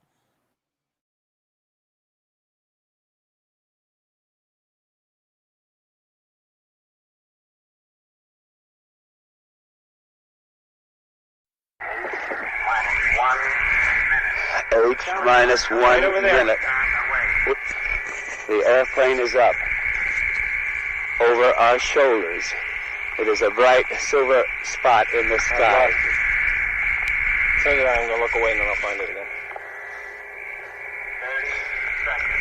30 seconds. Him. I got him. John sees it. 25 seconds. Look away and then look back and you'll see it easy. 20 seconds. 8, 7, 6, 5, 4, 3, 2. There it goes. The rocket is gone. We felt a heat pulse, a very bright light, a fireball. It is red. The sky looks black about it. It is boiling above us there. It is rapidly losing its color. There is the ground wave. It is over, folks. It happened. The mounds are vibrating. It is tremendous. Directly above our heads. It went. It went. Boy, I'd hate to be there. Good. As it is a huge firewall. The mounds are still echoing through here. Worse than that. A perfect shot. My only regrets right now are, this Colonel Bruce, that everybody couldn't have been out here at Ground Zero with us. Okay, Bodie. We can still see it's a very odd cloud. It is white in the center, and there's a bright orange ring towards the outside of it. Then below it, there's like a hazy cloud. I don't know, Colonel Bruce. I've never quite seen a cloud like this from atomic detonation. Have you? No, I haven't, Bodie. There seems to be quite a halo connected with it, and there's quite a bit of mist up there. I'm not, this is new to me. Maybe from seeing it from Ground Zero, we're missing a mushroom, but there doesn't seem to be any evidence of a mushroom type of stem that we have associated with other detonations. Folks, it was just a wonderful thrill to see that interceptor come in, that rocket go at the zero count. This thing went off with a white flash. It was just beautiful. Oh man, that's spooky, dude. Ground Zero, population 5. Population 5. And by the way, for those wondering, like, what happened to those guys? They all, they died, I think, between like the 1990s and like 2014 at like the ages of like 80 to like late 90s. So Fake news. They died in the explosion. That announcer was an absolute psycho. I loved him. He was like, "It worked. It worked. It That's my worked." favorite part. It's like it actually worked. It's like, yes. And then he gives an evil laugh about it. That was so good. No, he was hyped, man. He was hyped. You knew he was like, oh man, you know. Their only regret was that we couldn't be there at Ground Zero with them. I love that. Oh man. Oh man. There's a ring of fire in the sky. No, dude, I love the transatlantic accents though. Like, can we get those back? Those are based, you know. Pretty damn cool. Yeah. No, dude, I'm looking forward to some of the channel graphics that are going to come out on your channel. Like, there's so much potential there with Spooky Nookies. This is provocation. Oh man. Oh man. We it's been a while. It's been a while since the Ghoul Gang really you know. I mean, we got a lot of people in the Ghoul Gang, but the three of us, we haven't really done a stream in a Yeah, while. you know, the real members, not like those fakes. Yeah, exactly. Not like those substitutes. Mate, I'll tell you what it is, yeah, right? The Hawk Gang is like this, right? It's like, you know, I'm the Air Force, Kevin's the Navy, and Reese is the He's strategic the Army. command with the nukes. Yeah, strategic command. And then everyone else is like the weekend soldiers. Like, we call them the territorial army, where Yeah. they come in for like 2 weeks a year. They do the odd weekend here and there of army work and military work. Well, the rest of us, we're full time on this. 24 hours a day, 7 days a week, dropping memes and dropping nukes. Yeah, in the information war. Like, that's the thing, is people don't understand this. You can very easily look at it like I was saying and say, well, America's on Russia's borders. And it's like, yeah, that's good. We like that with the hard military stuff. But they're in our borders in the information warfare. So come on. When are we going to take back the internet from their bullshit? So I don't think the other guys are going to appreciate being compared to Major Gabbard. Major Gabbard. They only come in every 2 weekends or some shit. 2 weekends a year. No, well, if I'm the Navy and Jay's the Air Force, then Wyatt gets the Army for sure, and then Arthur gets the Ministry of Propaganda for sure. So who gets Space Command? Oh, Space Command goes to Anthony Roberto. Excuse me, sir. He's a cosmonaut in his profile, right? That is true. Yeah. Star Command, sir, we're battling the evil forces of Emperor Zurg. No, I like Trump's recent string of tweets from a few days ago where he was he was doped up on stuff to fight COVID, And so he goes to Twitter and he's like, preconditions, vote, strong borders, vote, spaceport, vote. What was it? Universal healthcare, vote. And like half the shit that he was saying was basically Democrat platform stuff that he was associating with him, and half of it was like Republican platform stuff. And I'm like, wait, is this Bernie or is this Trump? Like, he could always say, I think I said this before, but like, it's so ambiguous. He could always say, well, I was saying to vote against universal health care. I just said to vote. I didn't, whatever. That's right. I just named the issues and told you to vote. Whatever. Well, it'd be like me saying like Russia, vote, with the obvious implication like, hey man, they're a problem. Well, maybe Kevin turned over a new leaf. Maybe he likes the Ruskies now. Who knows? I don't know. It's like watch like the conspiracy theorists in the chat be like, he rolled the Russians on DEF CON. Maybe he is with them, Maybe Two one seconds, day. guys, I need to grab my cup of tea. Yeah. God damn. Maybe maybe it was all just a dream. Maybe the real hawk pill was the enemies we made along the way. I think just to troll Was Bappin or whatever, we should just be pro Russia for one day, and we should just be like, we should be singing the praises of Putin just to see this guy lose his fucking shit, man. That would be so funny. He's such a meme. By the way, his picture and everything is out there on the internet and stuff. When he uploaded it on Twitter, he's kind of a twinker. I don't know if you guys were aware of that. That seems to be a realist tradition. No, he's not really a realist. He's more of a, preemptive nuclear hawk, but with genocidal characteristics. Yeah, he's more of a holocauster. Yeah. We're gonna make that a word. And he's a big fan of Sunni Islam. That's like kind of his thing. Like Democratic Socialists of America and Sunni Islam. That's his thing. So wow, two shitty things for the price of one. So yeah, two birds, one stone. Basically, it's like and those birds are not hawks. They're pigeons. They're pigeons. They're like diseased vultures. That's his bird. They're what happens when you cross a diseased vulture with a comatose pigeon. That's what happens. So, well, that just sounds lovely. Yeah, lovely. I mean, no, hawks are rare. I'm so sick of the appeal to the majority thing that people often levy at me, where it's like, well, there are more people on our side, so you should give up. It's like, oh, really? Then why aren't they just obviously winning? Yeah, it's like I've had people say to me before, like for example, I put out one of my memes. Like I've had like literally now at this point thousands of memes. Like a lot of them have been crafted by myself, some of them it's a partnership, and then some of them is other people, and I try to give credit where I can if I know the source. But I had somebody say to me about this meme that Suzuki made, and I put this out here on Twitter the other day, and I was like, credit to Hawk Suzuki for the meme. And somebody was like, do you ever step back from all this and get embarrassed? And I'm like, wait, we just had like almost half of the price of the new studio setup paid for by the PayPal gang and the Patreon gang. Gain followers all the time on Twitter. We're triggering the most disgusting personalities on the internet to the end of the earth. We're growing here. We're reaching new people over the. What the fuck is there to be embarrassed about? Like, I don't get that. That's like asking like Usain Bolt, like, do you feel embarrassed, bro? Like, why?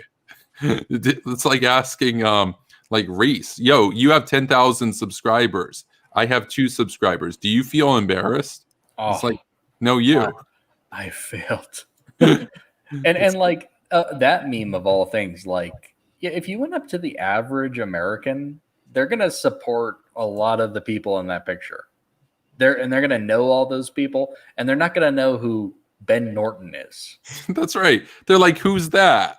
They're like, is that a soccer player or something? They're not going to know him. They're not going to know. I don't believe in like, just because a position's popular, it's right. But really, they don't want to go down this popular road because none of their people mean anything. Like, arguably, like the most famous person who's lockstep with their movement is Tulsi, and she's despised by everyone. She's one of the most despised politicians in this country by far. No, and they'll say Trump. Well, they'll say, what about Trump? Trump's anti-war. And it's like, yeah, but you guys are triggered that he killed Soleimani and call him a warmonger. So it's like, it's like even Trump hasn't gone full isolationist, in that sense. And he hired John Bolton too. I remember when Kyle referred to Trump as like a neocon, for example, when he hired John Bolton. A neocon president. Well, he called like he said that John Bolton was one of the neocon ghouls. That's where I got my Twitter name from. Like that became a meme. And I've had people on Twitter, I've seen them like calling like Kamala Harris, oh, she's one of the ghouls. Like that's a fucking meme now. Every time somebody says ghoul, it's like they're a brainlet, like because there's the ghouls right there. Ghouls. The ghouls. We need Jay in one of these though, because Arthur made that one of Wyatt and Reese and myself right there. And somebody made an addition to it where my ears were about 5 times as big. That one was pretty funny. That's dope. Oh man, I love how like all the Nick Fuentes losers were like, look at his ears, dude. What do you mean he's not a Jew? Hang on, having big ears now makes you a Jew?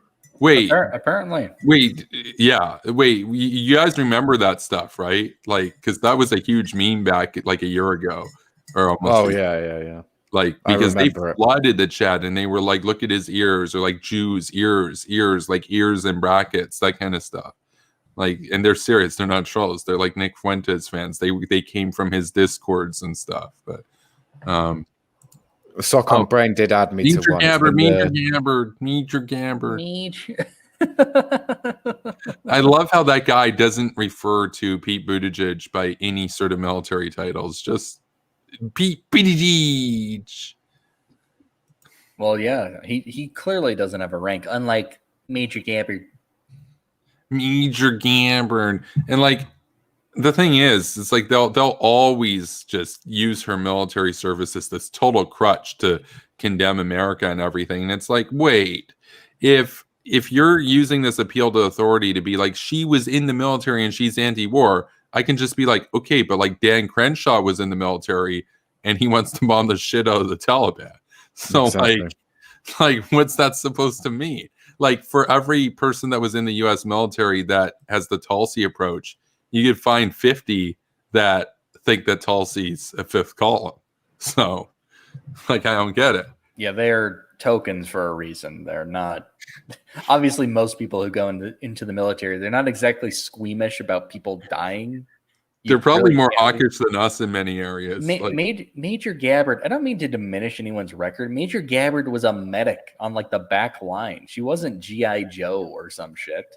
Well, and that's the other thing is it's like her military service, and I've said this before, her military service in and of itself is good. But the problem is just because your service might be good doesn't mean that you can't betray your country afterwards. Like a lot of the people that have betrayed America throughout America's history were in the military. Most spies are involved in the military in some way. Most traitors are in the military. It doesn't make you immune from being turncoat, like that phrase itself is referring to the coat that represents like the uniform of the side that you're on, right? So yeah, turncoat. You're an American officer that joined the British. That's what that meant. So the implicit in that is that you served in the military and then you betrayed your country. That doesn't like that's stupid. I don't understand this idea. That you get a free pass for life as soon as you serve, Kevin. No matter what else you do, you're good. I don't get that at all. And yet, if she gets a free pass for life because of her military service, but then they go and call people like Dan Crenshaw and stuff like war criminals, or Kamala Harris a war criminal today on Twitter. She that was one of the dumbest. Like Kamala Harris, I'm not a fan of Kamala Harris. She wasn't in the military or anything. How the hell is she a war criminal? I that's unbelievably stupid. Everybody's a war criminal to these people, except Tulsi, even though she was complicit in what happened in Iraq. That's right. It's amazing. It's unbelievably stupid. These people. And the Tulsi thing. There is good news with Tulsi. Pretty soon, she will not be in U.S. government in any capacity. She's going to be a private citizen again soon. That's enjoy your surfing. Oh man, yeah. I just like Suzuki's here. He says Timothy McVeigh was in the military. Benedict Hero. Arnold was in the military. It's true. Both heroes, both personal heroes of mine. Sock on Brain says, you know what would be great? Kevin Castley talking with Jesse Lee Peterson. Yeah, that would be amazing. Amazing. Sure. Amazing. Oh, That's man. amazing. That's amazing. That The would be- Great White Hope. That's what he refers to Trump as. The Great White Hope. I don't even know how he'd handle you. Like, that would be such a weird show. Well, no, every interview he does is weird. I've seen him interview Pac-Man. I've seen him interview Vosh. I kind of feel like if Kevin ended up with being interviewed on his show, it would kind of go something like the way it did with Devon, where they massively disagree on like the big things, but they would end up becoming like semi BFFs. No, I think Jesse Lee Peterson is funny. That's what I'm saying. That's what it'd be like with Devon. Yeah, he went on there, he's a fucking Christian, Devon's an atheist and whatnot, but it was like a proper little bromance, and that's how I'd imagine it going down with you and him. Yeah. You know what? He'd probably be like, so you don't like the Great White Hope? And I'd be like, well, I give him credit in some areas, but I'm very disappointed with him in other areas. And he'd be like, were you disappointed with him on? And I'd be like, well, he's been soft on Russia. And then he'd be like, but like, isn't Russia with like the real men and stuff? And I'd be like, well, real men don't shill for a country that aims nukes at their sons and daughters, like that kind of shit, like I don't know how he would handle it, because I watched Pac-Man, and Pac-Man was all polite and everything. And at one point, Jesse Lee Peterson was like, oh man, I love you. And David Pac-Man's just like, oh, well, thank you. like I'm critical of David Pac-Man, but I mean, it was just such a subtle own. And Peterson just moves on, and it just like, he doesn't really, like, it went over his head. It was an r/whoosh moment. He was probably weirded out. He was like, oh, okay. Yeah, he's funny, but he's not that bright. I mean, by his own admission, and I'm quoting him here, this is in the context of his quote. He said to David Pac-Man, when David Pac-Man was trying to ask him about something, he said, like, I'm going to need you to like explain that to me again. Remember, that's right. He asked Pac-Man a question, and then Pac-Man had like some convoluted, well, not really convoluted, but it was convoluted for Jesse. For us it'd be fine, but answer. And then Jesse Lee Peterson didn't really understand what his response was. So he said to him, he's like, David, I'm black and slow, so give me a simple yes or no. No, that's a quote. You can watch that in the interview. He often does that. He said that to Vosh too. He said that to several people I've seen him interview. I saw him interview Sam Cedar, and at one point with Sam Cedar, he says to Sam Cedar, he's like, yeah, but you need to understand, right? Like, I'm black, so I don't really explain, or I don't really understand everything that you're saying to me right now. And Sam Cedar's a joke, Sniveling Sam, but he was like, his eyebrows raised. He's like, what the fuck is going on? I mean, it's worth making Sam Cedar uncomfortable, honestly. No, it was good. It was funny. I laughed at that. But at the same time, you're like, wait, like, I know he's black, but he's also kind of racist, I guess. I don't know. I mean... Oh yeah, that's very fair. That is a very fair statement, but funny, self-deprecating in a way. Yeah, it's just his Great White Hope stuff about Trump is so hilarious. I mean, everything he does is a meme. He is a living, breathing, walking, talking meme. And I run a meme page. I manage a meme page. It is a moderately successful, up and coming meme page. I craft a lot of memes. I like memes. I think we would get along. I think we would actually get along, Famously. Amazing. Yeah, famously. Oh, yeah. Somebody said earlier I was on the Growing Discord. and Anthony was there, and we were talking and stuff. And somebody was just like, they kept on listing like people that were like talking about me and stuff. And I'm like, I don't know who this guy is. I don't know anything about them and stuff. And one guy was like, oh man, dude, you're infamous. And I'm like, no, the correct term is famous. Liz is infamous. Like, oh man. But is she infamous anymore? That's a good question because she's obscure now in a way. Yeah, no one really cares. And I mean, the whole anti-SJW thing is kind of dead now, thank fuck, because it got super cringy real quickly. And a lot of these channels that have built their whole thing around being anti-SJW have I got bored of them very fucking quickly. Like, I haven't watched a bearing video in like 2+ years. Oh, yeah. Well, I got asked tonight my opinion on femboys on the Discord. One of them was like, Kevin, I want to ask you your opinion on femboys. And I said, I'm like, so I said, I'm like, look, I know this is gonna out me as a boomer and stuff, and I'm vaguely familiar with the memes, but like, what the fuck is a femboy? So then they explained it to me, and I'm like, well, okay. I mean, here's the deal. Like, we got bigger fish to fry. Like, I care more that like fascist Russia's got 8,000 nukes and they're trying to modernize and aim that shit at us. And they're like, oh, I guess he had a good take. So there you go. Kevin winning over the progressives one answer at a time. I like Reese because when they were talking about it on Twitter, you're just like, oh yeah, peak enlightenment right there. Absolutely. It was pretty Chad. I like how people are saying you're infamous. Oh my God, all these people are talking about you. Isn't that an own for you? Like, you just live rent free in people's heads all day. Oh yeah, no, it's supposed to be like something that I should be embarrassed about. Like I've said this before, but I guess people never got the memo. When I resolved to actually start uploading here after I was done university, I wasn't like, oh, I'm going to try this out and see if I get popular or if people like me or if people are mean. No, I knew that people were going to send me the most vile bullshit. I knew that I was going to deal with irritating losers. I knew that a lot of people weren't going to like what I had to say. That was like, if I came on YouTube to be popular, I'd be saying we're bad and we should see things from the Russian perspective. That would make me like. So yeah, that would make you popular. That would make you rich overnight.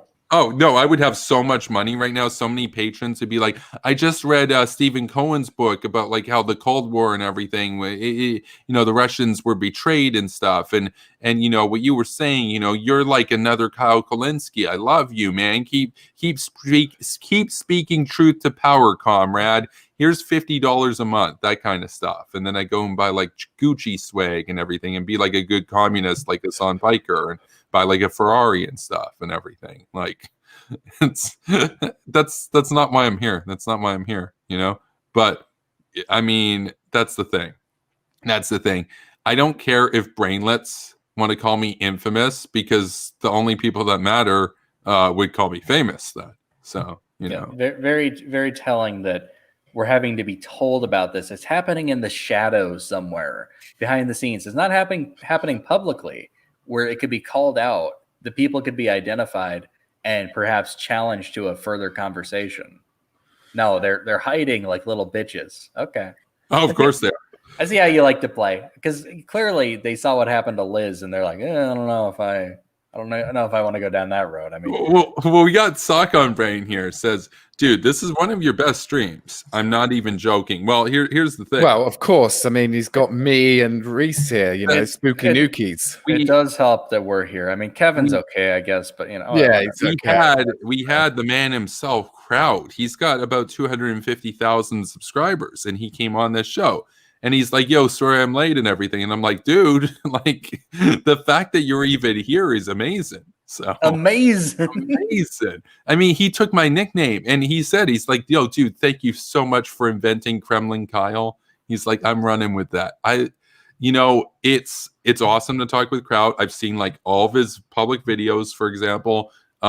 I think he's awesome. I mean, I disagree with him on some stuff, but he's a smart guy and everything. Here's the thing: Kevin's fat boy and Kevin's simping for Kraut. Simping for Kraut. Oh my God! Here's the thing about Kraut. Here's why it's so awesome to have these nicknames and everything. Get my work and everything out there. Now that we got Kraut, who's like, oh yeah, thank you for Kremlin Kyle. This is genius and everything. Now a lot more people are going to be saying Kremlin Kyle. That means it's getting out there. That means that one of these days, Kremlin Kyle himself is going to become aware that he's known on the internet as Kremlin Kyle, and Oh man, he's gonna be fuming and dooming on his show about how this was an AstroTurf neocon thing, and accused me of like being paid by like Bill Kristol and all those guys and stuff.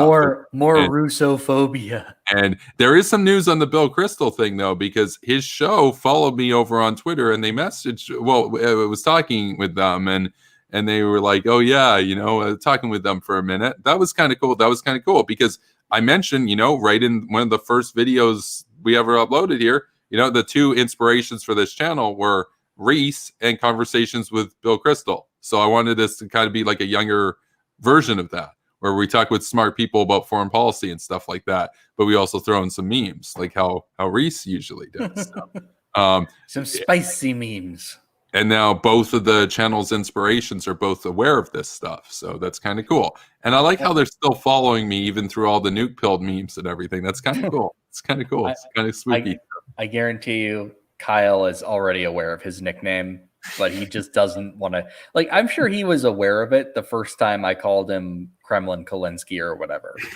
Like, because he knows. Like, he has to know. No, you're right. He has to know. Like he has to know. Yeah, because Suzuki just doesn't want to say Kyle anything. might know about Reese. So yeah, he knows. I know he knows about me, but I don't know how close he keeps tabs on me. But possibly to an extent. Oh man, yeah. No, if you guys like the streams and everything, and you're not in a position yet to actually commit to being a patron or anything, my PayPal is also in the link in the description if you want to send your boy a tip here, because we just dropped a lot of money on some new equipment and everything here. I mean, the stream's seamless tonight. On my laptop, it would have been conking out a few times by now, for example. So, Oh, Kevin, one question. You are hardwired into your router, yeah? Sorry, you call it modem. Yeah, I got Cat 7 Ethernet going. So Oh, fuck me. Check you out. I know, right? The weird flex, but okay, Hawk. Look, how unfair. Jaeger and I share one wire here. You guys have a Cat -1 internet. We share a tin can and string. That's our Wyoming. Wi-Fi. Yeah, the tin can with string, that's category 1 Ethernet. That's category -6. It's all we have, man. I'm at the public library right now at fucking 6 a.m. Yeah, that's such is life in Wyoming. It's within the Wyoming wife. Don't you talk about my wife. I love it. Oh man, no, dude. Man, I gotta say, no, dude. I challenge you. I put this out. I challenge you all right now in the chat throughout listening in the future. Find me a channel on YouTube with less than 400 subs that spawn as many meta original memes as this channel. You can't do it. You can't do it. There's no way. There's no way. I've seen the other like smaller channels and stuff out there. They don't upload that often, and they don't really have too many memes. So we have a lot of memes here, and we're just getting started. So out here in Wyoming, we have one wire and one computer. One meme. We got one pooter, man. One pooter. That's wow. Suzuki, Wyoming is just a copy paste of Colorado without people. I feel brutally just scathed right now. We got Sock on Brain says Dave Rubin knows about spooky nukies for sure. That's not in doubt. Yeah, Dave Rubin, I'll give him his due on that. He will recognize the names people give him and even give them credit. I feel like he even said something about you, Reese. You and Devon, like once upon a time. I don't remember that, but I do remember him very specifically blocking me, and there was another person. And it was one of those like out of the blue, like I wasn't even tweeting at him, and it was like, yeah, he probably was tired of seeing my tweets and videos. I don't think he's never said anything about me, but maybe he made like a reference or some kind of implication. I really don't know. It's been so long. Oh man. Yeah, Doobin. Yeah. Dubin.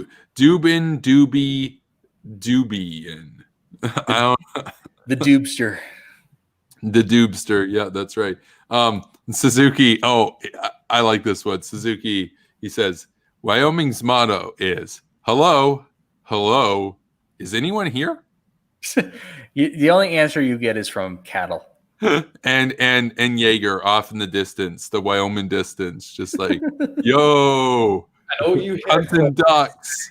Yeah, the Wyoming distance, like 600 miles away. Yeah, and all you hear him say is, "Where's Reese? Where's Reese? Where's Reese? Reese? them ducks." No. He won't say where's Reese. He'll say where's Weiss? Weiss, because he's in Wyoming. Wyoming Weiss. Does that make him Wager? Yes. Wyoming Wager. Wyoming Wager. I'm sorry, my dudes, but it's 3:30 in the afternoon, and I actually have my father and stepmother traveling over from Britain today. So they're bringing coronavirus. Well, it was nice knowing you, man. Yeah, nice knowing you. Just remember, I died doing what I loved. Freeing the North and freeing them women. I don't believe that because you're still cockblocked. Oh, I'm just gonna give you one last reminder. Oh man, it's not even fair right now. It's so not fair. But yeah, you all have a good night. I do have to go because I do have to get things sorted because they will be here in like 2 hours' time. Oh yeah. Well, have a good day, Jay, and thanks for coming on. And we had a good stream for once. We got the OG gang together, and we got Kraut. Here, so we'll have to all do it again. Get Kraut on again. Do a proper one. It will be awesome. It'll be based. Absolutely. And I just want to say to all the people watching, go over to Kevin's Patreon right now. Go over to his PayPal. Give him some fucking money because, we need people like him on this platform. We need people like him fucking countering the stupidity that is out there. Because democracy is non-negotiable, bitches. 100%. No 200%. doubt. Yeah. All right. 100%. Anyway, much love, everyone, and go support your local Warhawk. Ooh, that's a t-shirt. I've got point to your local e-girl. So now I need to make support your local Warhawk. All right, new t-shirt will be out in the next few hours, guys. So follow on Twitter for that because it will be out. I need on my merch store friendly neighborhood neocon. That's there's so many there's so many memes. There's so many memes we could do for the merch, Oh, there is. It's like that Jake Paul song, the merch. It sounds like a God church. England is my city. Man, that's so deep, Cyprus man. is gay city, dude. Exactly. All right. Much love. Catch you all later, guys. Bye. Have a good one. Have a good one. Oh man. And then there were two. That's my line. Come on. I stole it. You plagiarist. Yeah, plagiarist. Oh man, yeah. No. Plagiarism. Oh man, speaking of plagiarism, Kraut, who was on earlier tonight, he exposed the hell out of Black Pigeon Speaks. By the way, that's another one. Like fit column, all that stuff. He literally calls himself a pigeon. Like, okay. I guess I don't know the full meaning. I think he likes pigeons in real life, or he owns pigeons. He is a pigeon. He likes Russia. He doesn't want. A pigeon who owns pigeons. That's just fucked up. That's just wrong. That's like slavery, man.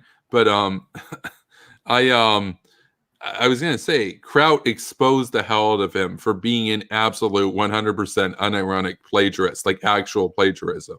So that's him. So damn. There's a video on it. And I like how on one of his videos, he just throws in a like quick snap second. If you freeze the frame, you can see it. And it's like it's Black Pigeon Speaks. And it's like part 9,872,946 about like how the West is doomed or whatever, even though that guy's on the side of Russia and rooting against the West. Like I like Kraut. I like how Kraut goes after these losers, so like he's not afraid. Like sure, they have fan bases and stuff. He doesn't care. So nor should he really at this point. Like the Nick Fuentes people are coming after him now or whatever. It's like, oh, cool. he's been through the worst of it at this point. I think he's just like, you know what? I'm going to say what I want. I'm not going to feel beholden to. I mean, going on a platform of his size and echoing really any of our talking points, that's a big ask, and I'll be interested to see how it turns out. Oh no, for sure, absolutely.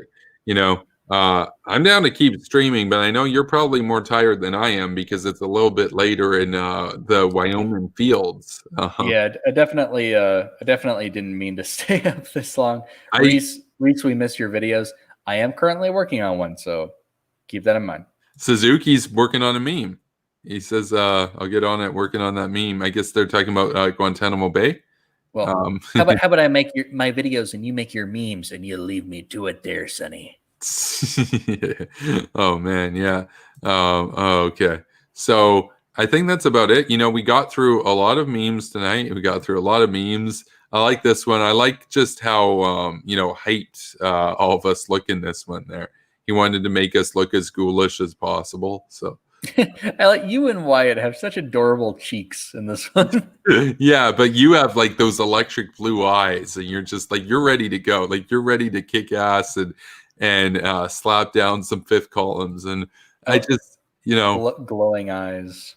I can't get over the fact how, if you want to tell a channel or a show that's anti-American, they will call themselves anti-American, like a fifth column or whatever. And if you want to see a show that's like pro-US and pro-West, Superpower Broadcasting, like it's kind of simple. Like if it sounds like a duck, smells like a duck, talks like a duck, posts cringy Russian memes like a duck, it's probably a duck.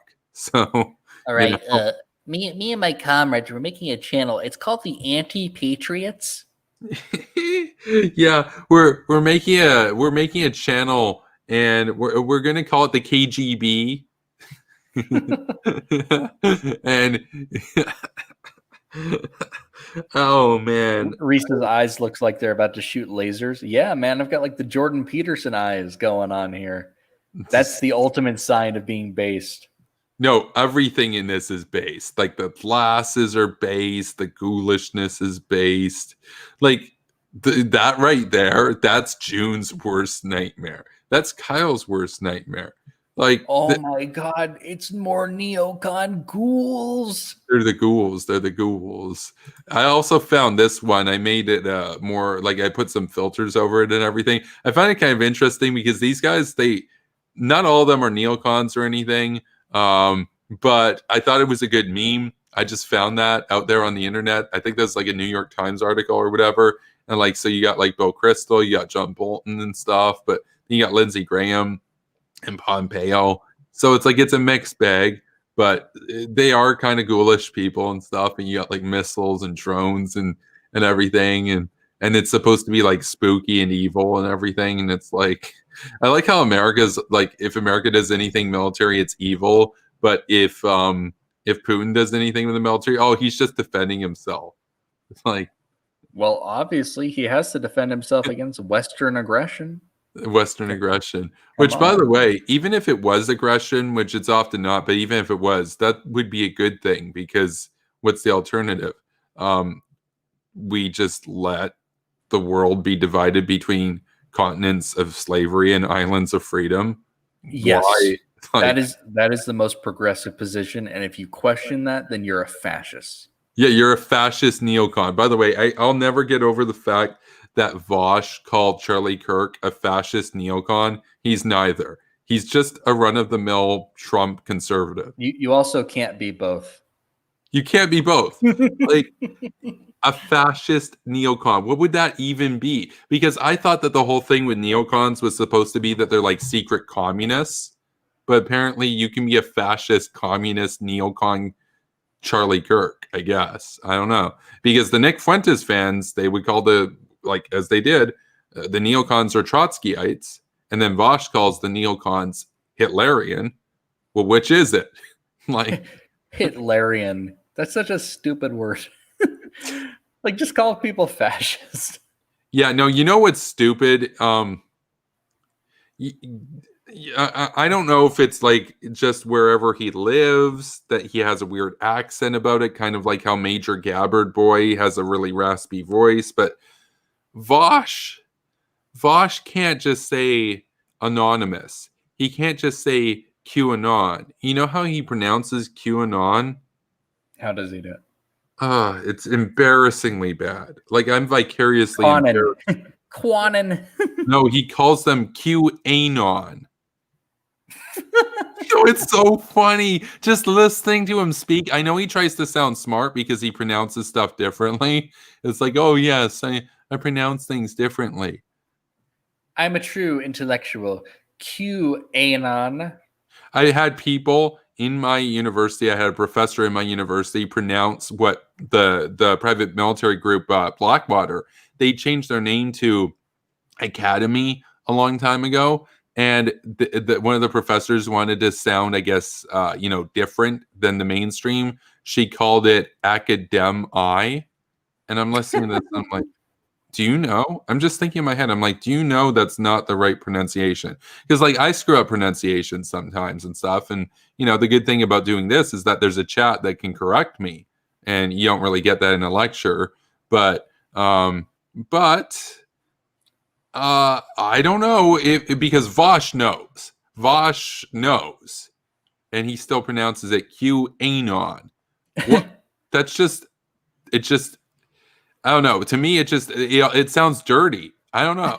Like, well, Sock on Brain pointed out why. What was that? Q-anus? Yeah, there you go. That's exactly Q-anal? That's exactly it. Vosh is just he's a different breed for sure.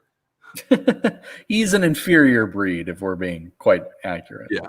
I like this. Western aggression, bad. Eastern aggression, good. That's the formula right there. As long as we've got our rules in place. I like, is Kyle's reaction, Kremlin Kyle's reaction to absolutely everything, to scream and blubber? Wait, isn't blubber what walruses have? Like, he's not a walrus. Blubber is too majestic of a word to be associated with Kyle. Yeah, no. Kyle's reaction to everything is to go, hang on a minute. Yeah, see, he's not a walrus. He's a seal. Seals are all like yuppie, like that's him. Whereas a walrus like Bolton is just like fear the Russians fear, or he's like the Ruskies fear my thick tuskies. That's Bolton. Oh man, that's a classic meme. Hiking Yellowstone. Oh man, yeah. I mean, you do have Yellowstone in Wyoming, so that's true. Yeah.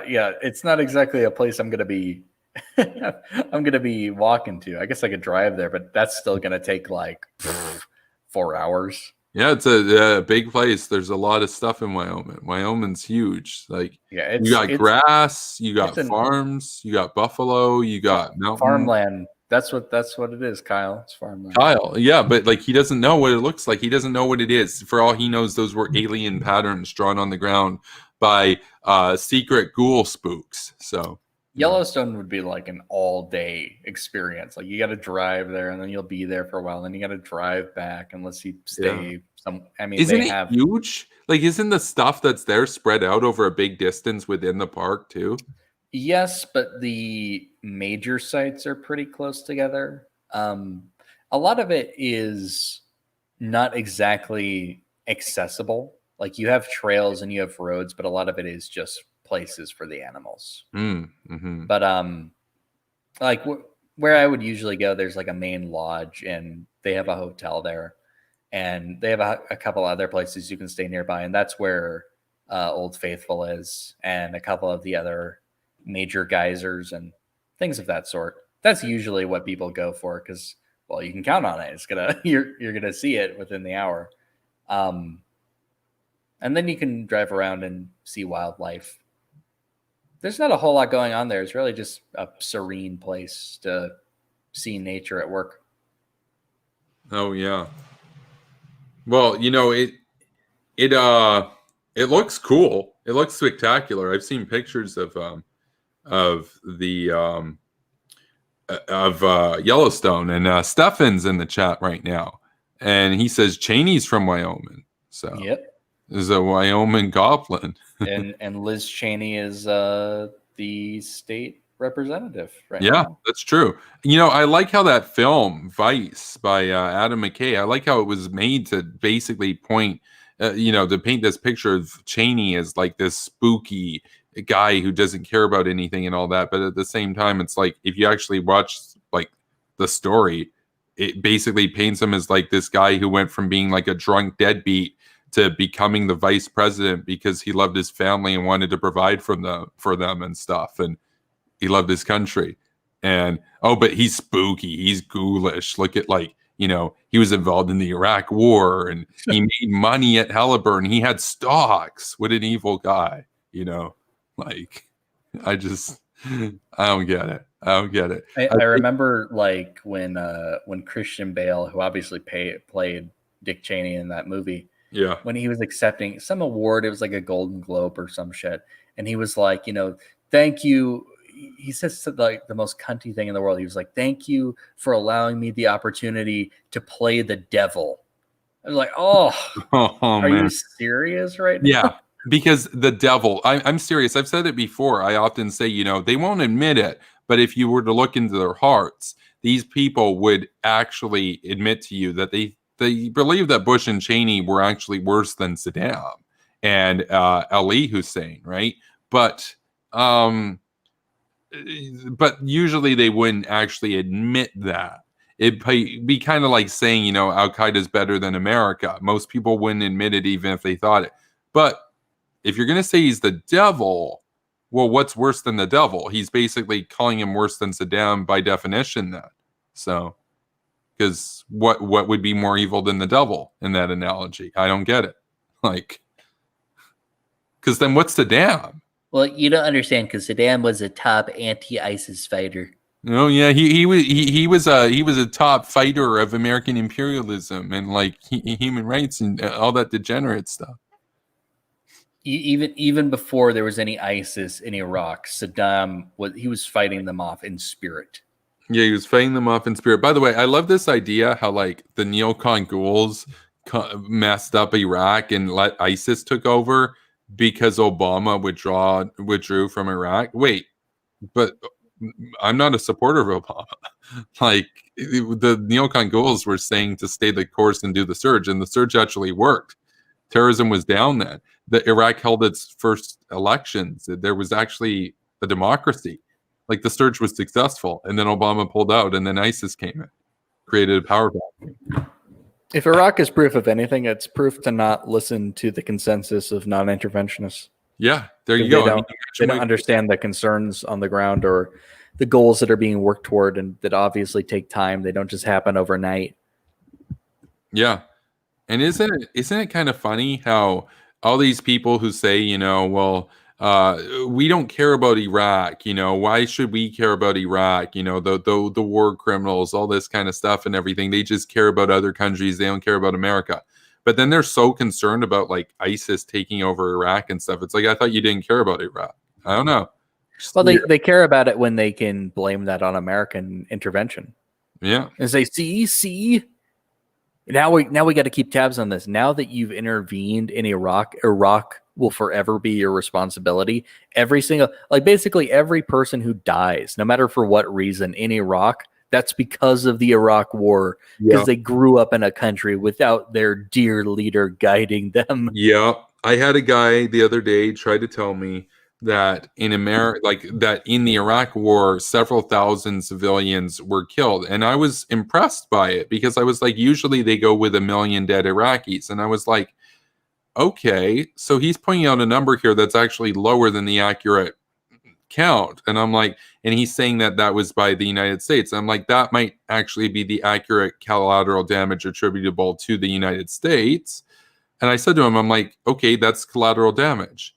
And he's like, and he didn't understand the concept of collateral damage. He didn't get it. He's like, they were killed by Americans. He didn't get it. He didn't fucking get it. Most of them were not killed by Americans. They weren't. Yeah, they weren't killed by Americans. But that's the thing. He doesn't understand the concept of collateral damage. I've had people say kids are killed in drone strikes when they're aiming for terrorists. But kids aren't killed in attacks by terrorists if we let them survive. I don't understand this idea of don't do anything, wait for them to strike, and stick our heads in the sand and say we can't see you and assume they can't see us. That's unbelievably dumb.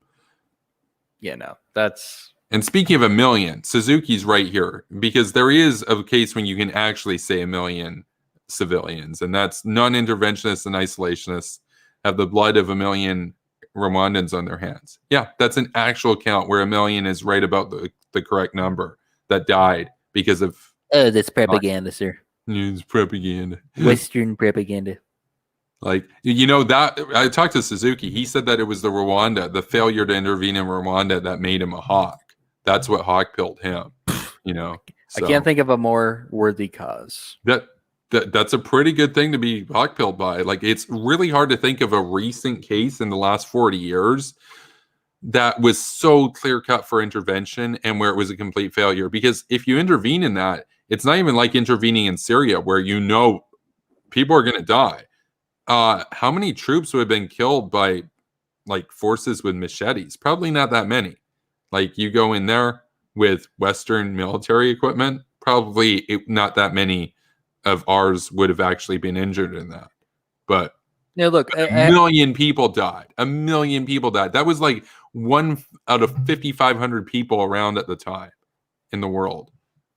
Kevin, I have to ask you, do you really think that these machete wielders are a threat to American national security? Huh? Why should we send our boys in uniform off to fight this foreign war? Oh my God. See, that's the other thing that's like, we've talked about that before, is just this idea that, like, you know, people that join the military, they're just basically slaves and they're helpless and everything. That, like, nobody joins the military because they have a talent for it, they like doing it, and they get paid for it.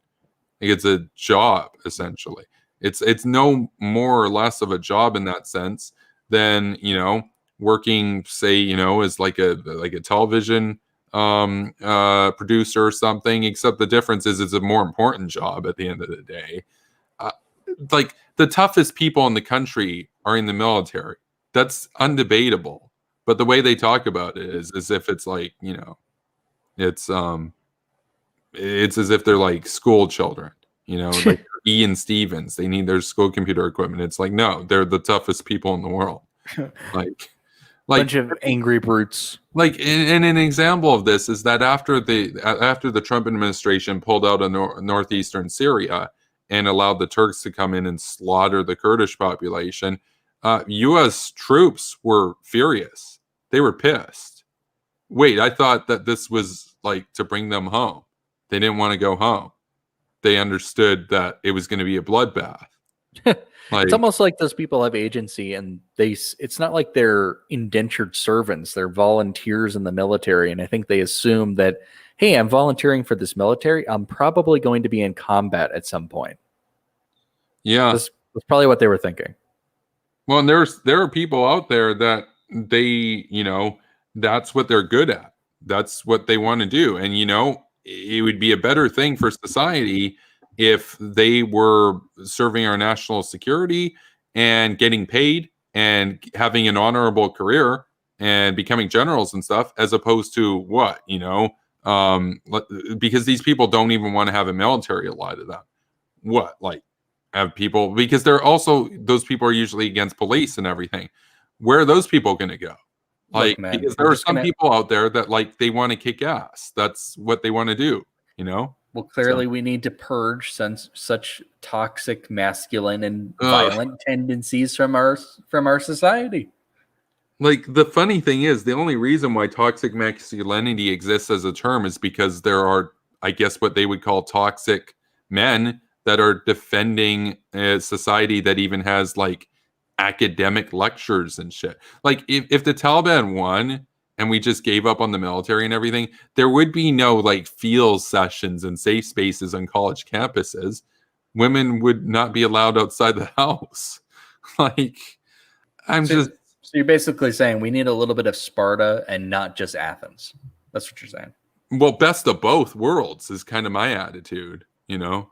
And, like, Athens was pretty tough. Like, they were brutal. They absolutely slaughtered the Melians too. So, like, but Sparta was even more hawk-pilled than them, I guess. So, you know, there's gradations. It's kind of like Truman and MacArthur. Like, Truman was nuke-pilled, but not MacArthur nuke-pilled. You know, No one's ever been that nuke built. Not even West Bappin.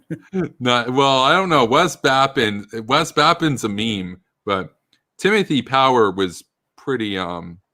He was pretty nuke pilled. He back when, or was it Thomas Power? I forget. I think it was Thomas Power was the general. He would meet with. He was the head of Strategic Air Command, I believe, and I think it was Eisenhower that was the president. Basically, they had no like codes and locking mechanisms and stuff. Basically, a rogue general could issue a nuclear strike. He was the head of SAC. He could just say, "Oh yeah, it's president's orders," and nobody would be the wiser. Whenever they would meet, they knew, like he knew. He would basically tell him, he's like, "Mr. President, you know I could just do a nuclear strike whenever I want," and that was kind of their understanding. It was like, "Yeah, I couldn't really stop you." So, you know, I know his last name was Power. I forget his first name, but interesting kind of guy.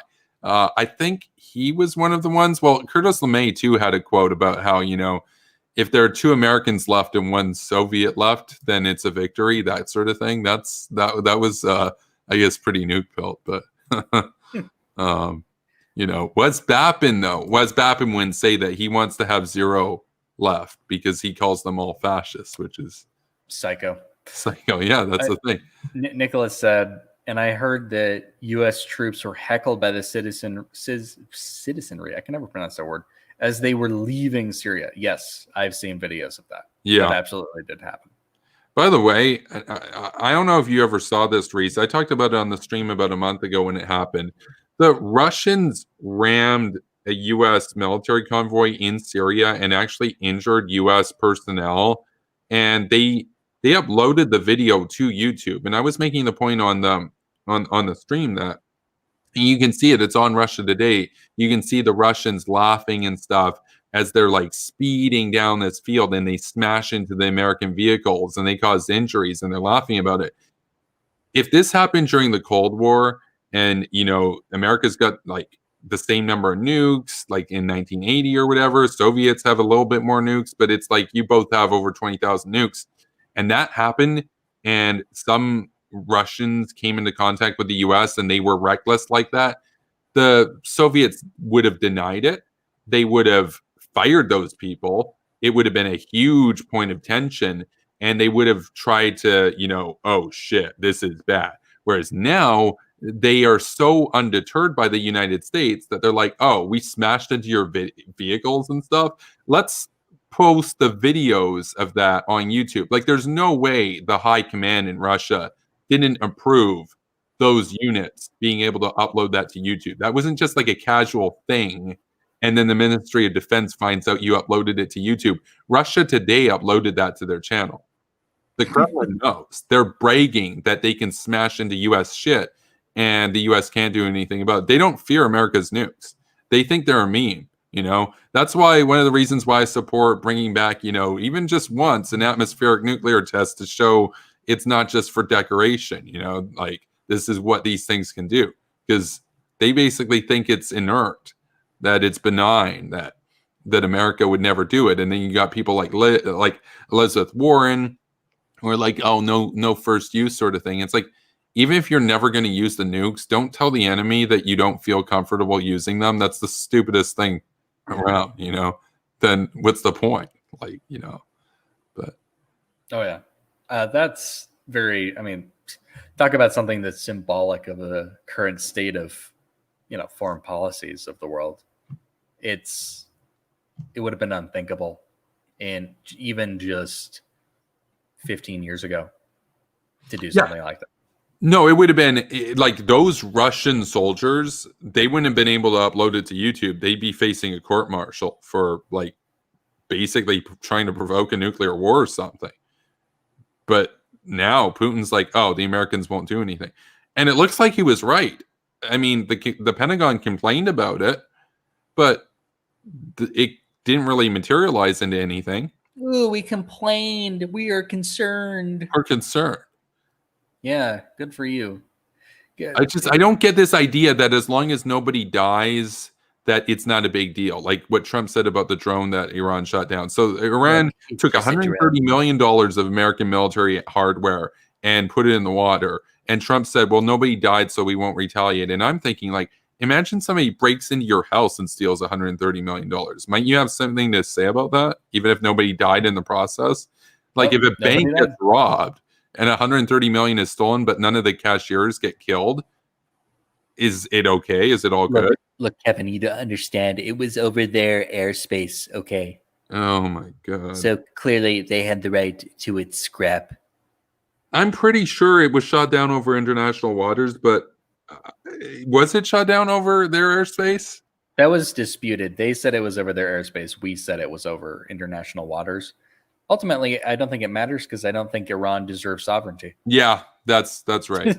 that's the pill right there. Like, that's the pill. Like, what is the difference between their airspace and international waters? They're not a real country as far as I'm concerned. That's right. As far as I'm concerned, all airspace is American airspace.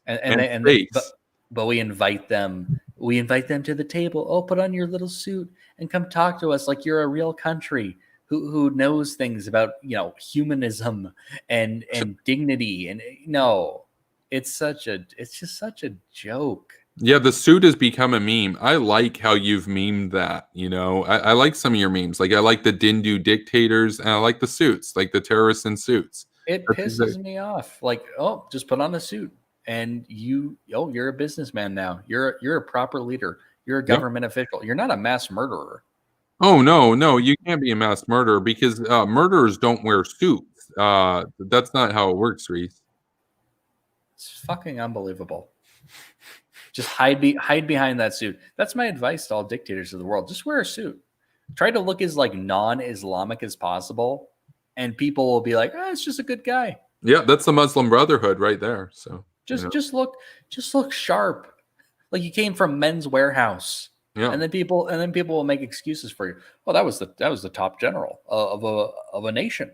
Yeah, a nation, a barbaric nation, a nation that's stuck in the fucking Stone Ages. Yeah. Oh, but no, they're a nation. I guess technically they have a seat on the UN Council, so yeah, that means something to me. Suzuki makes a good point here. He says Iran has shown no respect for other nations' sovereignty, so they have forfeited their own. I saw in the news today. Well, actually, that would apply more to America. I mean, when have they ever respected sovereignty? No, I saw in the news yesterday that the Iranians sent some Quds Force Shia militia into Iraq to terrorize the population in Baghdad. So, like, what's this idea about sovereignty? They don't give a shit about Iraqi sovereignty at all. Like, which is something I thought the non-interventionists cared about, but only when America's only America. No, that's why I'm convinced barely anybody in the world is actually a pacifist. Almost everybody has a side, you know. Oh, absolutely. They can't say then. They can't be like, well, that's Iran's sovereignty. We're talking about Iraq, jackass. We're talking about Iraq. That's no, not but they Iran. would say it's Iran's sovereignty because that's their sphere of influence, and they can do whatever they want and invade whoever they want. Oh, well, what about Israel? Israel's right next door. Is that their sphere of influence? That's an apartheid state, Reese. That's an apartheid state. That's an illegitimate government. It's actually Palestine, which is part of Iran because, like, the Ayatollah wants it to be. Somebody. Okay, so who's that Danny Lyon guy? Yeah, he's based. So yeah, I've seen him. I obviously know who he is. We just added him to the chat today. What I found funny is he responded to somebody the other day who was basically complaining about. Of course, they were complaining about Israel, but somebody was saying, well, you know, it's not colonizing when this is indigenous land. Like this was, and then this one tanky guy was like, well, you know, that point would be valid if Israel's current borders looked anything like the historic ones. Yes, and Danny, greater Israel memes. Greater Israel memes for Zionist teens. Danny was like, oh, so you want Israel to be bigger. Okay. Because, you know, at one point, Israel was all of this shit. Yeah. And was part of Syria, too. That's right. That's right. Israel, like the Israelites and stuff, had a big area. So and now Israel is this tiny little speck of a country with people jam-packed in it.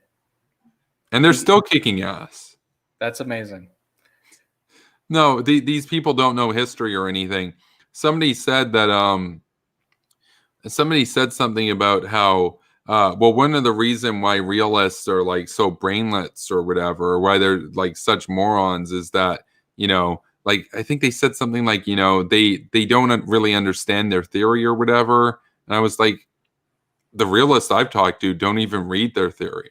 Like, show me a real, like, you think Ian Stevens has like looked into, like, maybe he's looked into Thucydides and stuff. Maybe, I don't know. How much political theory has he actually read? I don't know. I think he's referenced that, but I don't know to what extent. He's too busy playing school computer games. Yeah, on his iPod, on his iPhone, because he doesn't have access to actual school or computer equipment at school. That's the actual quote. Otherwise, he's too busy playing Frogger. Frogger. Oh man, well, you know, we got a Frogger of our own right here, right now. So, you know, the superior Frogger. Yeah, that one. It's like, because in Frogger you have to dodge objects and obstacles and everything. This Frogger figured out how to win. You just nuke it and you win. No, I'll never not love that meme. That meme's great. I have no idea who made that. I don't know. I mean, that's an alt-right symbol of I was hatred. gonna say it could even be a graper, except it's probably not a graper because grapers don't like nukes and stuff. They don't understand any of that stuff. If it was, it'd be kind of funny. But oh yeah, Pepe's alt-right. The thing that's funny about that is that I've talked about this before. So Neto Liz, when you look at whenever she does a meme or anything, it's either that kind of Pepe or it's the Pepe with like the teeth and everything. That's all that she has. Almost every meme she's ever made is a variation on Pepe. I would say for me, less than 2%, between 1 and 2% of my memes actually involve Pepe. Like, Pepe memes can be funny. It's just, I don't get it. Like, there's more than Pepe. Well, clearly, it's the alt-right symbol of hatred, man. I don't know what to tell you. You're just a proud boy, white nationalist, Kevin. Yeah, I'm just the C word. You know what the C word is, right? I mean, you know, it's chud. So. Oh God, talk about something. It's overused. You know what else is overused? Grifter. That's a word I hate. Yes, they've called Ben Shapiro a grifter. I'm like, how is he a grifter? He's a lifelong conservative. How is he grifting? Yeah, that would be to imply that he's a con man, like he doesn't believe what he's saying. Well, who could I even begin to qualify as that? Am I a mind reader? Like, I don't think anyone's really a grifter. Like, I think the people that we argue with are all pretty legit about what they believe. Oh no, for sure. I don't. The thing is with Kyle, I've said it before, like he could wake up tomorrow and all of a sudden have a change of heart and be a neocon, but we would never hear about it because of the Patreon money. But I don't think that's what's going to happen. I think he's a true believer, you know? I really think he's a true believer. I think that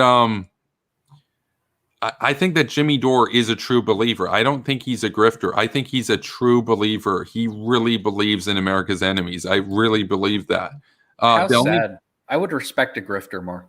Oh yeah, no, for sure. I could understand the motivations of a grifter, but I think the case that we can make when it comes to grifting is the Dubin, the Duber, that guy. I know. I mean, I don't know. I think yeah, he's changed his mind pretty significantly in the last couple of years, but I don't think he's lying about the things he believes in now. I think he's just stupid. Yeah, that might actually be it. So then who would qualify as a grifter? Like people, I don't know. Maybe like, I don't know. Called Hunter Avalone a grifter because he but I think he genuinely changed his mind too. Right. Yeah. And granted, it's late. And when I say late, I mean super early. I cannot think of a single person who I'd really like genuinely call a grifter at the moment. Maybe I'll think of one tomorrow. Yeah. I like what Sockon Brain has to say here. He says, I honestly wanted to see a foreign policy debate between you and Ian. Yeah, no, we all wanted to see that. Dude, I said I was actually looking forward to it. I thought it would have been kind of fun, and I'm not really down with the debate me bro culture so much, but I really wanted to I really wanted to slap this guy down after that Harvard remark, because he doesn't even have a degree from Harvard yet. Like, what a fucking cocky, pompous little shit. So, Suckin Brain says Liz had no idea what she was talking about, so it wasn't very entertaining. I disagree there. I think that was an entertaining debate, but not an enlightening debate. So I think a lot of people found it funny. On the contrary, I found it very enlightening. Oh man, Maybe we should wrap up soon. We'll wrap it up. I do want to close though with a clip from that debate. I forget the exact fullness of this, but this is a video clip that I've got, and I've titled it with "How You Gonna Pay for It," which is the Kyle thing. So let's take a look. Can be really predatory, but like it seems like your position is you don't like debt. So in terms of like almost all forms of it, so like if you're like a business or even like a home, or like you don't have the money for something, like if like how does that even work? Like that seems like insane to me. Like how you gonna pay for it? How you gonna pay for it? How you gonna pay for it? How you gonna pay for it? How you gonna pay for it? How you gonna pay for it? How you gonna pay for it? How you gonna pay for it? How you gonna pay for it? We'll close out the stream. It's just that's never not going to be funny. So if you don't have debt, how are you supposed to pay for things you can't afford? How? Well, you should probably make more money, or just make some money, like, because she mentioned that about, like, she wasn't just talking about bridges, she was talking about that about everything. Yeah, that sounds like a great plan. Just put everything on the credit card, see how it works out. Yeah.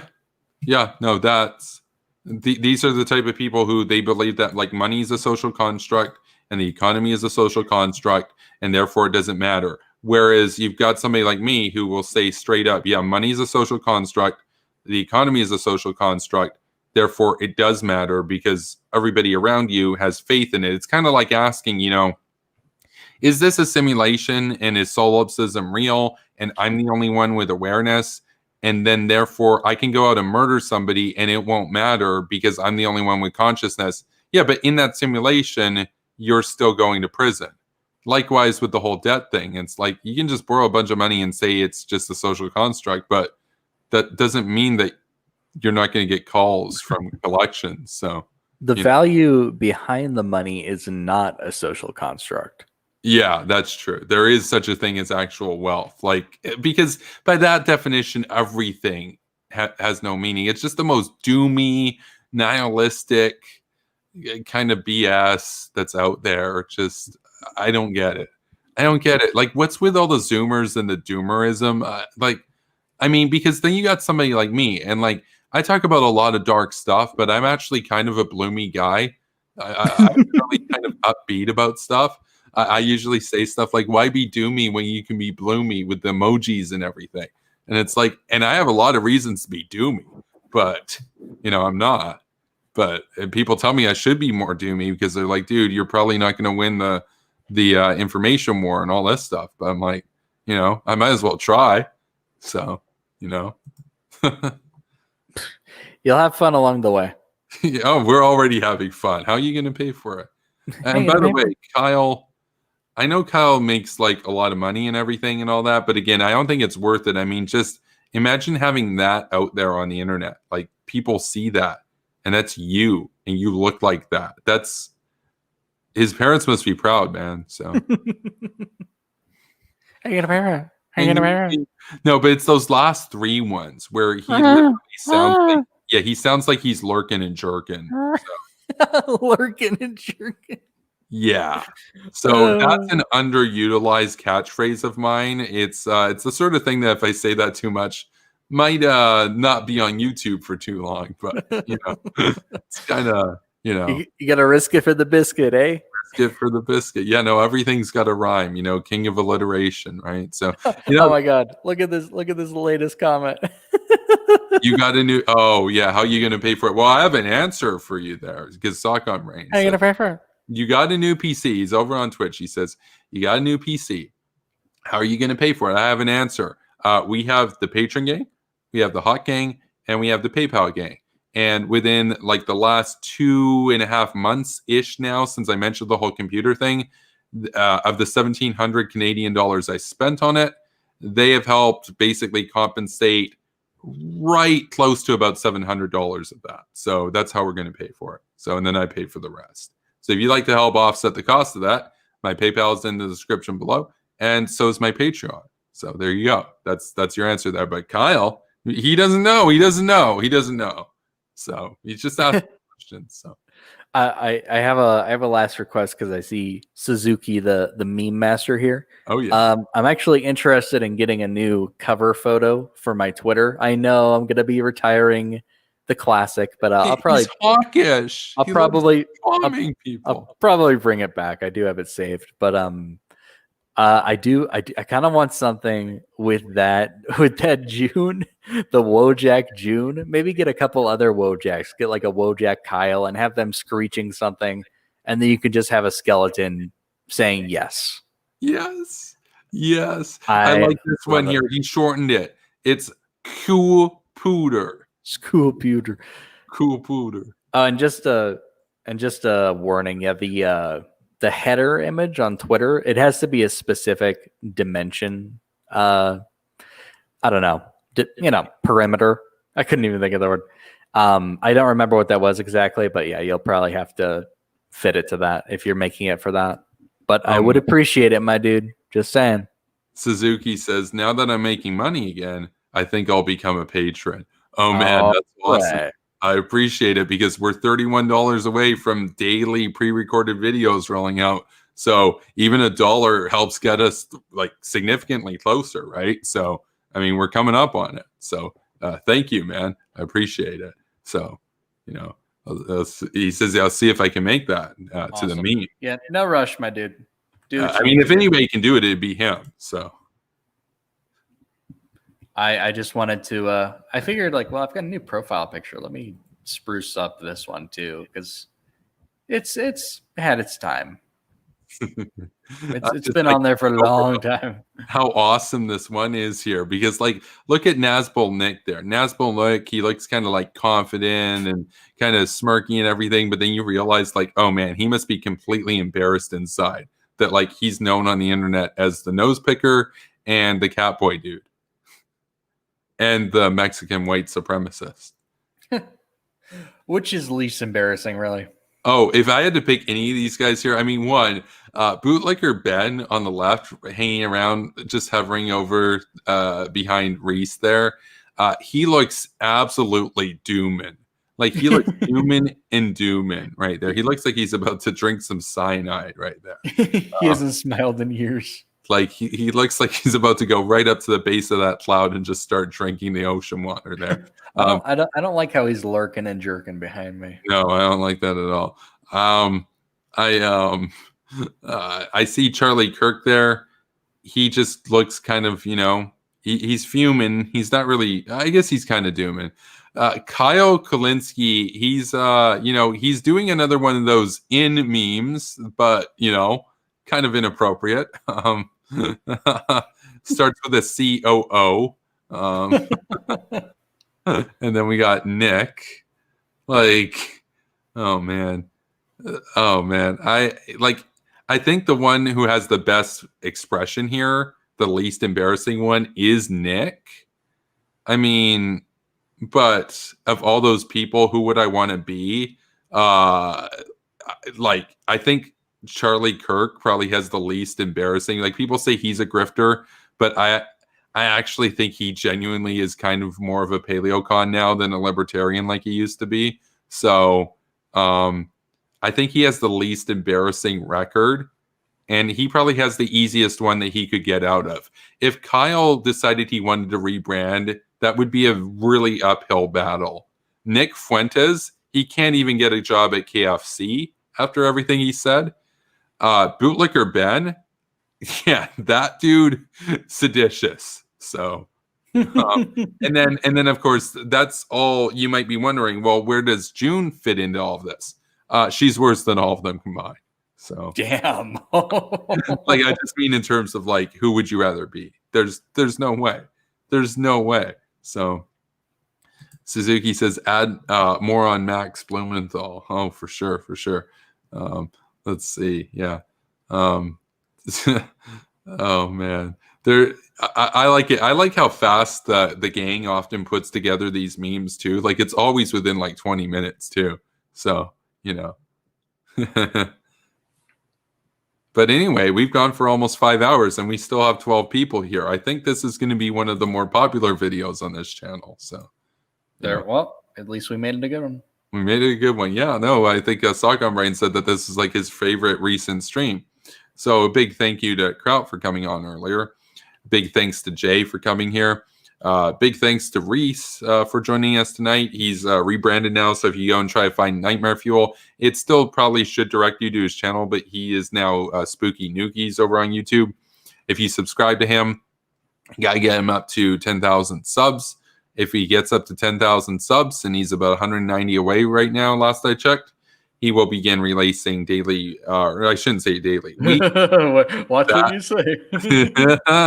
Yeah, get on superpower level. No, but he'll begin releasing weekly videos. And of course, Reese puts a lot of effort and everything into his videos, and they are some of the best videos. I really don't. I'll see if I have the meme. Yeah. Peter Parker, brilliant but lazy. Brilliant but lazy. but oh man. Okay, so but the thing about this channel and everything is, you also want to be sure to like this video. I'm sure we'll have some haters on here disliking it. But, they're free to do that. It actually helps the video in the long run because the algorithms don't care if you like or dislike. They just care that you cared enough to put it one way or another. Additionally, you can follow me over on Twitch. Not sure how much longer that channel will be up before they nuke it because we talk about mean and spooky things. But what else was there? Oh, yes. You can also... I talk about mean and controversial things. Yes, that's the meme right there. Old school Nightmare Fuel, by the way. Go and check out his channel. Watch all of his old videos. You'll get the reference for sure. Mean and spooky things. Mean and spooky. Yeah. Oh, man. I can't wait for like the new generation of like spooky Nuki graphics and memes and stuff. It's going to be lit.